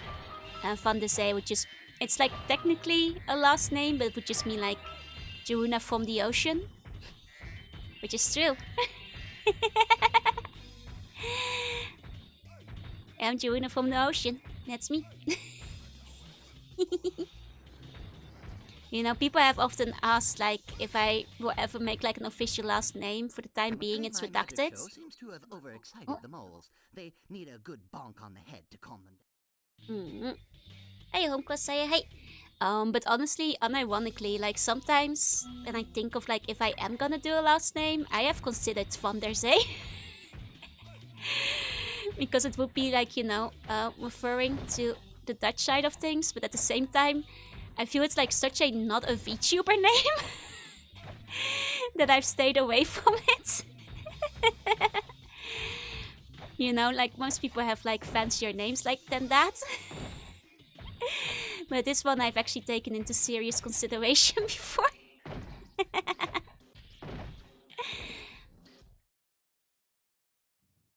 Well, that didn't do it. Like it reminds me of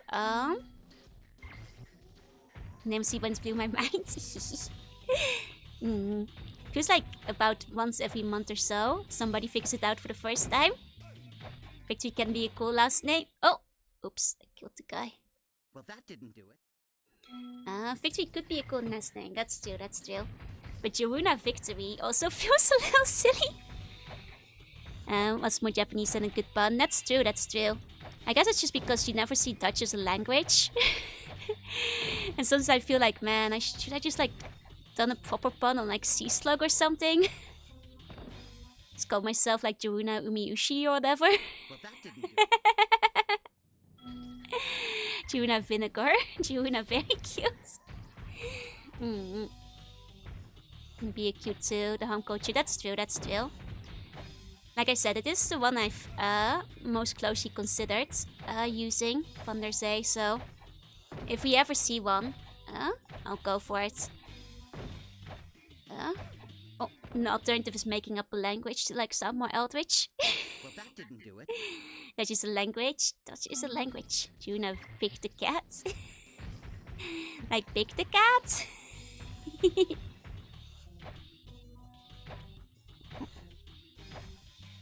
Here we go. Oh, let me give you a meow. Meow. But yeah, maybe, you know, I'm glad that you guys like it though, so maybe one day I'll go for Van der Zee. Well, that didn't do it. Even though it sounds kind of silly to me personally, on account of being Dutch. I like it? Okay, okay. You know, I'll make my name even more impossible to pronounce for people who don't know when they first see it. Sounds fancy for non-Dutch people, you know, that's the goal, that's the goal. Does sound good too, not gonna lie, outside of inner Dutch knowledge. Not as silly as Vent. That's true. Glad I'm not Vent. Wait, there's 2 of these wizards? You need to get out of here while I'm whacking moles. Hey, pasta, yeah, hey.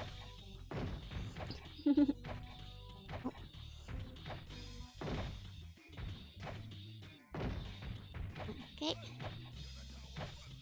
Here we go. Juna Vent. No, not Juna Vent. No, I don't want to be Juna, dude. Whack-a-mole with Bentley, yep. Here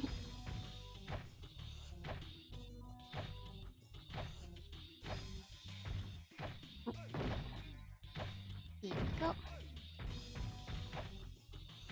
Because I will admit, like, despite it all, like, it never felt quite right, like, making a pun on another language either. Like, I considered Latin, because I feel like that's kind of free game-ish, but... Here we go. It's like going with the Dutch one. Definitely has been high on my list most of the time. Juna very boneless, yeah. Here we go.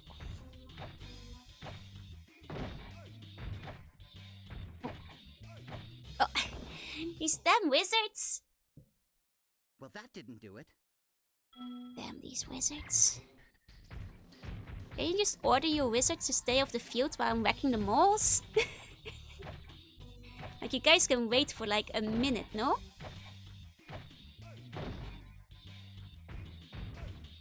I swear to God. Oh, thank you for the care pack. I'll take that in a second. Oh. Well, that didn't do it. Wizards! Wizards! Wizards. There we go. Some visions of the little wizard running around the wall. I have. Some of my friends love it, so they keep sending the video to me. The V stands for Victory Gundam, which means Joe is in fact a mecha. It all comes back to the greatest question of all. I mean, if you ever notice I'm secretly mechanical, it's true. You doubt the wizard by the size of the hole. Oh, the wizard holes are bigger? Okay, that's good to know. That's good to know. I'll keep that in. Okay, maybe the size of the hole. It's still a little super bigger, but that one looked pretty small. That one looked pretty small at a glance.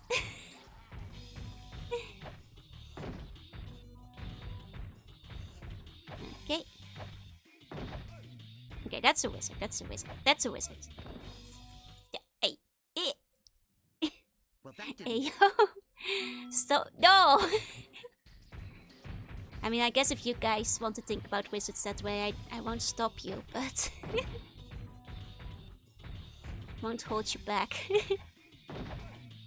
Why should we care if wizards get bonked?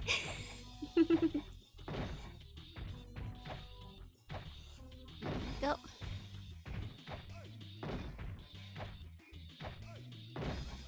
There we go. Have fun with Spyro. Oh, have a good nap. Sleep tight. Sleep. Wizards. Well, that didn't do it. Wizards. I must always come back to the wizards again and again. Okay. Wizards are so smart, then why are they in front of the Yeti? That's a good question. Who named Juna? Very cute. Vinegar Victory. Van der Zee. Fun. If you guys want to know how to spell it, it would be like this. Like either with or without the R. If you're curious of the Dutch spelling. I'd have to pick which one I'd rather want. Both would be viable, technically speaking.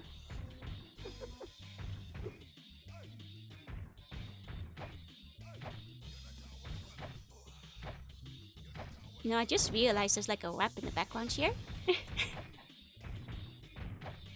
It's the Knuckles stage now.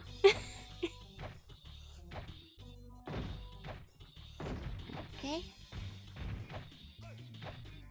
Wait. Doo-dum. Doo-dum. Dum. Doo-dum. Dum. Okay. Here we go.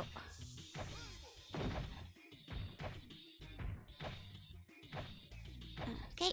The art sounds more like a name, but without it sounds more exotic. That's good input, because for like Dutch it sounds like the same to me. For me it sounds like very generic, but that's just a Dutch sound. So it's good to think of it from like another perspective. Oh, technically the D wouldn't be capitalized, it would actually be lowercase. What is Van der Zee? I was discussing, like, I often get asked what, like, the last name for Joanna. The question is, I, at the time, just never decided on one. So I've jokingly redacted it and just, like, said the V stands for victory and so on and so forth. But one of the last names I seriously considered would be Van der Zee, which would be not just actually a Dutch name that actually exists, but it would mean from the sea. So I think, you know, yeah, I'm Joanna from the sea, sea bunny from the ocean. I think it would work as a pun, you know, kind of carrying through the slight literalness of the name as well, in a way. So like, if I do ever canonize a last name, then that is actually one of the ones I take into serious consideration. The only thing that stopped me is that, like, from a Dutch perspective, as a Dutch person, it feels like very cheesy. You know, but I know that, like, from a foreign perspective, especially now that you guys have confirmed, it sounds a little fancy, which, you know, is, you know, good enough for me. So maybe I'll go for it. Yeah, there's a lot of names like Van der Bilt. Those all come from, like, Dutch origins. Van Duin, Van der Veld. So I think the V is for V, just as a joke. I mean, that was the last one. Like, the last time I officially did the name, I just did the Judas for V. The V stands for V, V-E-E. But to be fair, that was just a joke, though. Yeah, cheesy is good sometimes. I do love cheese. I do love cheese. Now, as a proper Dutch person, I am a cheese lover. Last name should be incomprehensible Eldish noises. Last name is just Joanna. Not meow. You have to say it, right? Van den Heuvel. Van Dijk. Yeah, there's a bunch of them. But you know, to make it easier for you guys to pronounce, it's Joanna van der Zee. Instead of Joanna. You see that in most languages, yeah.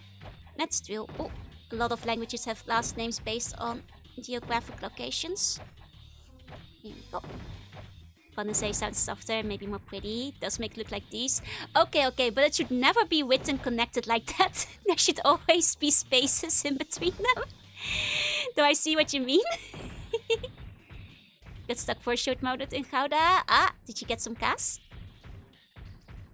Where's the final mole? Oh, there he is. Did you get the cheese? Well done! And look, one of my friends dug up this whilst chasing the moles. From former Formula 1 champion Damon Hill to Yamashita. True. Very common. That kind of naming. Dennis van der Veen is a very common last name, yeah. I think Van der Veen is like a pretty common name in the Netherlands. Potentially Belgium too. I don't know Belgium very well, but I know there's like a decent amount of crossover in terms of names. You did, but not in Gouda. Ah, you didn't get the pure Gouda cheese. Man. Man. Here we go.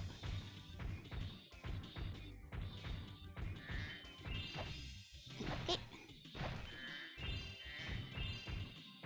Okay, just picking up our final gems here. Okay, I think that's all for this area. Let's go back to where we came from. Okay. How are these nuts? That doesn't make sense. Pronounce several Van der Zee, also Van der Velde. I can think both of those are fairly common overall. On your way to Rotterdam. I see. You didn't get the pure Gouda experience. Alas. Okay, we're gonna need some stars over here. So let's star powder. So how does sea bunny today? Do you mean Gouda? Wait, how do you want me to pronounce it? I guess Howda Sea Bunny doing? I guess that's close enough to Howda. Okay.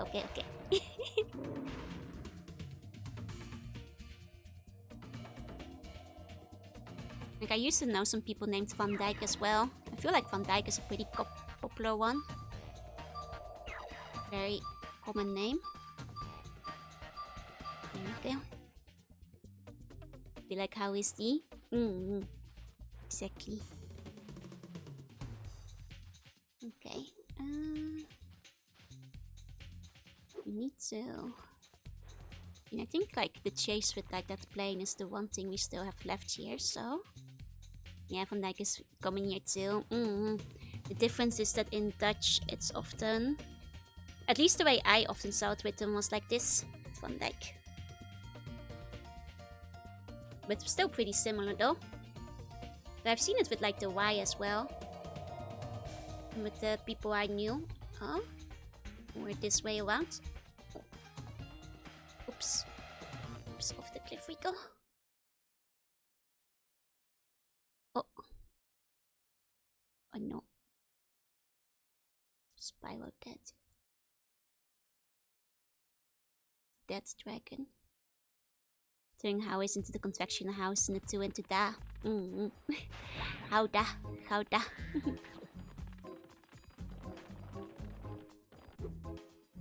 How's the cowda?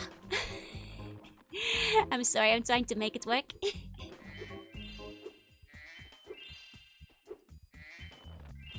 Oh. Hello? You did it, Spyro! You found enough of the dragon eggs for me to unlock the portal. Once I've opened it, you can confront the sorceress whenever you're ready. But be careful.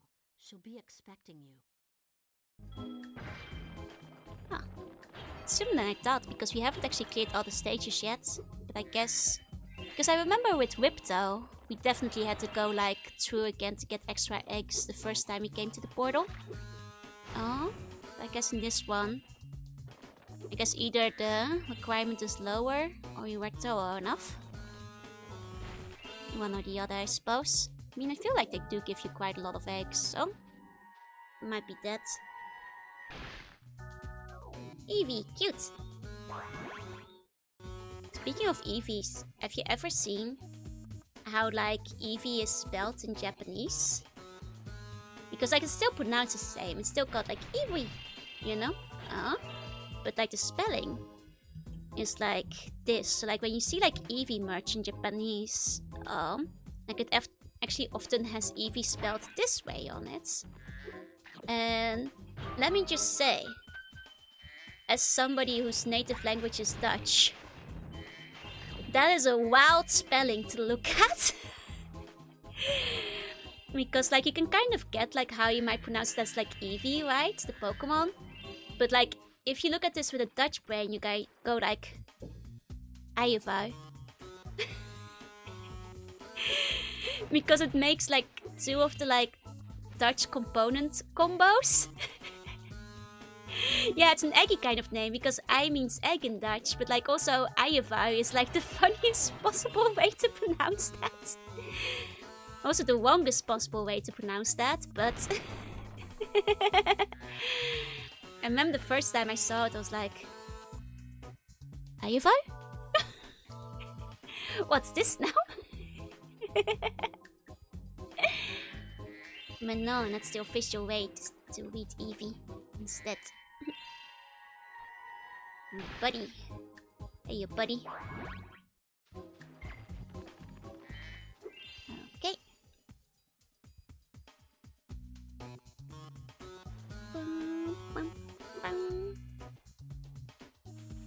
Okay.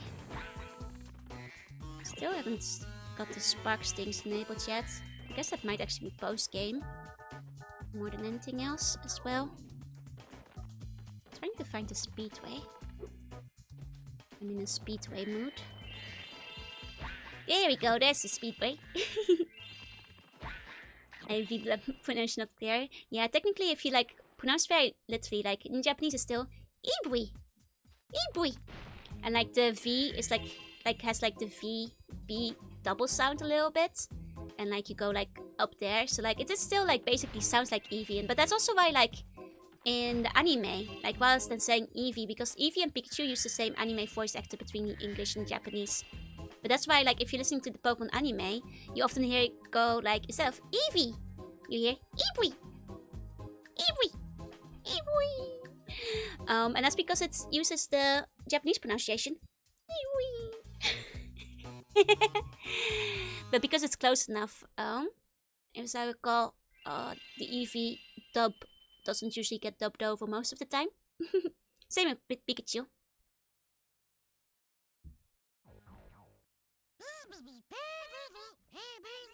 It's the world's famous Harmer Speedway, the most elite of all race courses. Only the world's top racers are allowed to compete here.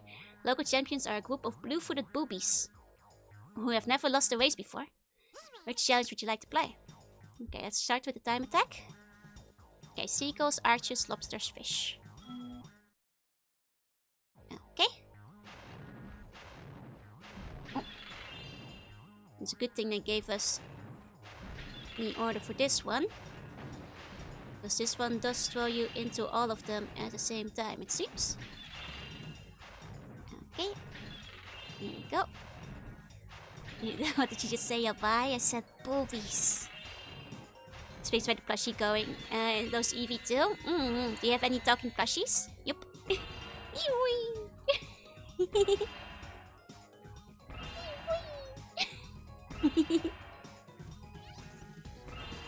But yeah, have you ever wondered why like Eevee sounded so slightly different in the anime? It's actually for like a lot of the dub voices. If you think they like sound like just a teensy bit off, it's often because they didn't like overdub them for the English pronunciation, necessarily because they were close enough. Dude, VTuber. Can't believe Juruna said booby live on stream.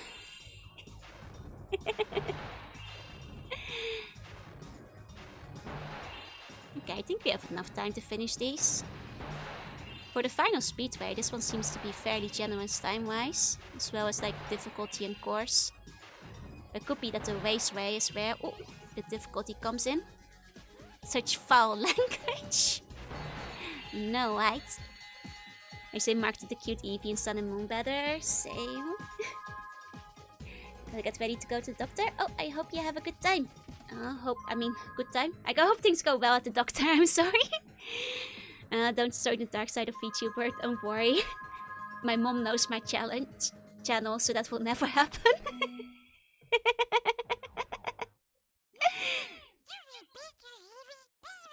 You just beat the Harbor Speedway time trial. Only a handful of chasers in the world have ever done that. Can't wait to tell the other dragons back home. Here we go. No, Kobe.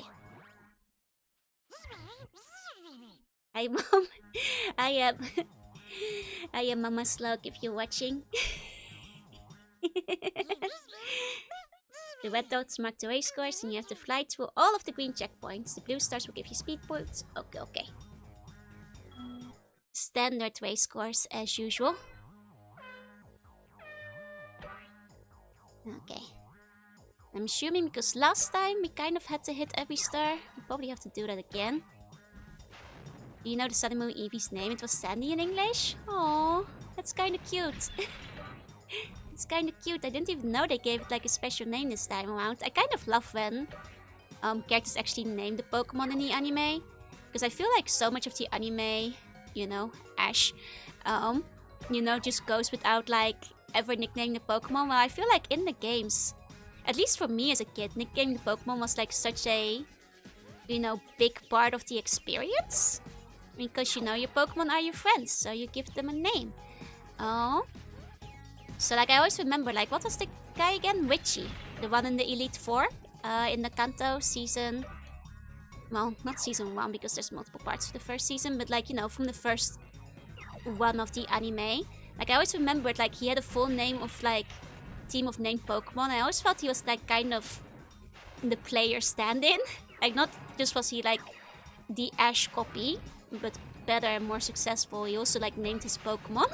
There we go. Number 5, I know! How could I earn that spot? Born to die for entertainment? No! Yeah, Richie had nicknames and he marked his Pokeballs. Exactly. Like, I related to him because I was like, you know, if I was a Pokemon trainer, I'd probably do the same. I mean, you probably also remember, like, which Pokeballs at which part of, like, your belt. So, like, I understand, like, why you might not need to mark the Pokeballs. But when they... I think it was in the 4th generation that they first introduced the mechanic to put, like, stickers and stuff on the Pokeballs. You know I took, like, advantage of that, too. You know, I'd make my Pokeballs look cute as well.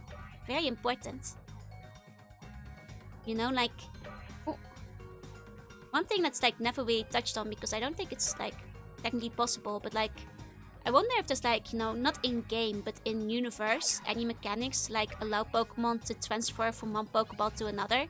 Because we know Pokemon can be recaptured after they've been released. But I feel like, you know, if I was a trainer and I got, like, one of my first Pokemon, like, plain Pokeball, but then, like, you know, 10 years later I can... You know, for the luxury ball, I'd like to give them a luxury ball, you know, let them, like, move up. There we go. So it kind of makes sense that Ash doesn't nickname his Pokemon, so that the few is named off proper names. That's true, I guess. It just makes him the most boring trainer on Earth. Yeah, I did it for practical ways, so I didn't get them mixed up. And that's why I was saying, like, I guess even, like, without practical reasons, I feel like you still would know which Pokeball was missed. But, you know, in a pile of Pokeballs, it is true, because, like, that's like part of the Team Rocket plot that one time, right? He knew immediately which Pokeballs were his in that case. Yeah, moving Pokeballs of cow Pokemon would be great. Like, I'm sure, like, they'll never add it as a game mechanic.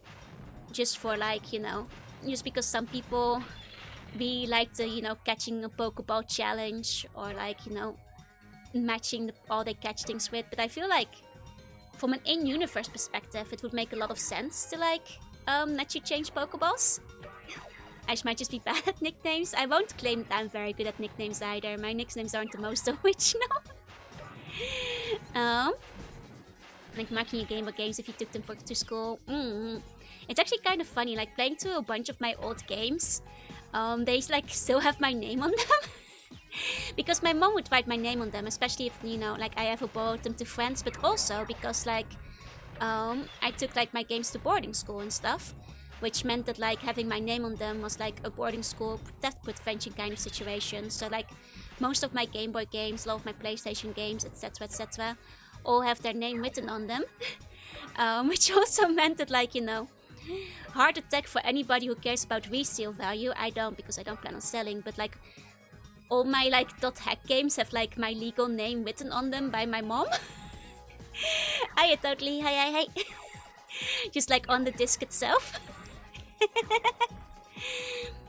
Did you call it Starman Spark? He wasn't clever, it was cute. Exactly. That's pretty cool.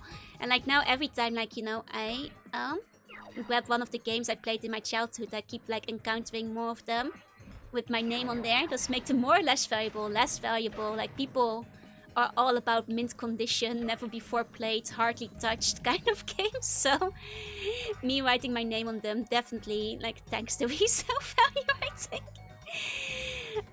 But like a good majority of it has it.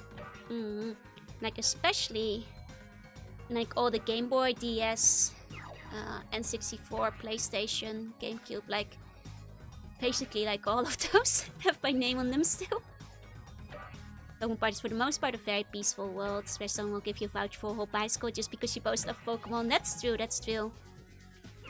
People in Pokemon are generally just like kind of chilling. It's rather it have a name on it and got a few bucks of it and still plays.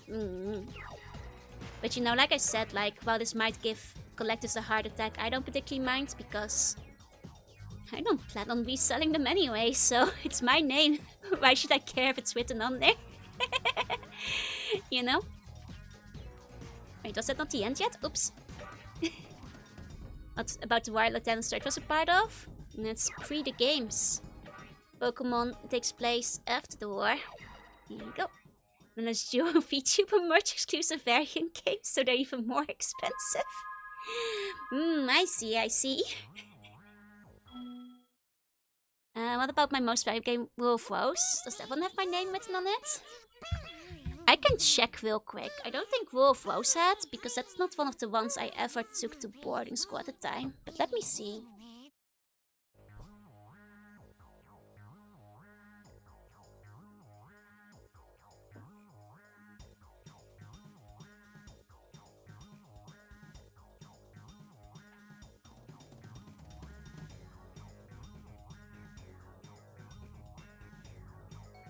No, Wolf Rose doesn't have it written on there. I just double checked. That's what I thought, because that's not one of the ones I took with me at the time. Hi, CD. Hi.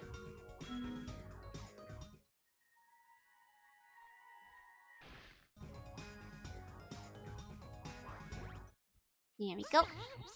But Aiki, by the way, quest, like, I'm happy to, like, buy any game that has, like, names written on it. As long as the game plays, I don't care. I'm not looking for mint condition anyway. So there's never so well action. I don't know, like... Oh. Here we go, Found Hunter. Where do these flying sheep saucers keep coming from? I just saw another one grab an egg and more sheep off. saucers? This one's super fast, but his saucer is damaged, and it's leaving smoke rings. Oh, man. I can keep up with him as long as I can make it through the rings. 9.5 grading skill, mint condition, Wolf Rose. It's been played before, I'm afraid. I'm gonna chase him down. Okay. I'll be right back. But is the worst best friend hunter, indeed. If found long list of personal contact information on the disc. Actually, I do believe that at the time I had like my address in my Game Boy like case that I put it in. Especially after the one time somebody tried to steal my Game Boy on the train. Well, in that case it probably wouldn't have been brought back to me, but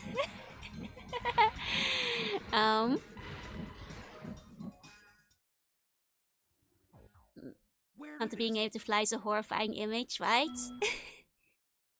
I think I've told this story before, but when I was a kid, like, some dude did actually try to steal my Game Boy.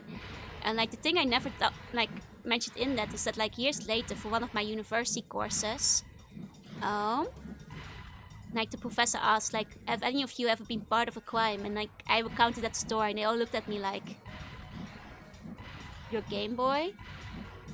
Are you a child? And I was like, well, okay, I, like, you know, that kind of, like, judgmental thing is, like, I did say I was, like, 8 during the story.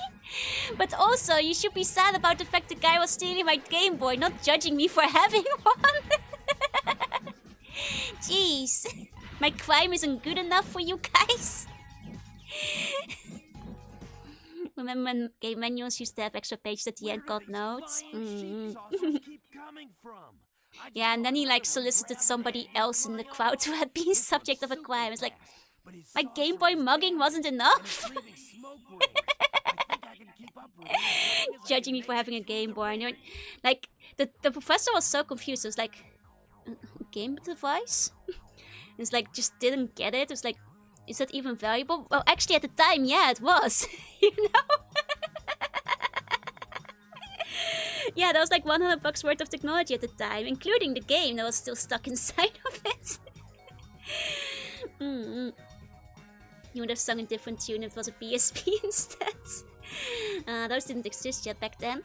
Like the Donkey Land's manual, the notes in the section. Oh god, I love the notes section though. I would actually make notes sometimes. They mean a real crime like jaywalking. Yeah, so like the actual story for people who never heard it. I was about 8 in the Netherlands. In the trains, sometimes you have these things called coupés, which are basically think like murder on the like express. You know, like about 6 to 8 people can sit in them across from each other. It was a very empty train that day. It was just me and my mother. And suddenly this guy like joins us, which was strange because it was a very empty train. So why would you like, you know, join the one with people already inside of it, you know? And like, I mean, I didn't notice anything. I was 8. I was a kid. I was playing my Game Boy. But according to my mom, as she described it, the guy, you know, I was oblivious. I was a kid. The guy like sat across from me, and apparently he had been staring very intently at me the entire time. So like my mom kind of had a feeling something bad might have gone happening. But like sure enough, the second the train pulled into the station, the guy just like snatched the Game Boy out of my hands and started sprinting out of the train. And to my mom's credit, she was on top of it. Like, she started running out of there. And I mean, I followed after, you know, shouting like, thief, thief, you know, like somebody's stealing it. And like, in the most movie style twist of fate. Like a police agent who was on his day off, so like in plain clothes, happened to be there on the station, and seeing my mom like shouting, tackled the guy down the staircase, and they went rolling down the stairs. And like he dropped the Game Boy. The like batteries fell out of the back of him, and he just grabbed the batteries and ran with them. But the Game Boy was safe because he like had fumbled the bag. Yeah, no, that policeman was a Chad. Like actually came in clutch, like tackled him down the stairs. The guy got away, but he had also dropped his bag, which like had his university details in it. So like, well, I don't think we personally ever caught up with it. I'm pretty sure they could track him down because it had like his notebooks with his legal name and everything. Yeah, it's a good thing it was a Game Boy, so it actually survived to fall down the stairs as well. It was just like a little bit scraped up. Sounds like something out of a nice Hong Kong movie. Yep. It's a very good thing Game Boys from that era indestructible. Indeed, indeed.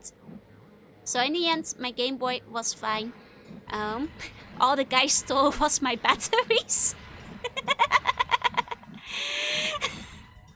But I'm not sure. Like, I assume, you know, because it was like an off-duty police officer that was chasing him, we just gave him like the bag the guy had. And I'm sure they like went after him. It could have been much worse. It could have been. It could have. Hey, Abazo. Hey, hey, hey. And luckily, I got my Game Boy back because, like, you know, the worst part as a kid, it wouldn't even have been the incredible trauma of not just losing your Game Boy, but losing the save data on the game you were playing. Because I'm pretty sure that was like one of my Pokemon games with like over 100 hours on it. And like, you know, that's the part that's irreplaceable. You can't just get that back. I pick up the batteries, ran off the bag. I want you to imagine the staircase, and like he lost the bag more or less halfway down the staircase, while the batteries were at the bottom of the stairs. So like it was easier for him having rolled down all the way to like just grab whatever he could grab and run. I think. 1 second. Yeah, I got away with the 2 AA batteries. I wonder my brother deleted my save data in question. I was so pissed. Oh, and you know what? The best thing of this story? Like, little detail I forgot to mention because I never mentioned this part because it seems irrelevant.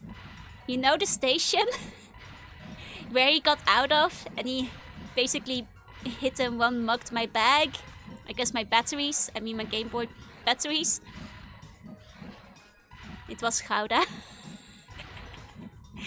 It happened at Gouda station. That's more or less the only time I've ever been in Gouda as well. Like, I've never actually been there for pretty much anything else but to, like, chase down the thief that stole my Game Boy. It all comes back to Gouda in the end. Hope he was able to sell those batteries at a fair price. When my brother deleted the save date in Crash 3, I would be pissed too. I would be pissed too. Had to go to court over a bounty of 3 gulden, right? You know, and that's the story how I got mugged for my Game Boy when I was a kid. Credit to my mom, credit to the policeman who was off duty that day. Credit to both of them for like taking very swift action and not like sitting there in shock. It took me a bit longer because I was 8 and I was like, eh? You know, like, why did somebody just snatch my Game Boy away? You know, I was 8 and I still had faith and hope in the world, you know? Though after that I became kind of paranoid as far as children go. Like, I would still, like, you know, play the Game Boy in the train, but I would always, like, hide it and, like, put it away whenever we approach a station. So that if you approach a station, nobody would be able to grab it and run away with it. So, like, you know, I'd always, like, you know, cover it under my jacket, like, put it in my bag, like, put it away somewhere behind me, like, basically put it out of reach of any theoretical thief that could, like, snatch it. And, like, I did that for the longest time when I had a phone as well. Like, early smartphones, especially when smartphones weren't as common yet, would always, like, put my phone away whenever approaching stations, like, you know, prevent a snatch and run. Yeah, Fate and Humanity Destroyed. Like, I do the same thing with my bags. Like, living in Japan actually made me relax a little bit because you don't have to worry as much about people stealing your stuff. But for a long time, you know, I exercised extra paranoia when it came to any stops made at stations. Always held my stuff extra tightly just in case. You know, can't be helped. Fate and Humanity Destroyed at a young age.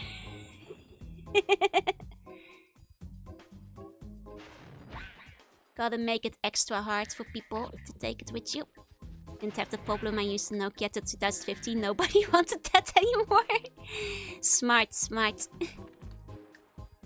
Like I had like a really shitty early Android.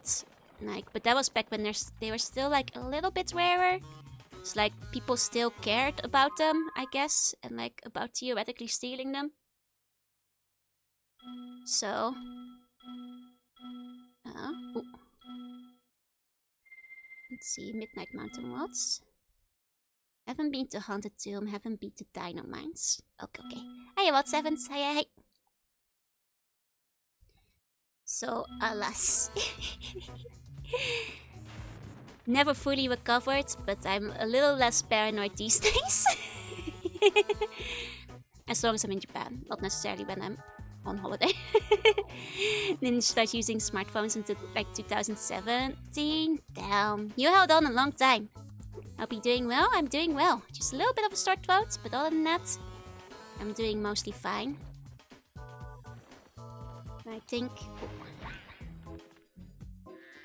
Here's the Dynamites. There we go. That's Dynamites. No, it's Dynamites. Sorry. Small, you know, small delicate difference we've got over here. Okay. Ah, look at that though. That is Dynamite. God, I love Western Woody Tooty point and shooty dinosaurs. It's the best. I did open eyes when I could read manga on the bus to work. Ooh, nice. Hey, not very Gouda. Hey, hey, hey. You know, we were just talking about Gouda.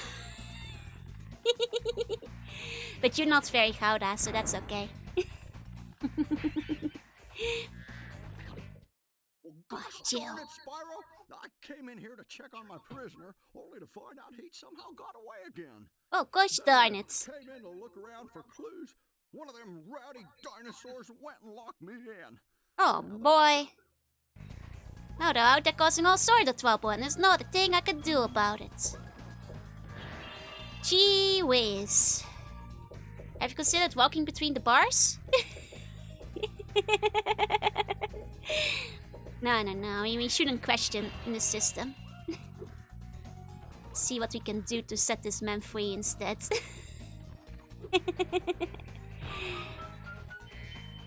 There we go. Okay.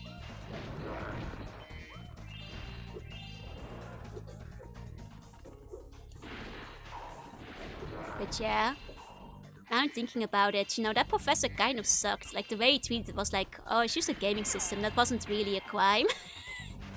Like, I think he was just not aware of the value of the Game Boy at the time. But now I think of it, I'm like, gee, professor.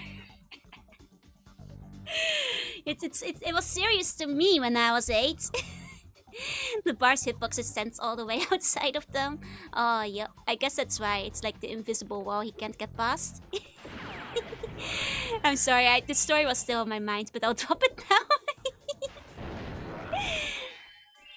Okay. Here we go. That's it. Oh, we got a couple of funny stories from that lecturer, though. I mean, by the letter of the law, it was theft, right? It's not a real crime, not like someone throwing paper out in the recycle bin or jaywalking. It wasn't like considered a real crime according to my professor, because it was just one of them game consoles. Man. This man, if it was a sandwich or Joe, he still took something. Yeah, even if he was like, honestly, the professor might have taken it more seriously if I said he stole like just a sandwich or a bag or something, which would have ironically been less valuable overall. Yeah, especially now when video games are more expensive. I mean, even back in the day, video games were relatively expensive, you know? You know, a Game Boy with like a game inside of it, that would have still been like 150 to 200 bucks, you know? Gulden. Actually, in Gulden, it would have been more in Gulden because it's like double that. It's like in euro. Yeah, they were more expensive 30 years ago, exactly. And I was like, you know, not even accounting for like inflation and stuff. Think Dynamite, go to bed instead, sleep tight to see funny dreams. Exactly, exactly. And that said, there was like, from the same course, but different lecturer, because one day we had like an actual retired like officer come in to like share some stories. And I think one of the funniest stories was like how they managed to catch like a guy who had like robbed a bank years ago. And it was because like money started showing up in the canals. You know how like Dutch cities have like a bunch of like the rivers flowing through them, the different canals and stuff. So apparently one day they had just started seeing like random like shards of like 100 golden bills and stuff, like just showing up in the river, like drifting along, like not forget the exact denomination, but like high value, and they were just like there in the river. Yeah, the 94 games were like $60 too. Exactly. It's like 120 today. Like you cannot underestimate it. So like, and they were like, where's all this money coming from in the river? So they tracked it down, and it turned out rats had been using this money to make their nests. And like some of it was being like carried away by the rivers. And they were like, where are the rats getting all this money from? So they had like tracked it down, and basically eventually they found it in this guy's basement. And what had happened, the rats had robbed the bank. That's right. Hey Janice, hey, what actually happened is that a long time ago, like decades prior, a guy had robbed a bank and he got cold feet. He got cold feet about spending the money, so he never spent it. And then for like whatever reason, he had like just put all the money in a bag and like hung it up in his basement. But over the years, like the rope he had hung the money by like got worn out, and one day the bag of money just fell to the ground, at which point the rats started stealing all his money and using it to build nests with, and then the nest like washed up into the river, and that's how they caught this guy who had robbed the bank like several decades later. Which is such a wild story. Like, imagine robbing a bank and then the rats give you away.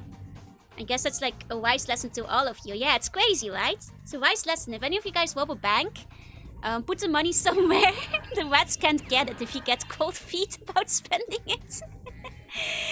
I guess is the lesson to take away from that.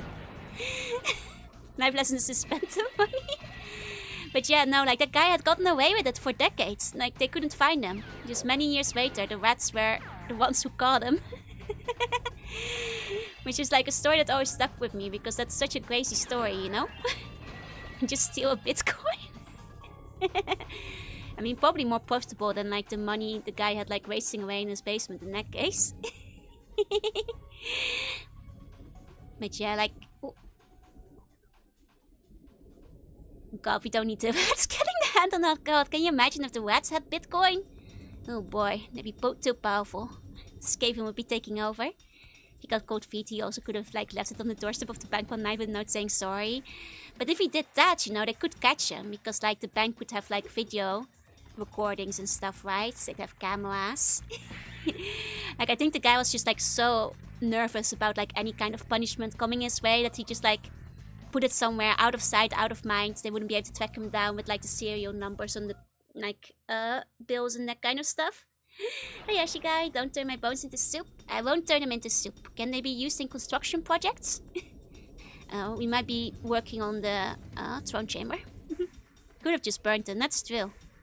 But then like he might have been, I don't know, worried about the ashes. Like it sounded like the guy was being pretty paranoid. Or at least paranoid enough to just like try to pretend it never happened. Oh, let me give you a meow.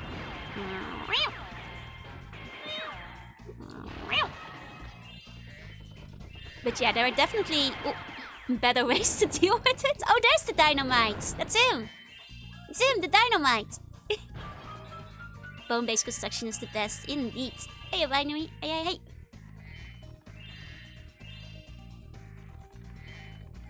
Here we go.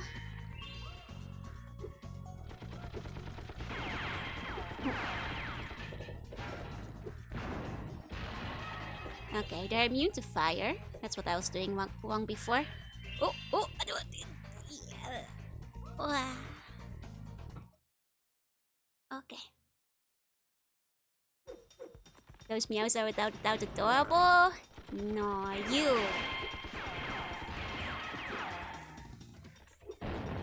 Okay, make sure this guy's gone. You have a monkey over there.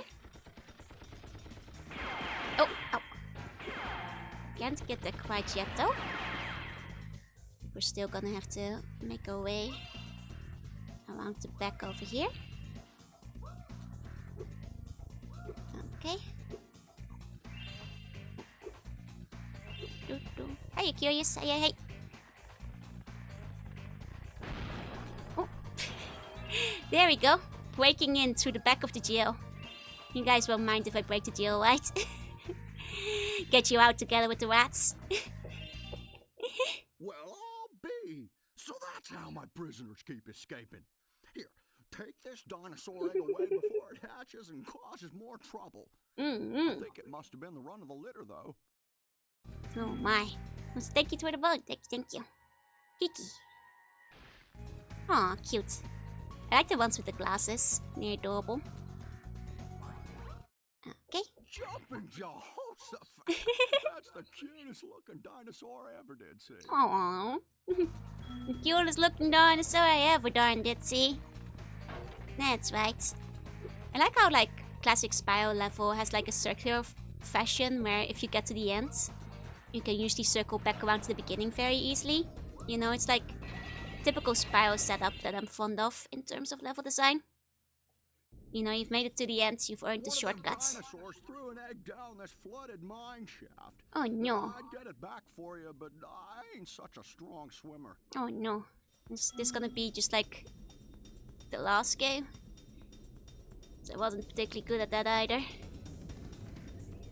Oh boy. Okay, at least we don't have to kill all the enemies in this one. We're just dodging. Oh boy. Oh, yowdy! Yowdy! Oh boy. That's a pickle. Though in the last game, I think you got no life reduction for this. And I think in this one we might actually get our lives reduced, so we have limited twice. Is that Hunter? Did you guys see Hunter down there? Did I hallucinate him? No, that's just that's an enemy, that's not Hunter. Okay, I did hallucinate that. You know, Hunter is such a fearsome enemy, I'm starting to see him everywhere. Starting to go insane. That was some mighty fine swimming, young dragon. Elliot.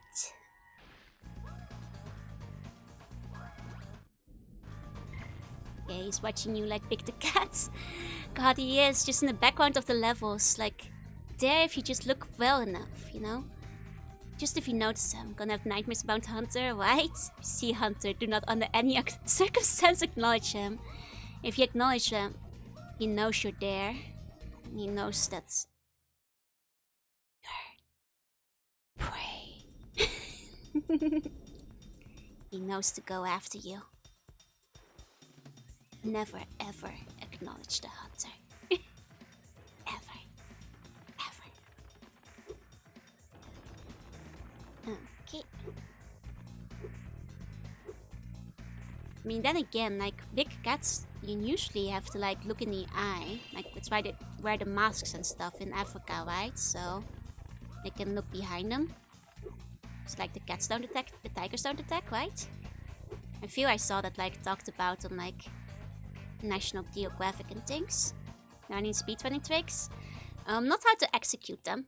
I've been told about a bunch of them, and I know there's a swimming in air, which I've seen in speedruns before. Don't know how to actually pull them off, unfortunately. dinosaurs. Oh.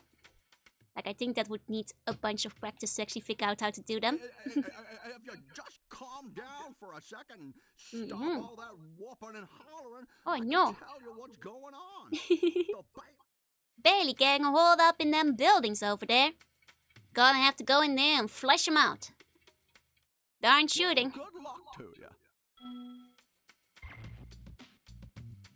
Oh no. Oh no, it's a real shooter. Oh god, I keep missing. Haven't hit a single one. It's not a Doom level.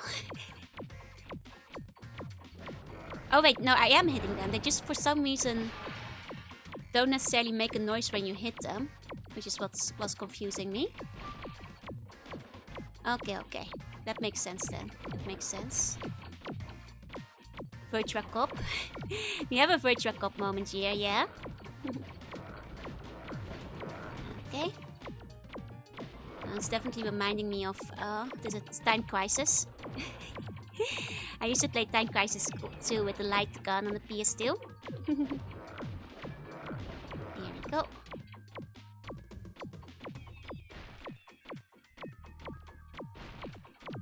Okay. Virtua Sheriff, more like. That's right, the Virtua Sheriff. Okay. Okay.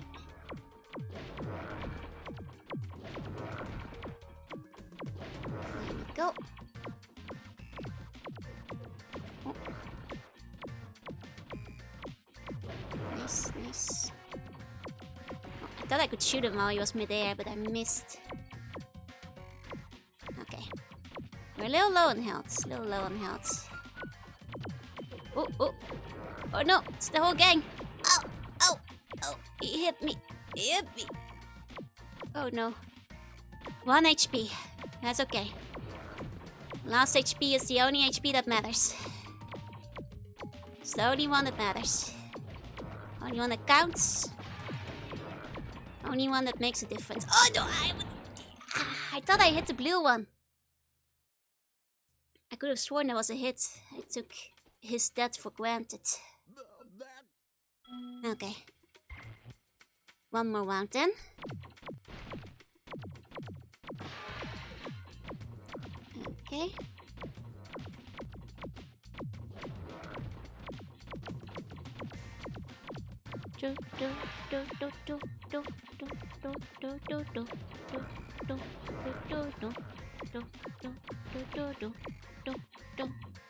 Okay. Okay, we're fine.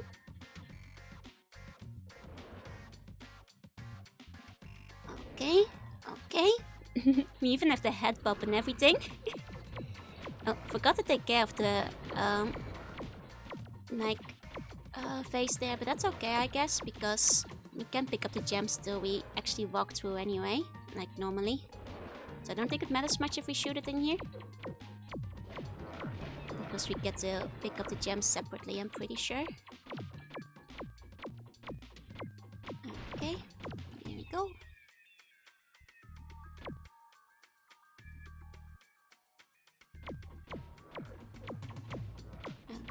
Okay. So far we haven't been hit yet. I say, hoping that I won't jinx it, but so far no hits, so... It's funny how our shots bounce back. I wonder if you can actually hit enemies with one of the bounce shots. It's not the Virtua Cop I remember. It's the sequel. So I haven't finished the game 100% yet. FPS Cop is this one. This is a minigame.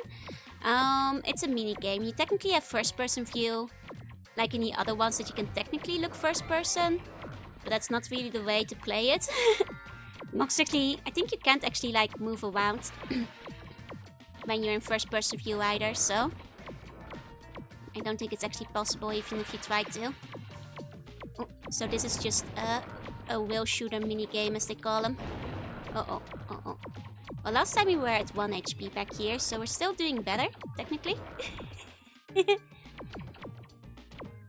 Even though I screwed it up a little bit over there. Oh. Okay. down to 1 HP now, so it's gonna be a little dastardly.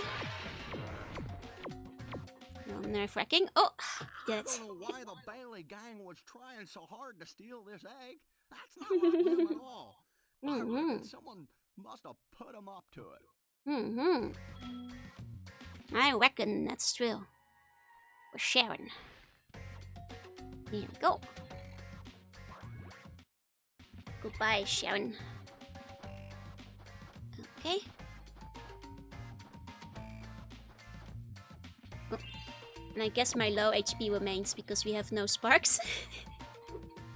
I have to go in here and actually grab every gem by my lonesome. By myself. No sparks to help me. What a tragic, sad experience. It's a really funny rock cycle, right? Very funky. Very funky. There we go.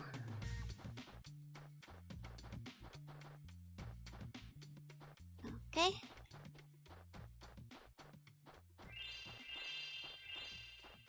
Okay. Let's keep searching over here. Got a nice little wanted posters on the wall. Hold on. Let's actually look at them. Wait, who's that guy? Wait, I thought this was gonna be the monkey or the dinosaur. Who's this guy? Probably one of the devs in the game, huh? Probably one of the game devs. That's a surprise. Over there. It's probably a dev, yeah. Especially since you won't notice him unless you actually like zoom in on him. Sergio.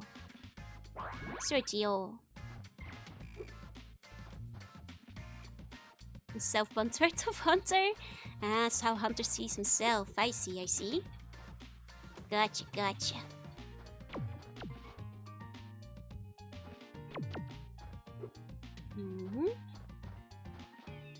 Okay, did I go to every place now? I think I've investigated everywhere. Oh wait, I guess these windows can technically be shot still. Oh. Yeah, there we go. Those are shootable windows, but have nothing in there. I'm surprised if he was the base for Ratchet & Clank. Oh, quite possible. It does have a very similar vibe to him. That is true. Indeed. And he does like definitely have a similar energy. Okay, I'm just see, because there's still gems. Just going around double checking I'm not missing anything. Like they could have put something behind this bell, you know? You'd never know. You'd never even see it. I just wagon. If I was playing, I would check between the windows. She just broke on that ledge. Oh! I'll take a look, but it seems like that was a bit. I'll check again. Oh, 1 second. Just had a really bad stomach cramp. 1 moment. Okay. I'm hanging in there. Okay. Here we go. We've got some more windows here too. Grabbing this one. Okay. I'll just check behind the windows on that one ledge and see if there's anything suspicious there. But other than that, I think we've cleared out this general zone. Like more or less in full. Yeah, and that's where the secret egg was. Okay. And let's wiggle back this way. Okay. Yeah, this is the ledge. I didn't see anything from the outside. I think that's... that's just nothing over there. I think that kills me. Yeah. Even try to get a glance at it from this direction. Yeah, I don't see any outcroppings of any kind. No. Good thinking though, good thinking. It would be something where they could have put something. Here we go.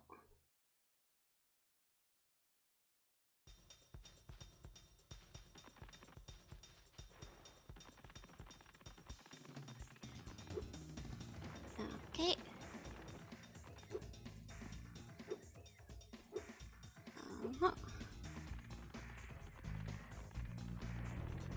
Okay, I think that's it for this level.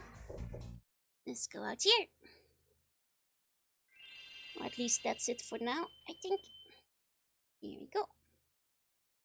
That means we still have one more on the Midnight Mountain home before we've cleared all the levels in this area, like the haunted house, I think. Okay, that's it. Just because my throat is kind of hurting and I have a bit of tummy hurt as well. We might end it a little bit early today. We'll be playing Spyro again on Saturday, I think, so we'll probably potentially finish up the game then. Most likely, at the very least. Like I said, I don't think I'll do my best to 100% what we can, but we're probably not gonna 100% it because I suck at skateboarding. But I'll do the 100% on what else we can, the best of our ability. So I'm switching with other players, so he's turning into those. He's switching with them, they're his friends. Sometimes when you go into the levels, you can see him talking to the other characters as they switch places. Thank you for the pets. But yeah, I think we'll call it there for today. Thank you all so much for coming. To all the lookers, thank you for looking. And if you're watching the VOD, thank you for watching. I will be back again tomorrow, hopefully. And I'll see you all next time. Bye-bye. Bye-bye.